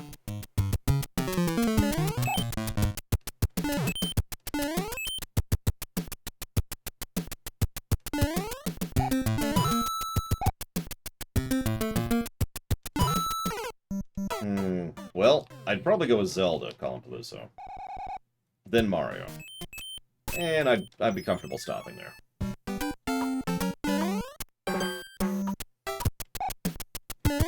Those are, in fact, spikes. It's okay. They don't instantly kill you. Whoa.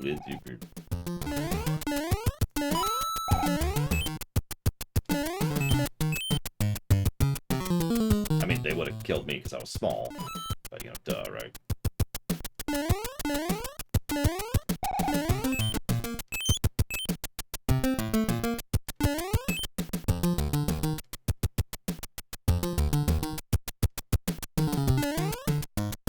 Okay.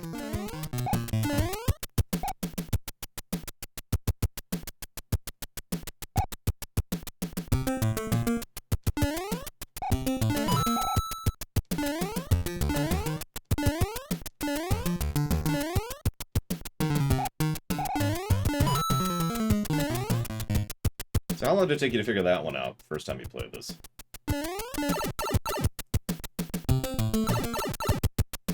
Again, they really want you to use the screen wrap.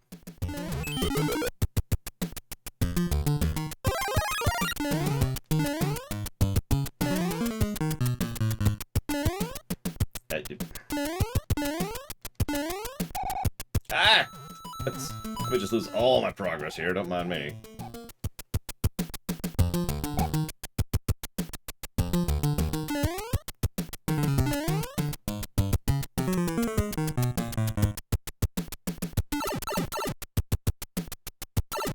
No, the old one. My mother wasn't into video games in general, so she just didn't call anything anything. And my dad got me into video games, so he kind of knew.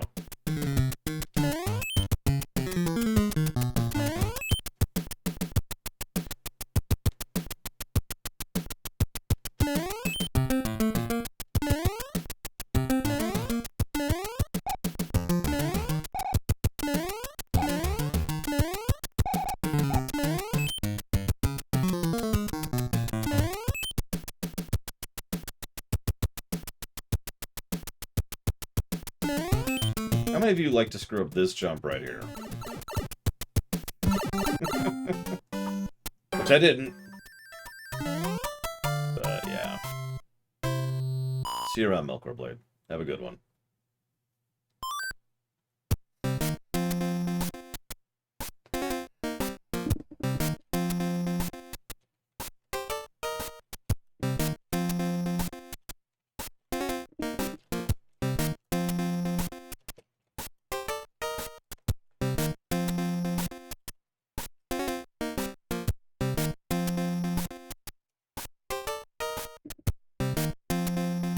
I'm giving a plus for that stage. Just for that stage. That stage is awesome. It's probably one of my favorite stages of the entire game. Of course, like I said, World 7 gets really creative in general. It also gets really mean. These last three stages are, well, they're interesting. So this one's gimmick is... Well, you can already see the gimmick, can't you?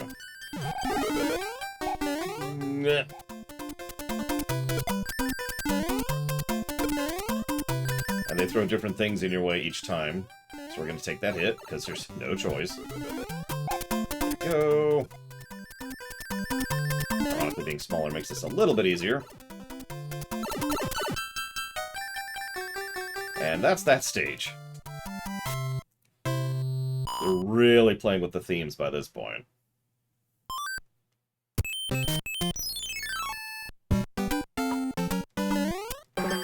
Now this is a stage which is pretty normal. But this is... I mentally think of this as a bit of a Contra stage. And if that sounds like a weird comparison, well... The stage really likes to play with throwing a lot of obstacles at you. This is an enemy stage.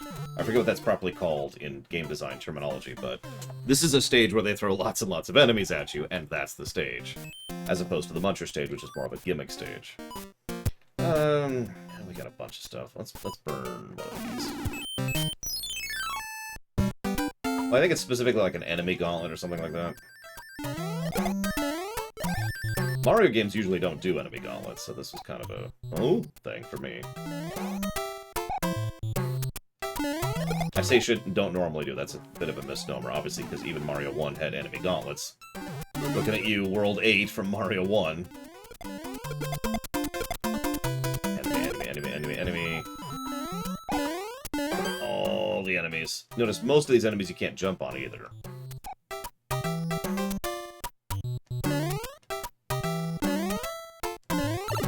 Hit. So do this. Come on. Thank you.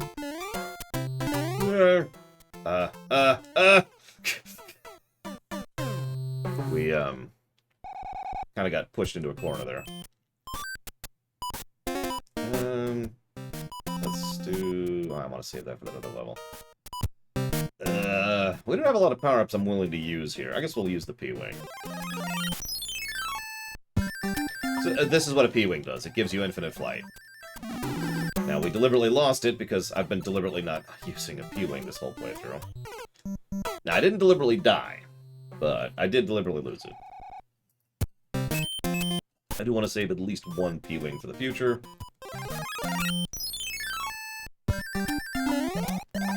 Because this is why this is the cape method of defeating a level, right? This is just yep, nope, nope, nope, and you just nope out of the whole stage.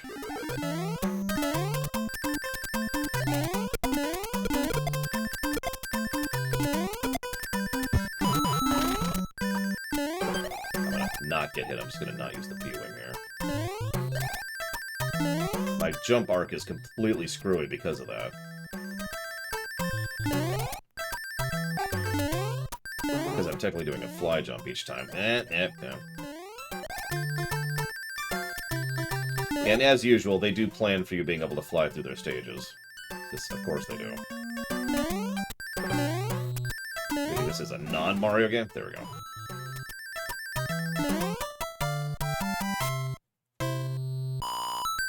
Of course, Gum Gum. I actually referenced that earlier today, if you were paying attention. Which you weren't! Which one? Pick.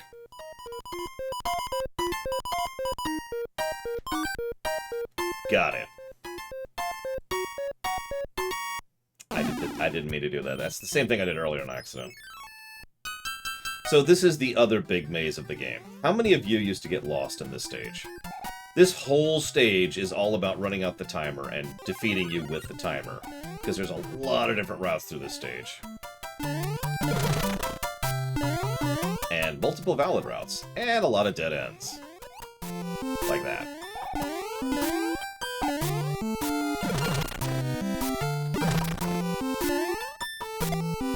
It's actually a really small stage. It's just, you know, gonna have to go through it in a certain order. Yeah, I need to show that off, too. Assuming I can remember how to do that.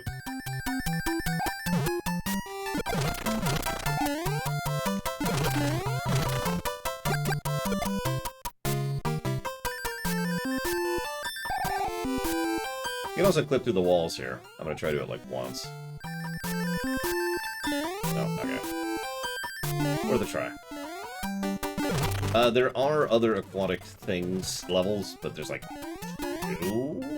Maybe 1. There's not a lot, is the point. The frog suit is now worthless. And we're through. God.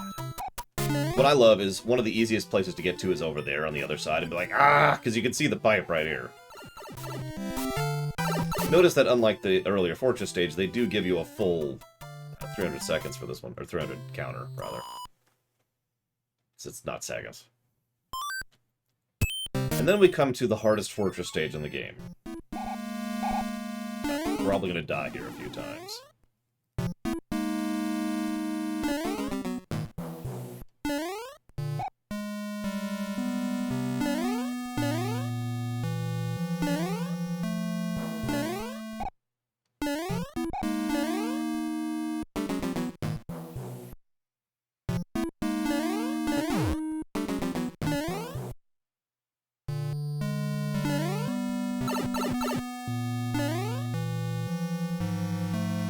Doing this as small is not recommended.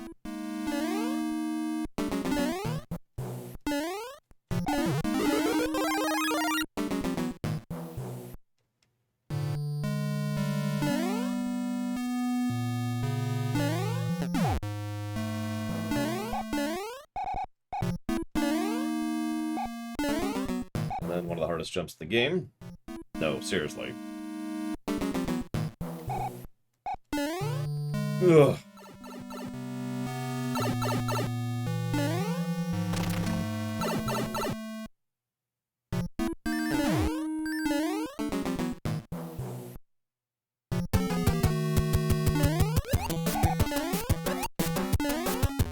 Okay. I told you we're gonna do the hard stuff first try. Then we're gonna die 15 times on stupid things.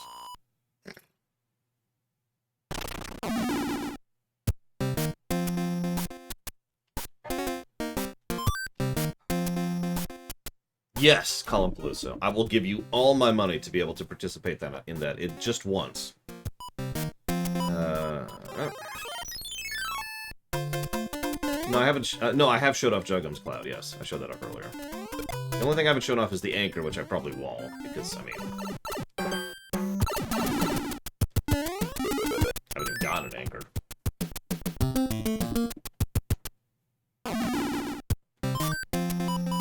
So, this is the final quote-unquote airship level. Or the quote-unquote final airship level, excuse me. This is the one all the other ones have been tutorializing for. It uses every gimmick from every previous airship stage, and Ludwig himself uses all of the gimmicks except for one from the previous bosses. Also, Ludwig is probably one of my favorites to race as in Mario Kart 8. The only one who surpasses him is Morton for me.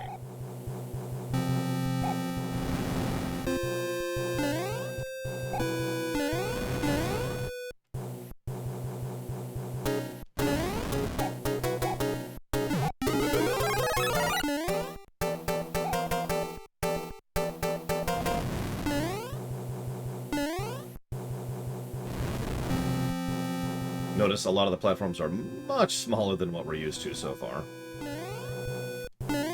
And the jumps are much longer, and we've got the screw things, and we've got the fire things, and we've got enemies. And we've got shortcuts. And 2 power-ups, just like Iggy's stage. Because they expect you to take damage here. So in lore, Ludwig's personality is that he's a big show-off.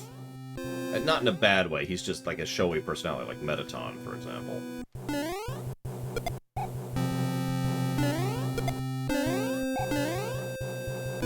You can really see this in Mario Kart 8, because he literally, the sparkle thing or whatever, the boost thing you can do with him, is just him going, hey!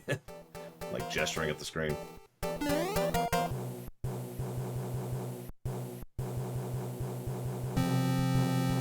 I just kind of skip those things entirely. Nope. And then we got this one. This one's kind of mean. Because we can't skip. That is the 4th time that's happened, and I still don't know why it's happening. Whatever. That was the last jump, too.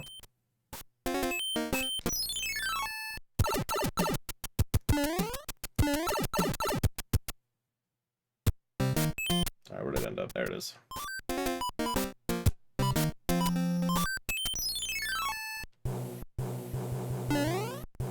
They are not his children anymore.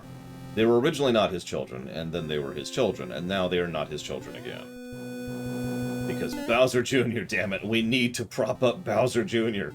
He's just the greatest character we've... I actually don't know why, but for whatever reason, Nintendo, the developers at Nintendo really like Bowser Jr., and so they've been pushing him hard, pretty much ever since he was introduced. It's weird.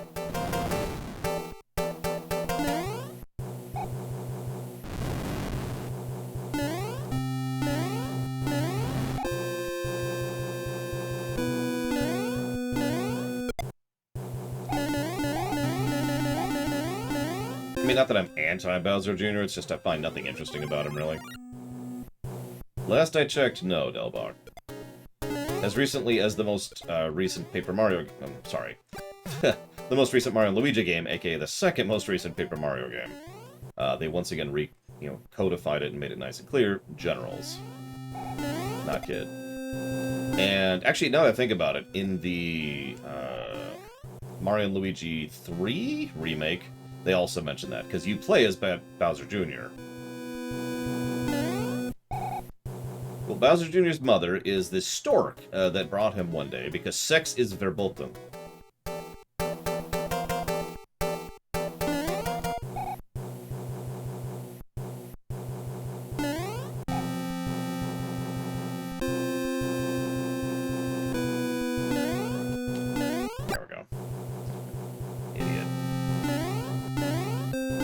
See, I wasn't joking. It's literally the last jump.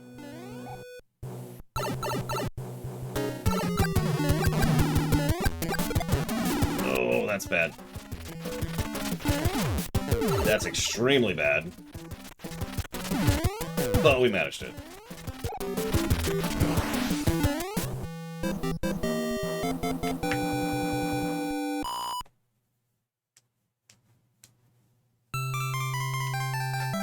Yeah, if you didn't notice that, even when they are hit and they do the bounce around as the shell thing, Ludwig and Roy both still do the shake when they do that.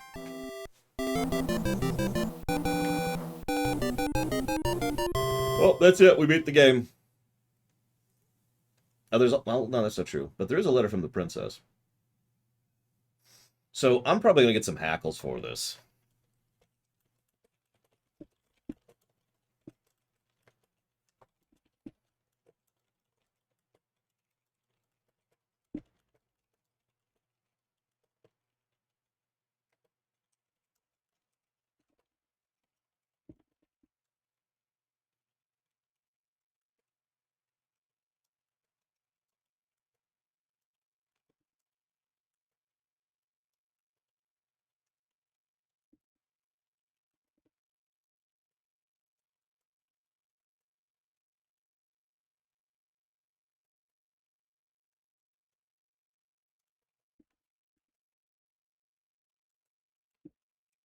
There. 3 pluses for World 7.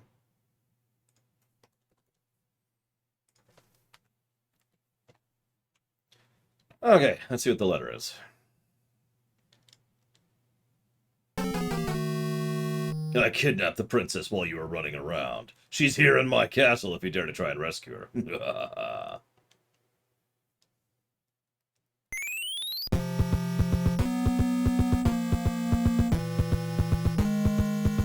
So welcome to World 8. Now, World 8 has some interesting level design choices. The first thing we have is me dying.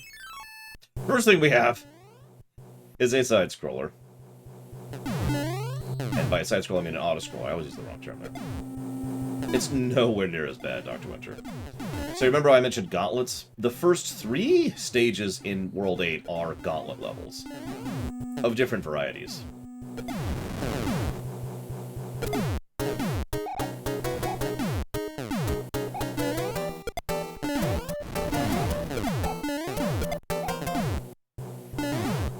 Yeah.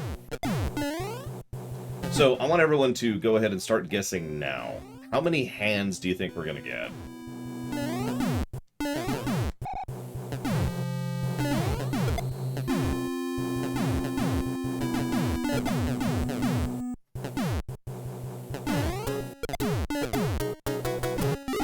notice nobody's saying 0, which is possible. It's a 1 in 27 chance, I think, to get 0. Something like that.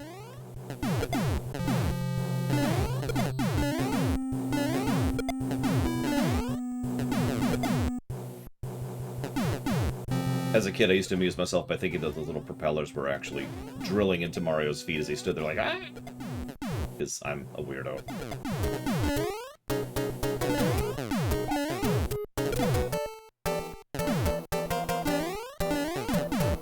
Big cannon. Gotta have the big cannon.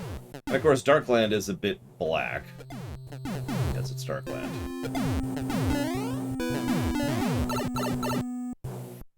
Ironically, this is one of the few worlds, I think, that really benefits from the Mario All-Stars take, because it's not just straight up black. They actually do design for the backgrounds in Mario World, or in Mario All-Stars.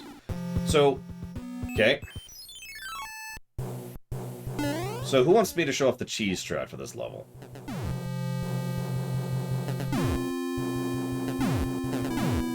It's actually still kind of hard to pull off, but it is a cheese strat. I might actually die doing it, because there's a little bit of RNG involved. Just a bit.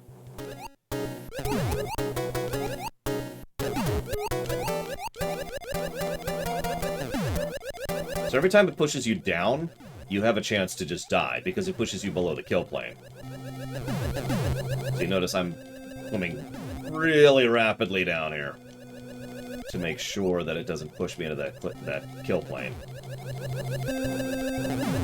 See how it's, once again, the gauntlet. This is more of an enemy gauntlet, the previous stage, for example.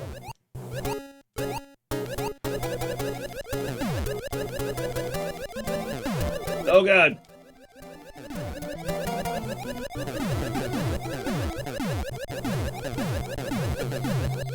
I shouldn't have done this. This is actually kind of hard in my hand. I would actually agree with Zalok on that, but again, I feel like Mario All-Stars does a better job with the palette of this stuff than I'm showing it off, although I could, pretty easily. In fact, I could do that so easily. I should do it. I should do it! Yes! But not right now. First I gotta kill Boom Boom and say thank you to Wraith. Whoa! And get hit by Boom Boom, and then say thank you to Wraith after getting hit by... Uh-oh. Okay, what the hell? My aim is just not here today. Jesus. Thank you, Wraith. Very much. Always appreciate.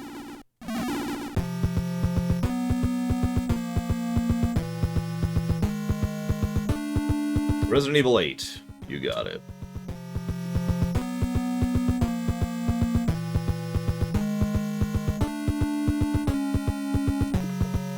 Done.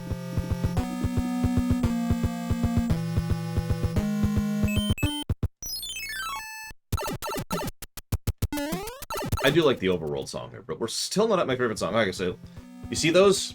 3 of those are stages. There is a random chance as to whether or not you will actually get them, whether or not they will hit you. It is in fact a 1 in 3 chance each time you walk over it, dependent on some variables I'm not going to go into. So that's 1.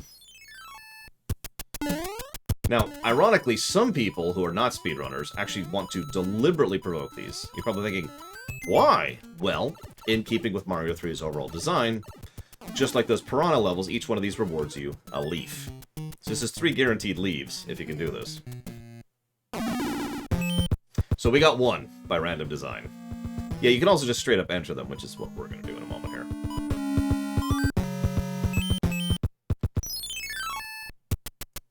So we had that one, which is the lava. We have this one, which is the bros. Oh, this is terrifying. Oh my god. Oh my god. Yeah, let's play that safe. Let's kind of chill over here for a moment. There we go. Nope.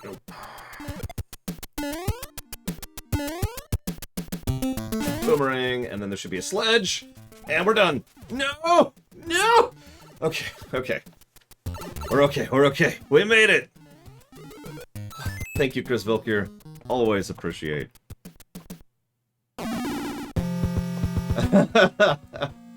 We'll put that towards, nothing!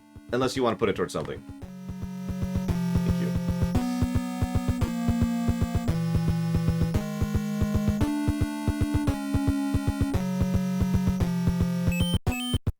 So yeah, since we're showing off all stages, this one's the cheap one. You like cheap cheeps, right?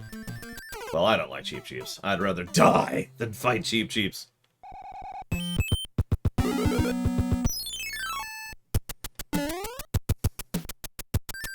By the way, it's probably worth noting, World 8 is also different from every other world in this game, because it is the only world that is completely linear. See you around, Dakota. There are no alternate methods through this place. In every other world, there are multiple paths you can take to progress. And there's shortcuts you can unlock, and then blah, blah, blah, blah, blah. None of that here. You have to go through. The only thing you can do is skip these stages I'm doing right now, and that's it. Of course I'm having trouble with the cheap one. Why wouldn't I? They're cheap cheeps.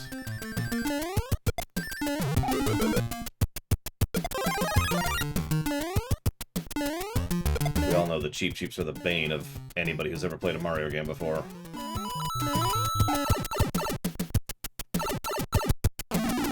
Adeptus Titanicus Dominius. What the heck is that? Oh yeah, we also got the skulls bouncing in the background. Still animated. But, hang on. Do you have another choice, Chris Vilpier? Because if that's not... So what I like to do is, if you want to add something to the list, that's fine. But rather than slow down the stream by looking it up right now, I ask you to add it to something else as a backup option that's already on the list, right? And then you could be like, hey, and that way I can look it up later and see if I put it towards that, and if I can't, I'll put it towards something else. Sense make? Valhalla. You got it. Or Valhalla, if you prefer. Oh yeah, this stage. So, this is what I would normally call the hardest stage in the game. It's the airship level, the final airship level. This is where I used to blow P-wings. I'm actually going to shut up. I'm going to concentrate. Because I want to do this without a P-wing and without a leaf. Because I can. Nearly got screwed out of that jump. By that. A lot of these angles are much meaner than they look. Anybody who's played this game knows what I'm talking about. A lot of these jumps are very precisely, meanly designed.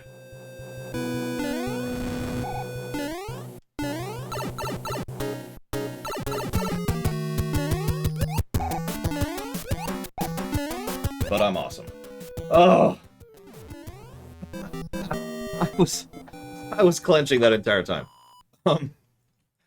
AC Valhalla as the backup. Okay. That's our actual final airship level. Yeah, it scrolls faster, lots of small platforms, lots of very precisely, difficultly designed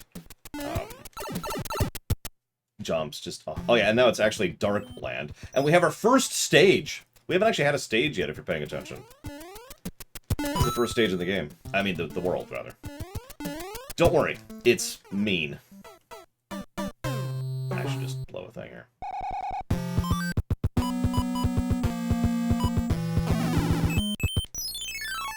Yeah, that one guy almost screwed me up. Don't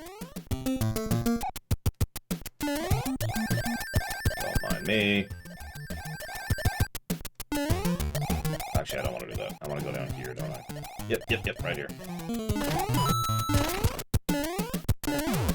Oh, shoot, I forgot to message my mother. Can't you ask Sharon for the specifics, question mark? Or just ask her to do it, period.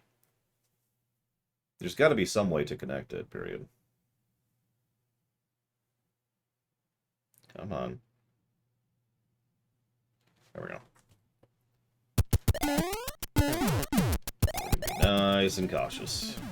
This stage is actually quite mean. What's really funny is back in the day, I knew several friends who would get to this far and be like, all right, it's time to relax because we're done with the hard part. And then they would die over and over and over to this stage because this stage is extremely mean.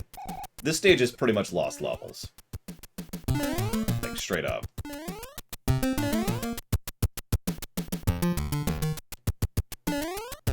The approach and design of it is very lost levels.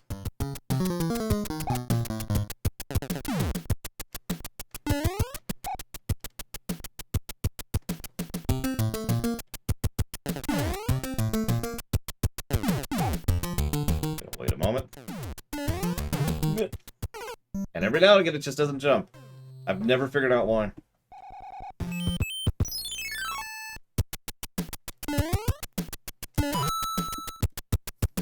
Every now and again, it's just like, no. No, you didn't jump. You thought you jumped, but you didn't actually want WoW Classic. I mean, you didn't actually want to jump.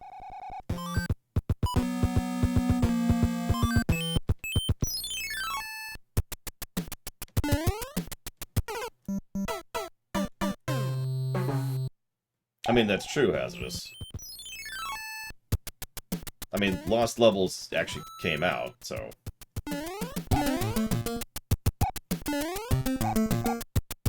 Just gonna chill here a minute. Don't mind me.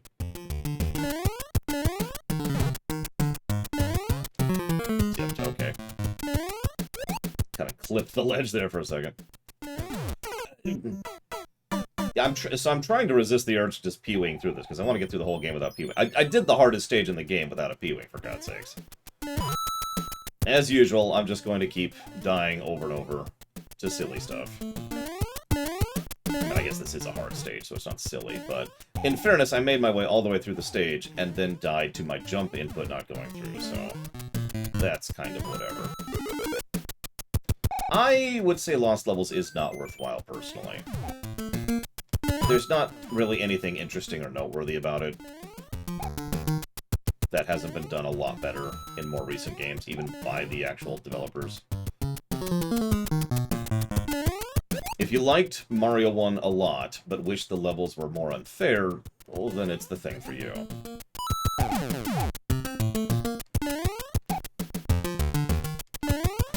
There we go. And we're done.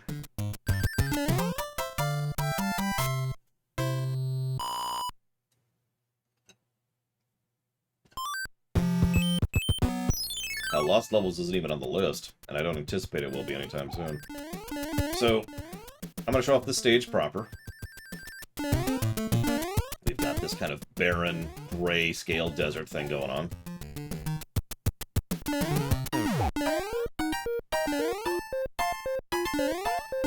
And then our good friend is back for his final debut.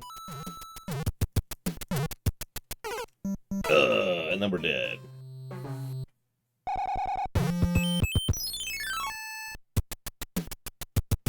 Well, it doesn't. Oh no! Oh no! Help! Well, I'm dead now. Tell my wife I said hello.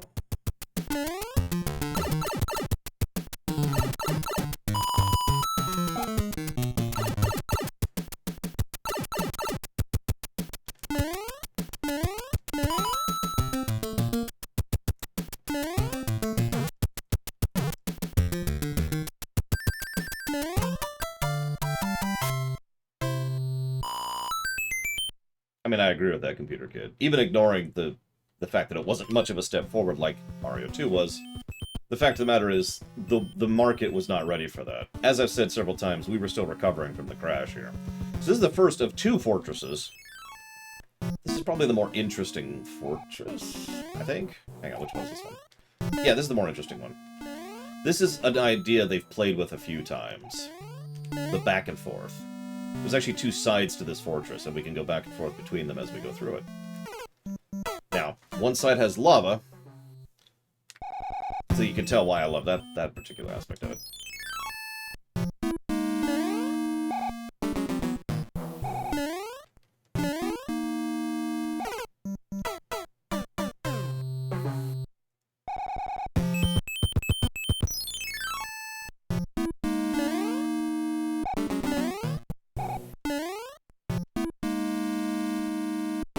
That was just me not looking at the screen, if you're wondering what happened there. I do that every now and again. I glance away from the screen for a second, and then I die. Should probably stop doing that. They like to have little moments like that, too. So, this is another one of those, there's lots of paths kind of levels. A lot of paths.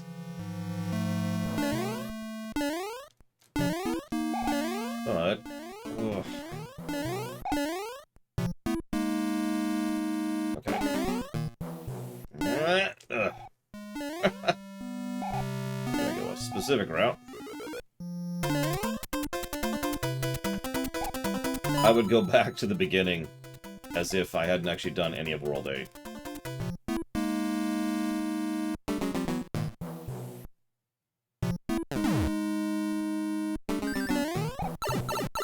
Oh yeah, I should tell that story. So, I was playing this game. No, that's a lie. I used to go to a thing.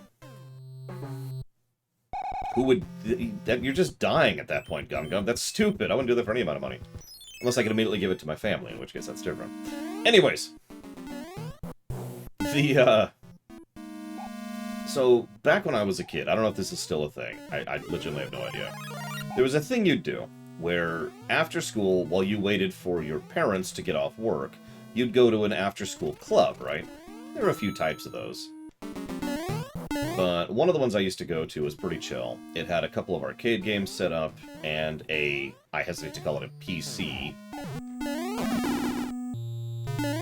And we would play video games and just kind of hang out and chill. They had, like, sports stuff, too. It wasn't just video games, but, you know, we just kind of hang out and chill while we waited for our parents to get off work. One of the times I was there, one of the counselors, one of the adults who was present and taking care of us, was playing this stage of Mario 3. And he could not figure out his way through it to save his life. He kept getting stuck over and over. He basically kept going through the same loop. And if you know this level, you know what I mean when I say the same loop. Because this is the exit right here. I'm actually standing on it.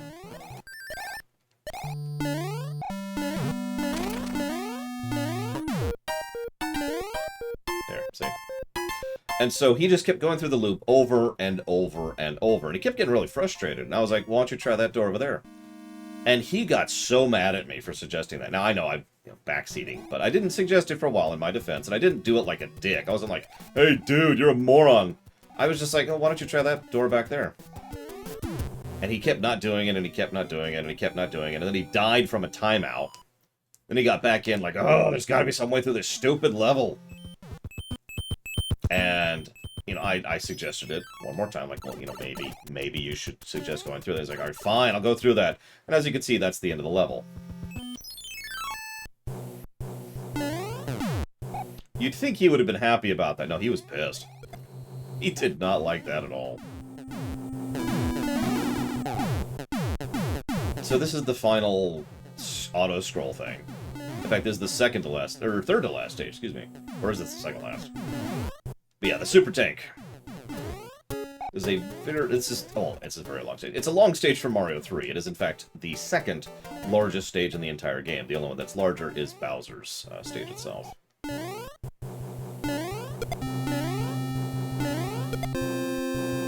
Probably loner. I didn't take it personally. I understand what it's like being frustrated at a game, especially nowadays. At the time, my frustration was the fact that he wouldn't listen to me. Because I was a kid. By the way, that was the reasoning. I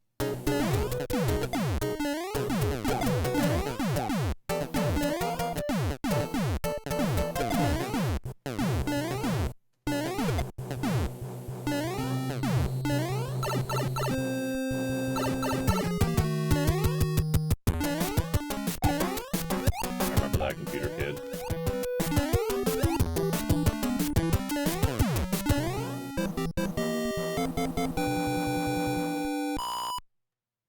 So,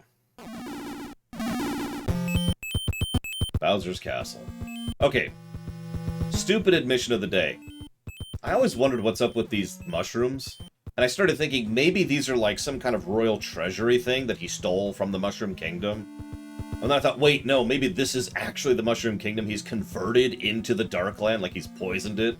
And my mind went wild with all the theories and ideas. I have no idea what's up with the mushrooms, though. I used to also draw sketches of Bowser's Castle. And I'd look at that and like, well, that's kind of boring, and I'd do a different take on it, and I'm just a loser. So, we do have one last thing to tutorialize. The lasers. There's actually technically one other thing, but it's one of the final things that this game has to offer, is the lasers. And it hits us with it right out the gate. As you can clearly see.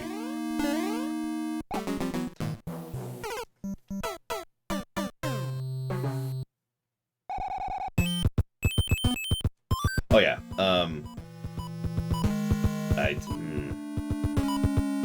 I'll use Juggum's Cloud on it. Don't do that.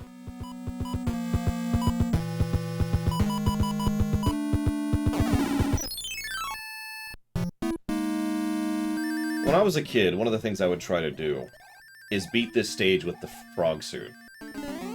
I never did it.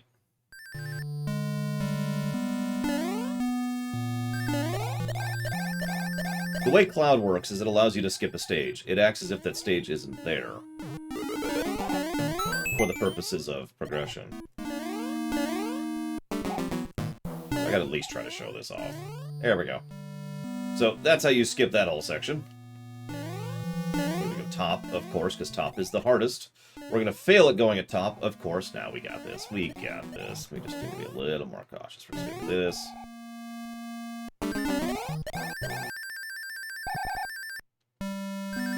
Top, of course, being the hardest, gets us immediately to Bowser, as opposed to all the other options, which get us through the rest of the stage.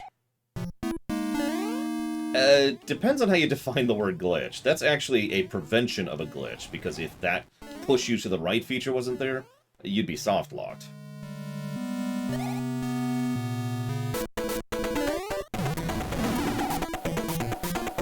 Can't jump on him. Oh, wow. Okay. Also, this is my favorite song in the game. I was actually really happy to hear this again in Super Mario RPG. I loved this final boss fight so much. It's such a unique gimmick. It takes the idea and concepts of the game and just absolutely runs with it in a way that nothing else in the entire game does. It does what I think a final boss should. It is a unique, carefully crafted experience just for the final boss. Unlike, say, Wart, or even the original Bowser, both of which are just iterations of previous enemies.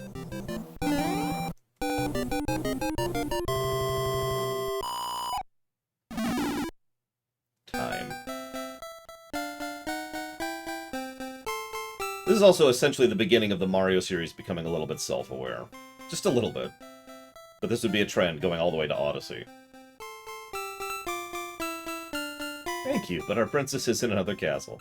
And then Luigi and Kerbo smash through the wall in a time machine to capture Mario.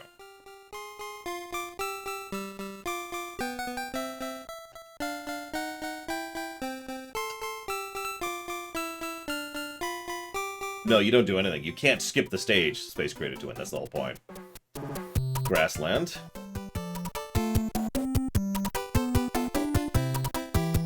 This is my second favorite song in the same game, by the way. Desert Land, also known as the Kupahara Desert. Waterland. I love this ending. It's so simple, yet they do so much with it. Giant Land, obviously. Mario swimming in a unique sprite, actually, to try and get away from Big Bertha. Skyland. Little thing in the distance there. The Koopa trying to figure out what's going on with the statue. Iceland, of course.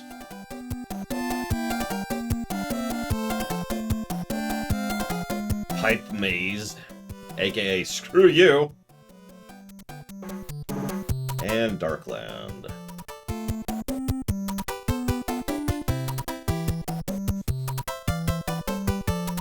And believe it or not, that's actually it.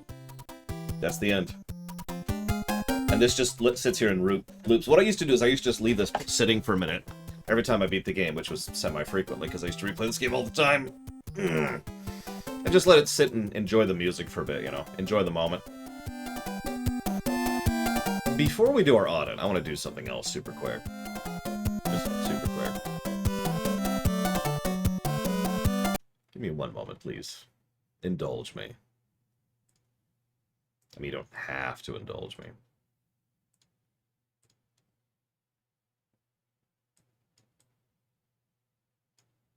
That's weird. That's wrong.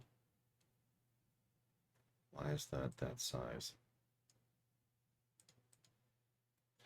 Oh, whatever.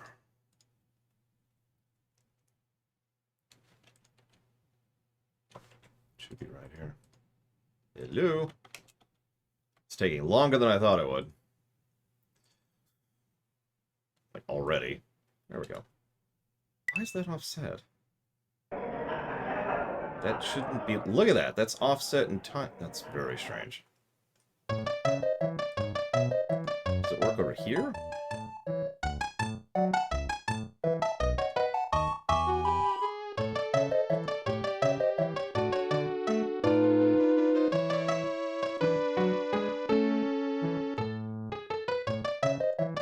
Sorry, I'm trying to figure out something, which is just really weird, and I'm not sure what's going on with that. No? Okay, let's try here then.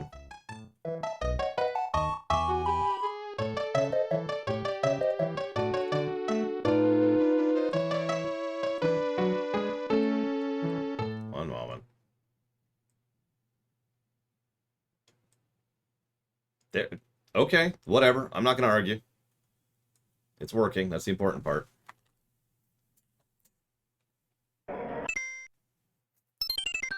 This shouldn't take me more than a few minutes.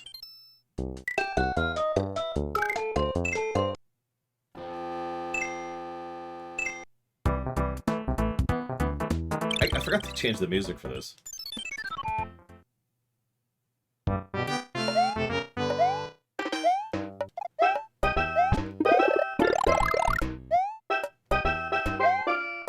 So you can see they kind of added to the backgrounds. In fact, they added some of that tessellation or whatever it's called to the backgrounds. Where they move at different rates.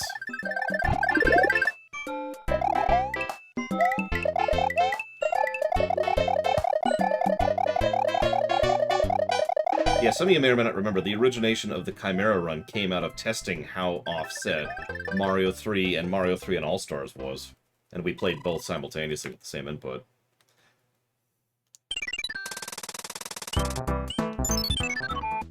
Parallax scrolling, that's it.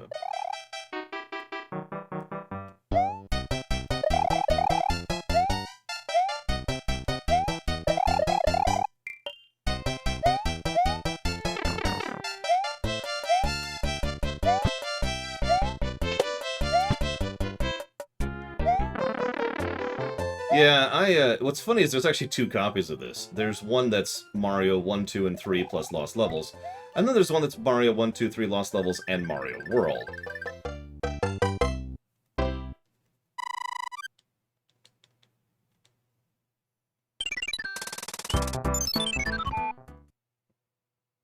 I'm just showing something off, Gigaman. Don't mind me.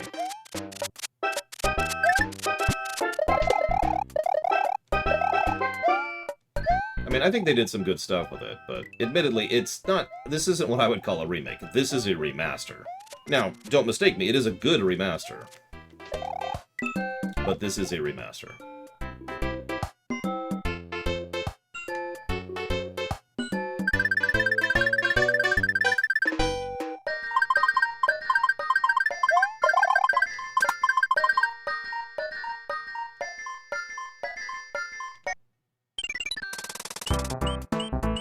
We didn't actually show off the whistles. Notice how there's actually castle stuff back there instead of just being black like it was in Mario World, really. In fact, they reused a lot of the assets from Mario World for this. Not all of them. Some of this is unique stuff. The GBA versions continue to be remasters. To my knowledge, there are no remakes of these games.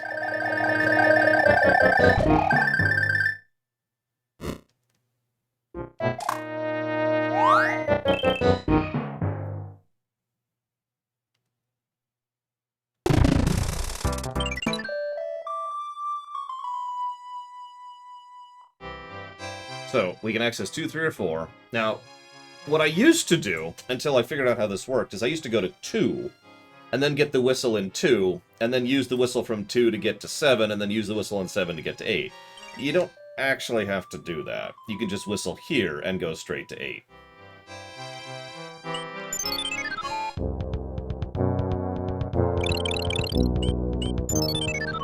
The main reason I wanted to show here is I wanted to show off the backgrounds for World 8. Notice how instead of the kind of drab brown colors with no real backdrops, we actually have, you know, the mountains and the rockiness. And, you know, there's more effort put into the visuals of the stages. And this is actually all I wanted to show off, was this right here. Correct. Rex. Rex, last name I can't pronounce.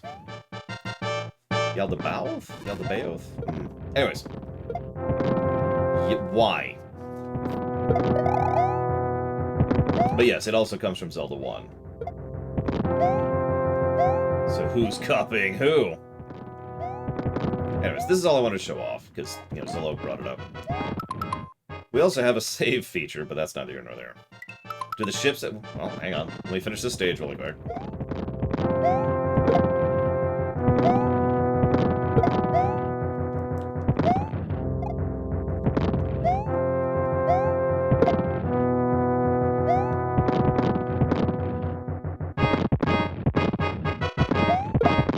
If you know anything about Bowser, you know he's into lava. So of course, there's a bunch of volcanoes. Yeah, I know. No pluses or minuses at all.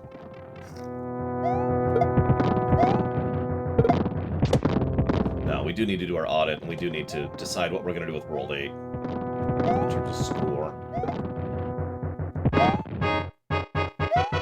I mean, the outro's definitely going to be a positive. If nothing else, the uniqueness of that final Bowser fight, and the Bowser final dungeon, which is effectively a maze with multiple paths through it. Yeah, no, that's good stuff.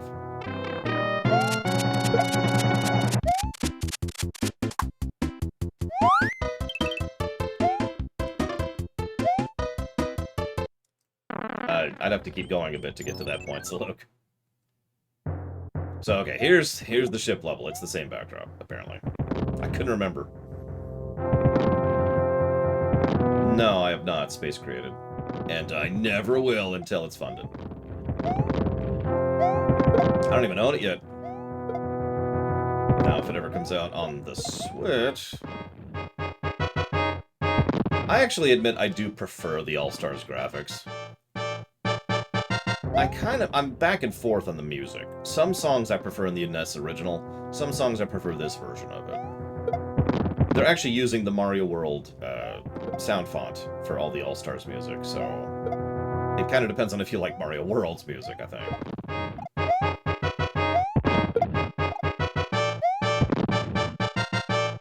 It is at least easier to see the giant cannonballs and the giant cannons, as opposed to the original, where they're just black on black, and you see this one little white outline, and that's the only thing you have to determine where to dodge. Whoa, that was weird. Oh well. Anyways, so that was World 8.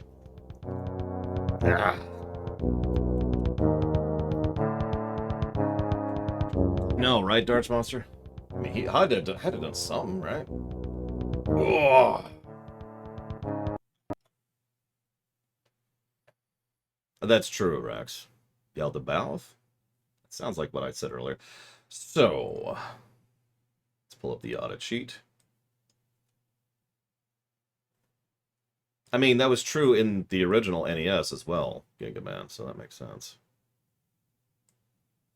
What's funny is World 8 might be rushed. I have no evidence of that, though. Granted, this is before Nintendo established their no-rush policy. That wouldn't be established until the mid-aughts. But there's no evidence of them having to rush to meet a deadline other than the fact that they'd already spent more time on Mario Bros. 3 than they had most of their titles. Remember, they started work on Mario Bros. 3 when they were working on Doki Doki Panic. Not Mario 2, Doki Doki Panic. That's how long they've been working on this game.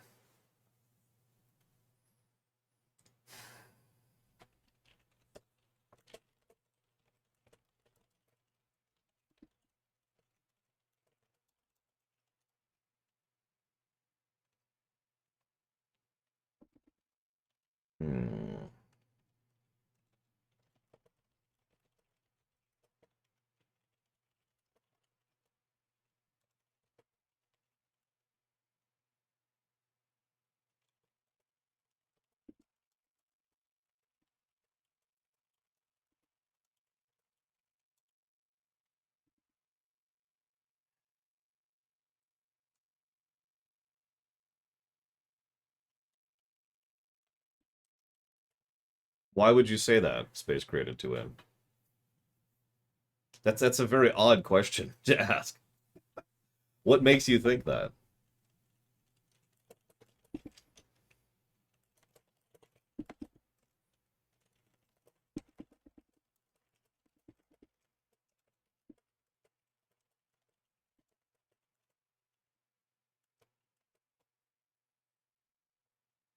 No, I said I don't own them yet, Space Created to Win. They also aren't on console yet, and that's where I would like to buy them, is on the Switch. But I just kind of keep waiting for them to actually, do that. Hmm.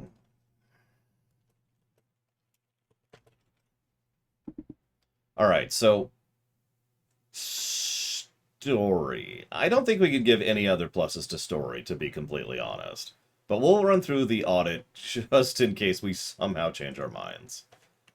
Animations, background lore, banter, narrative, camera work, characters, cinematics, consequence storytelling, dialogue, doodads, empty text, external continuity, fake drama, foreshadowing, humor, integration, continuity, intro, lighting, localization, quests, moments, music direction, NPC set dressing, outro, pacing, padding, plot, party absence, Princess Peach section, sound design, story sequencing, storyboarding, storytelling, visual continuity, which we did give, visual storytelling, which we did give, voice acting, voice direction, world building, writing. I don't think any of that qualifies.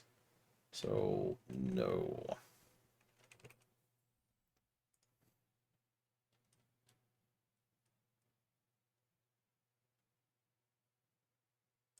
Gameplay.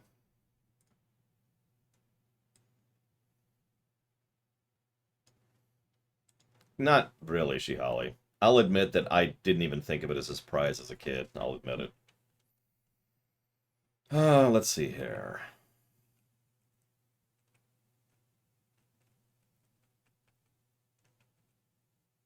See you around, Dirg.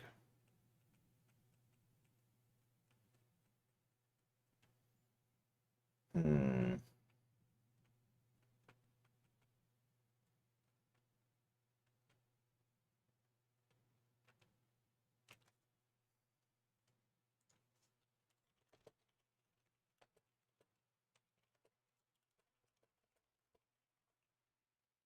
So, we've got an aggregate negative we're building. And I think we'll go ahead and just fill that out right there. So, one negative to gameplay. Total. How do we feel about the graphics of this game?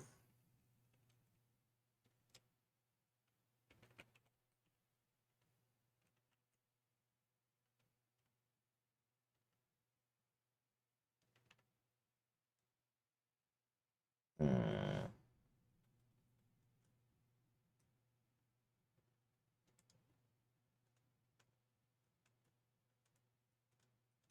Sorry, I'm looking something up. Well, that's odd. I did give a visual distinction plus. I mean, I think they're good graphics. I don't think they're at the level of, say, Mega Man 6, which is just bogglingly good for an NES. Yeah, I'm willing to give a positive for graphics, I think, for just in general. Mostly the sprite work.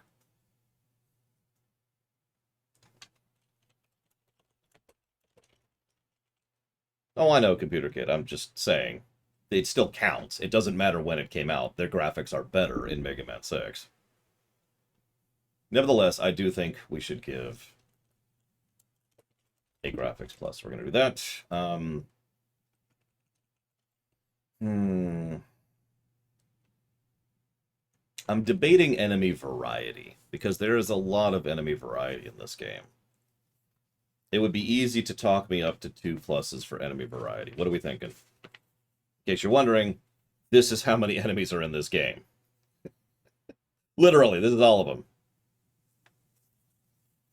I don't remember Star Tropics graphics off the top of my head, to be completely honest. They were called Thwomp Traps back in the day. Any other name changes? No, looks like he's still Bomb, Bullet Bill, Missile Bill, the Angry Sun. Oh, apparently Boss Bass was the other one, and then Big Bertha. I didn't know there were 2 different ones. Whatever. I mean, there is a lot of enemies, and they attack you in a lot of ways. I'm fine with giving 2 pluses for that. There's a lot of enemies there. How many variants? Oh, that's a good question. Zalok is desperately trying to give as many negatives as he can to this game. 1, 2, 3, 4, 5, 6, 7. So there's 7 Koopas. Where's the Goombas? Here we go. There are 7 Goombas. And I guess that's actually kind of it, because everything else is kind of its own thing.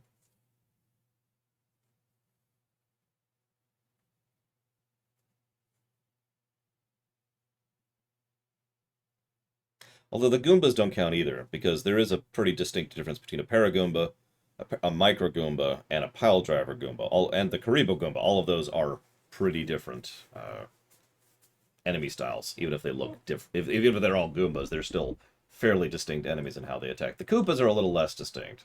They get their variety when it comes to the bros.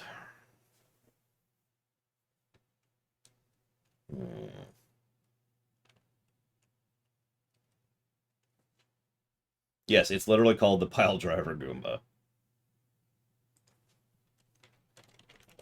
It's the one in blocks that goes like that. Okay, so we've got... Oh, I should actually write those down.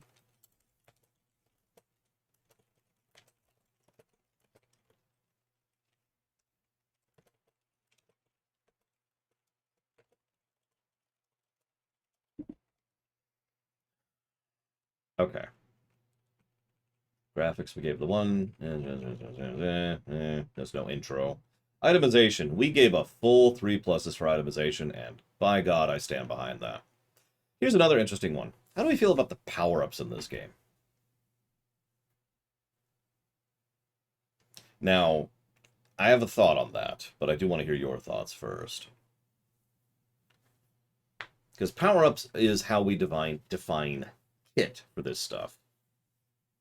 So, you know, mushroom, flower. So we got mushroom, flower, leaf, Tanuki suit, Hammer Brothers suit, frog suit, and star.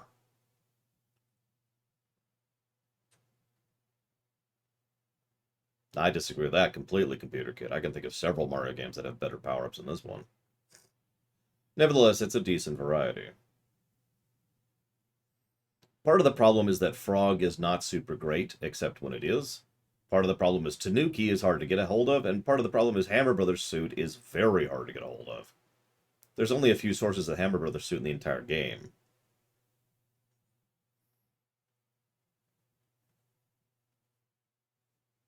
I think a positive for power-ups is justified here. My opinion. I think between the variety but the infrequency of utilization pulls it down to merely 1 positive. Plus, I mean, you know.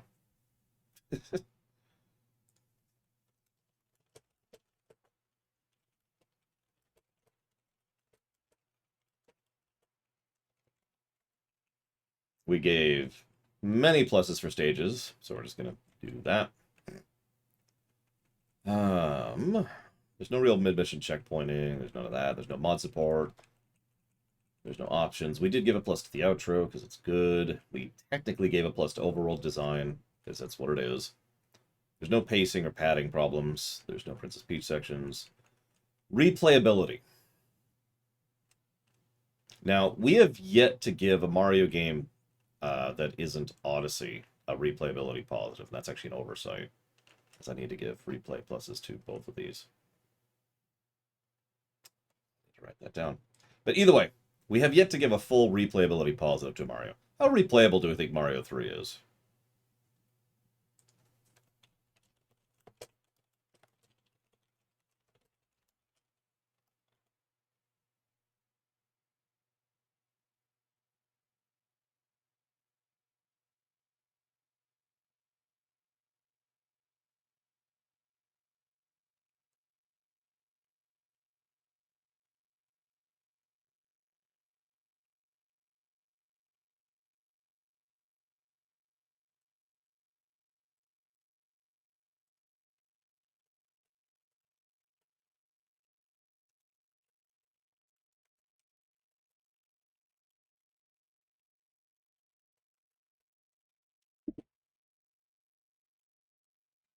Okay. We'll go ahead and add the replayability plus then.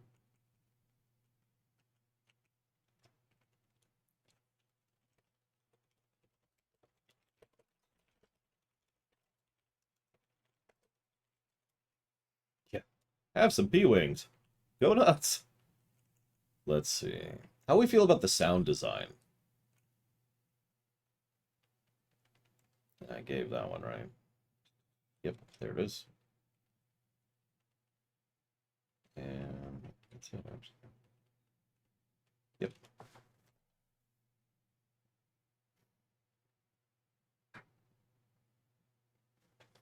Oh, and I can very proudly put a no on cheats for this one. Thank you very much.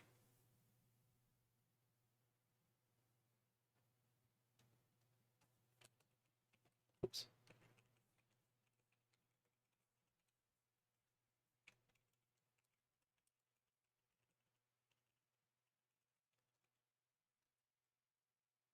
I will admit I'm not super impressed with the sound design of this one. To say it's bad would be inaccurate, but I feel like this might be a wash.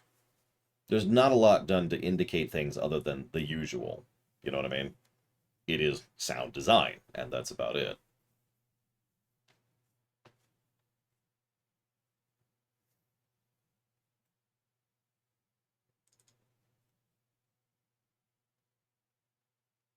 Anybody else have anything else to add? Because otherwise I'm going to go ahead and tally up our golden number here while I get this ready to go.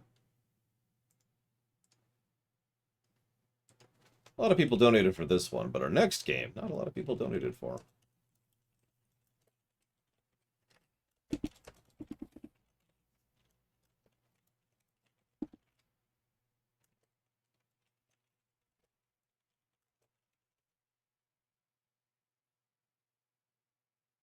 That's true. We need to give pluses to the Koopalings. All the Koopalings deserve all the pluses. You did not donate for World. Very, very few people donated for World, ironically. We'll talk about that tomorrow, because we're going to start World tomorrow. We're not going to start it today. We want World.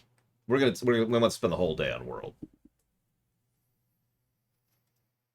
So with that, that means we have a plus 26 to gameplay and a plus 2 to story, which is damned good. Let's see what our golden number is on that. Now, I don't think this is going to surpass things like Mega Man 5 and whatnot, which I'm sure is going to raise some hackles. But you'll notice how we only gave aggregate negatives, and I want you to keep that in mind. Obviously, the golden number matters, but I want you to keep in mind the fact that we have not given this game negatives. Not really, because I think that's relevant. So 27th, this, and then that's going to be... I haven't decided yet, Computer Kid, but we're going to lean that way.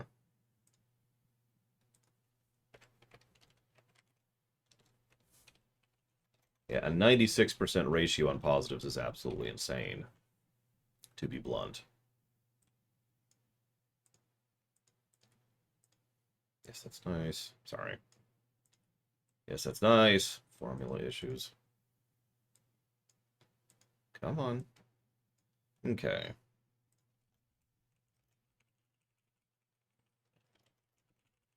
Final golden number score. That's pretty damn good. Final golden number for Mario 3 is 40.94, which for a bit of perspective, that puts it here. Just above Pokemon Black and White, and effectively tied with Final Fantasy XII. And yeah, no, that sounds about right. Mario 3, I was actually expecting that to be a little bit lower. In fact, I was a little bit afraid that was going to be a little bit lower. But the truth of it is, Mario 3 obviously is a significant part of my life, but this is one of those necessary bricks for game design in general. I think if not for Mario Brothers 3, we wouldn't have had a lot of what we've had over the years since then, including the game we're going to be covering tomorrow. So starting at 9 a.m. Eastern Standard Time, we will go ahead and jump into Super Mario World. That should be an interesting trip. I hope you've enjoyed. I'll see you next time.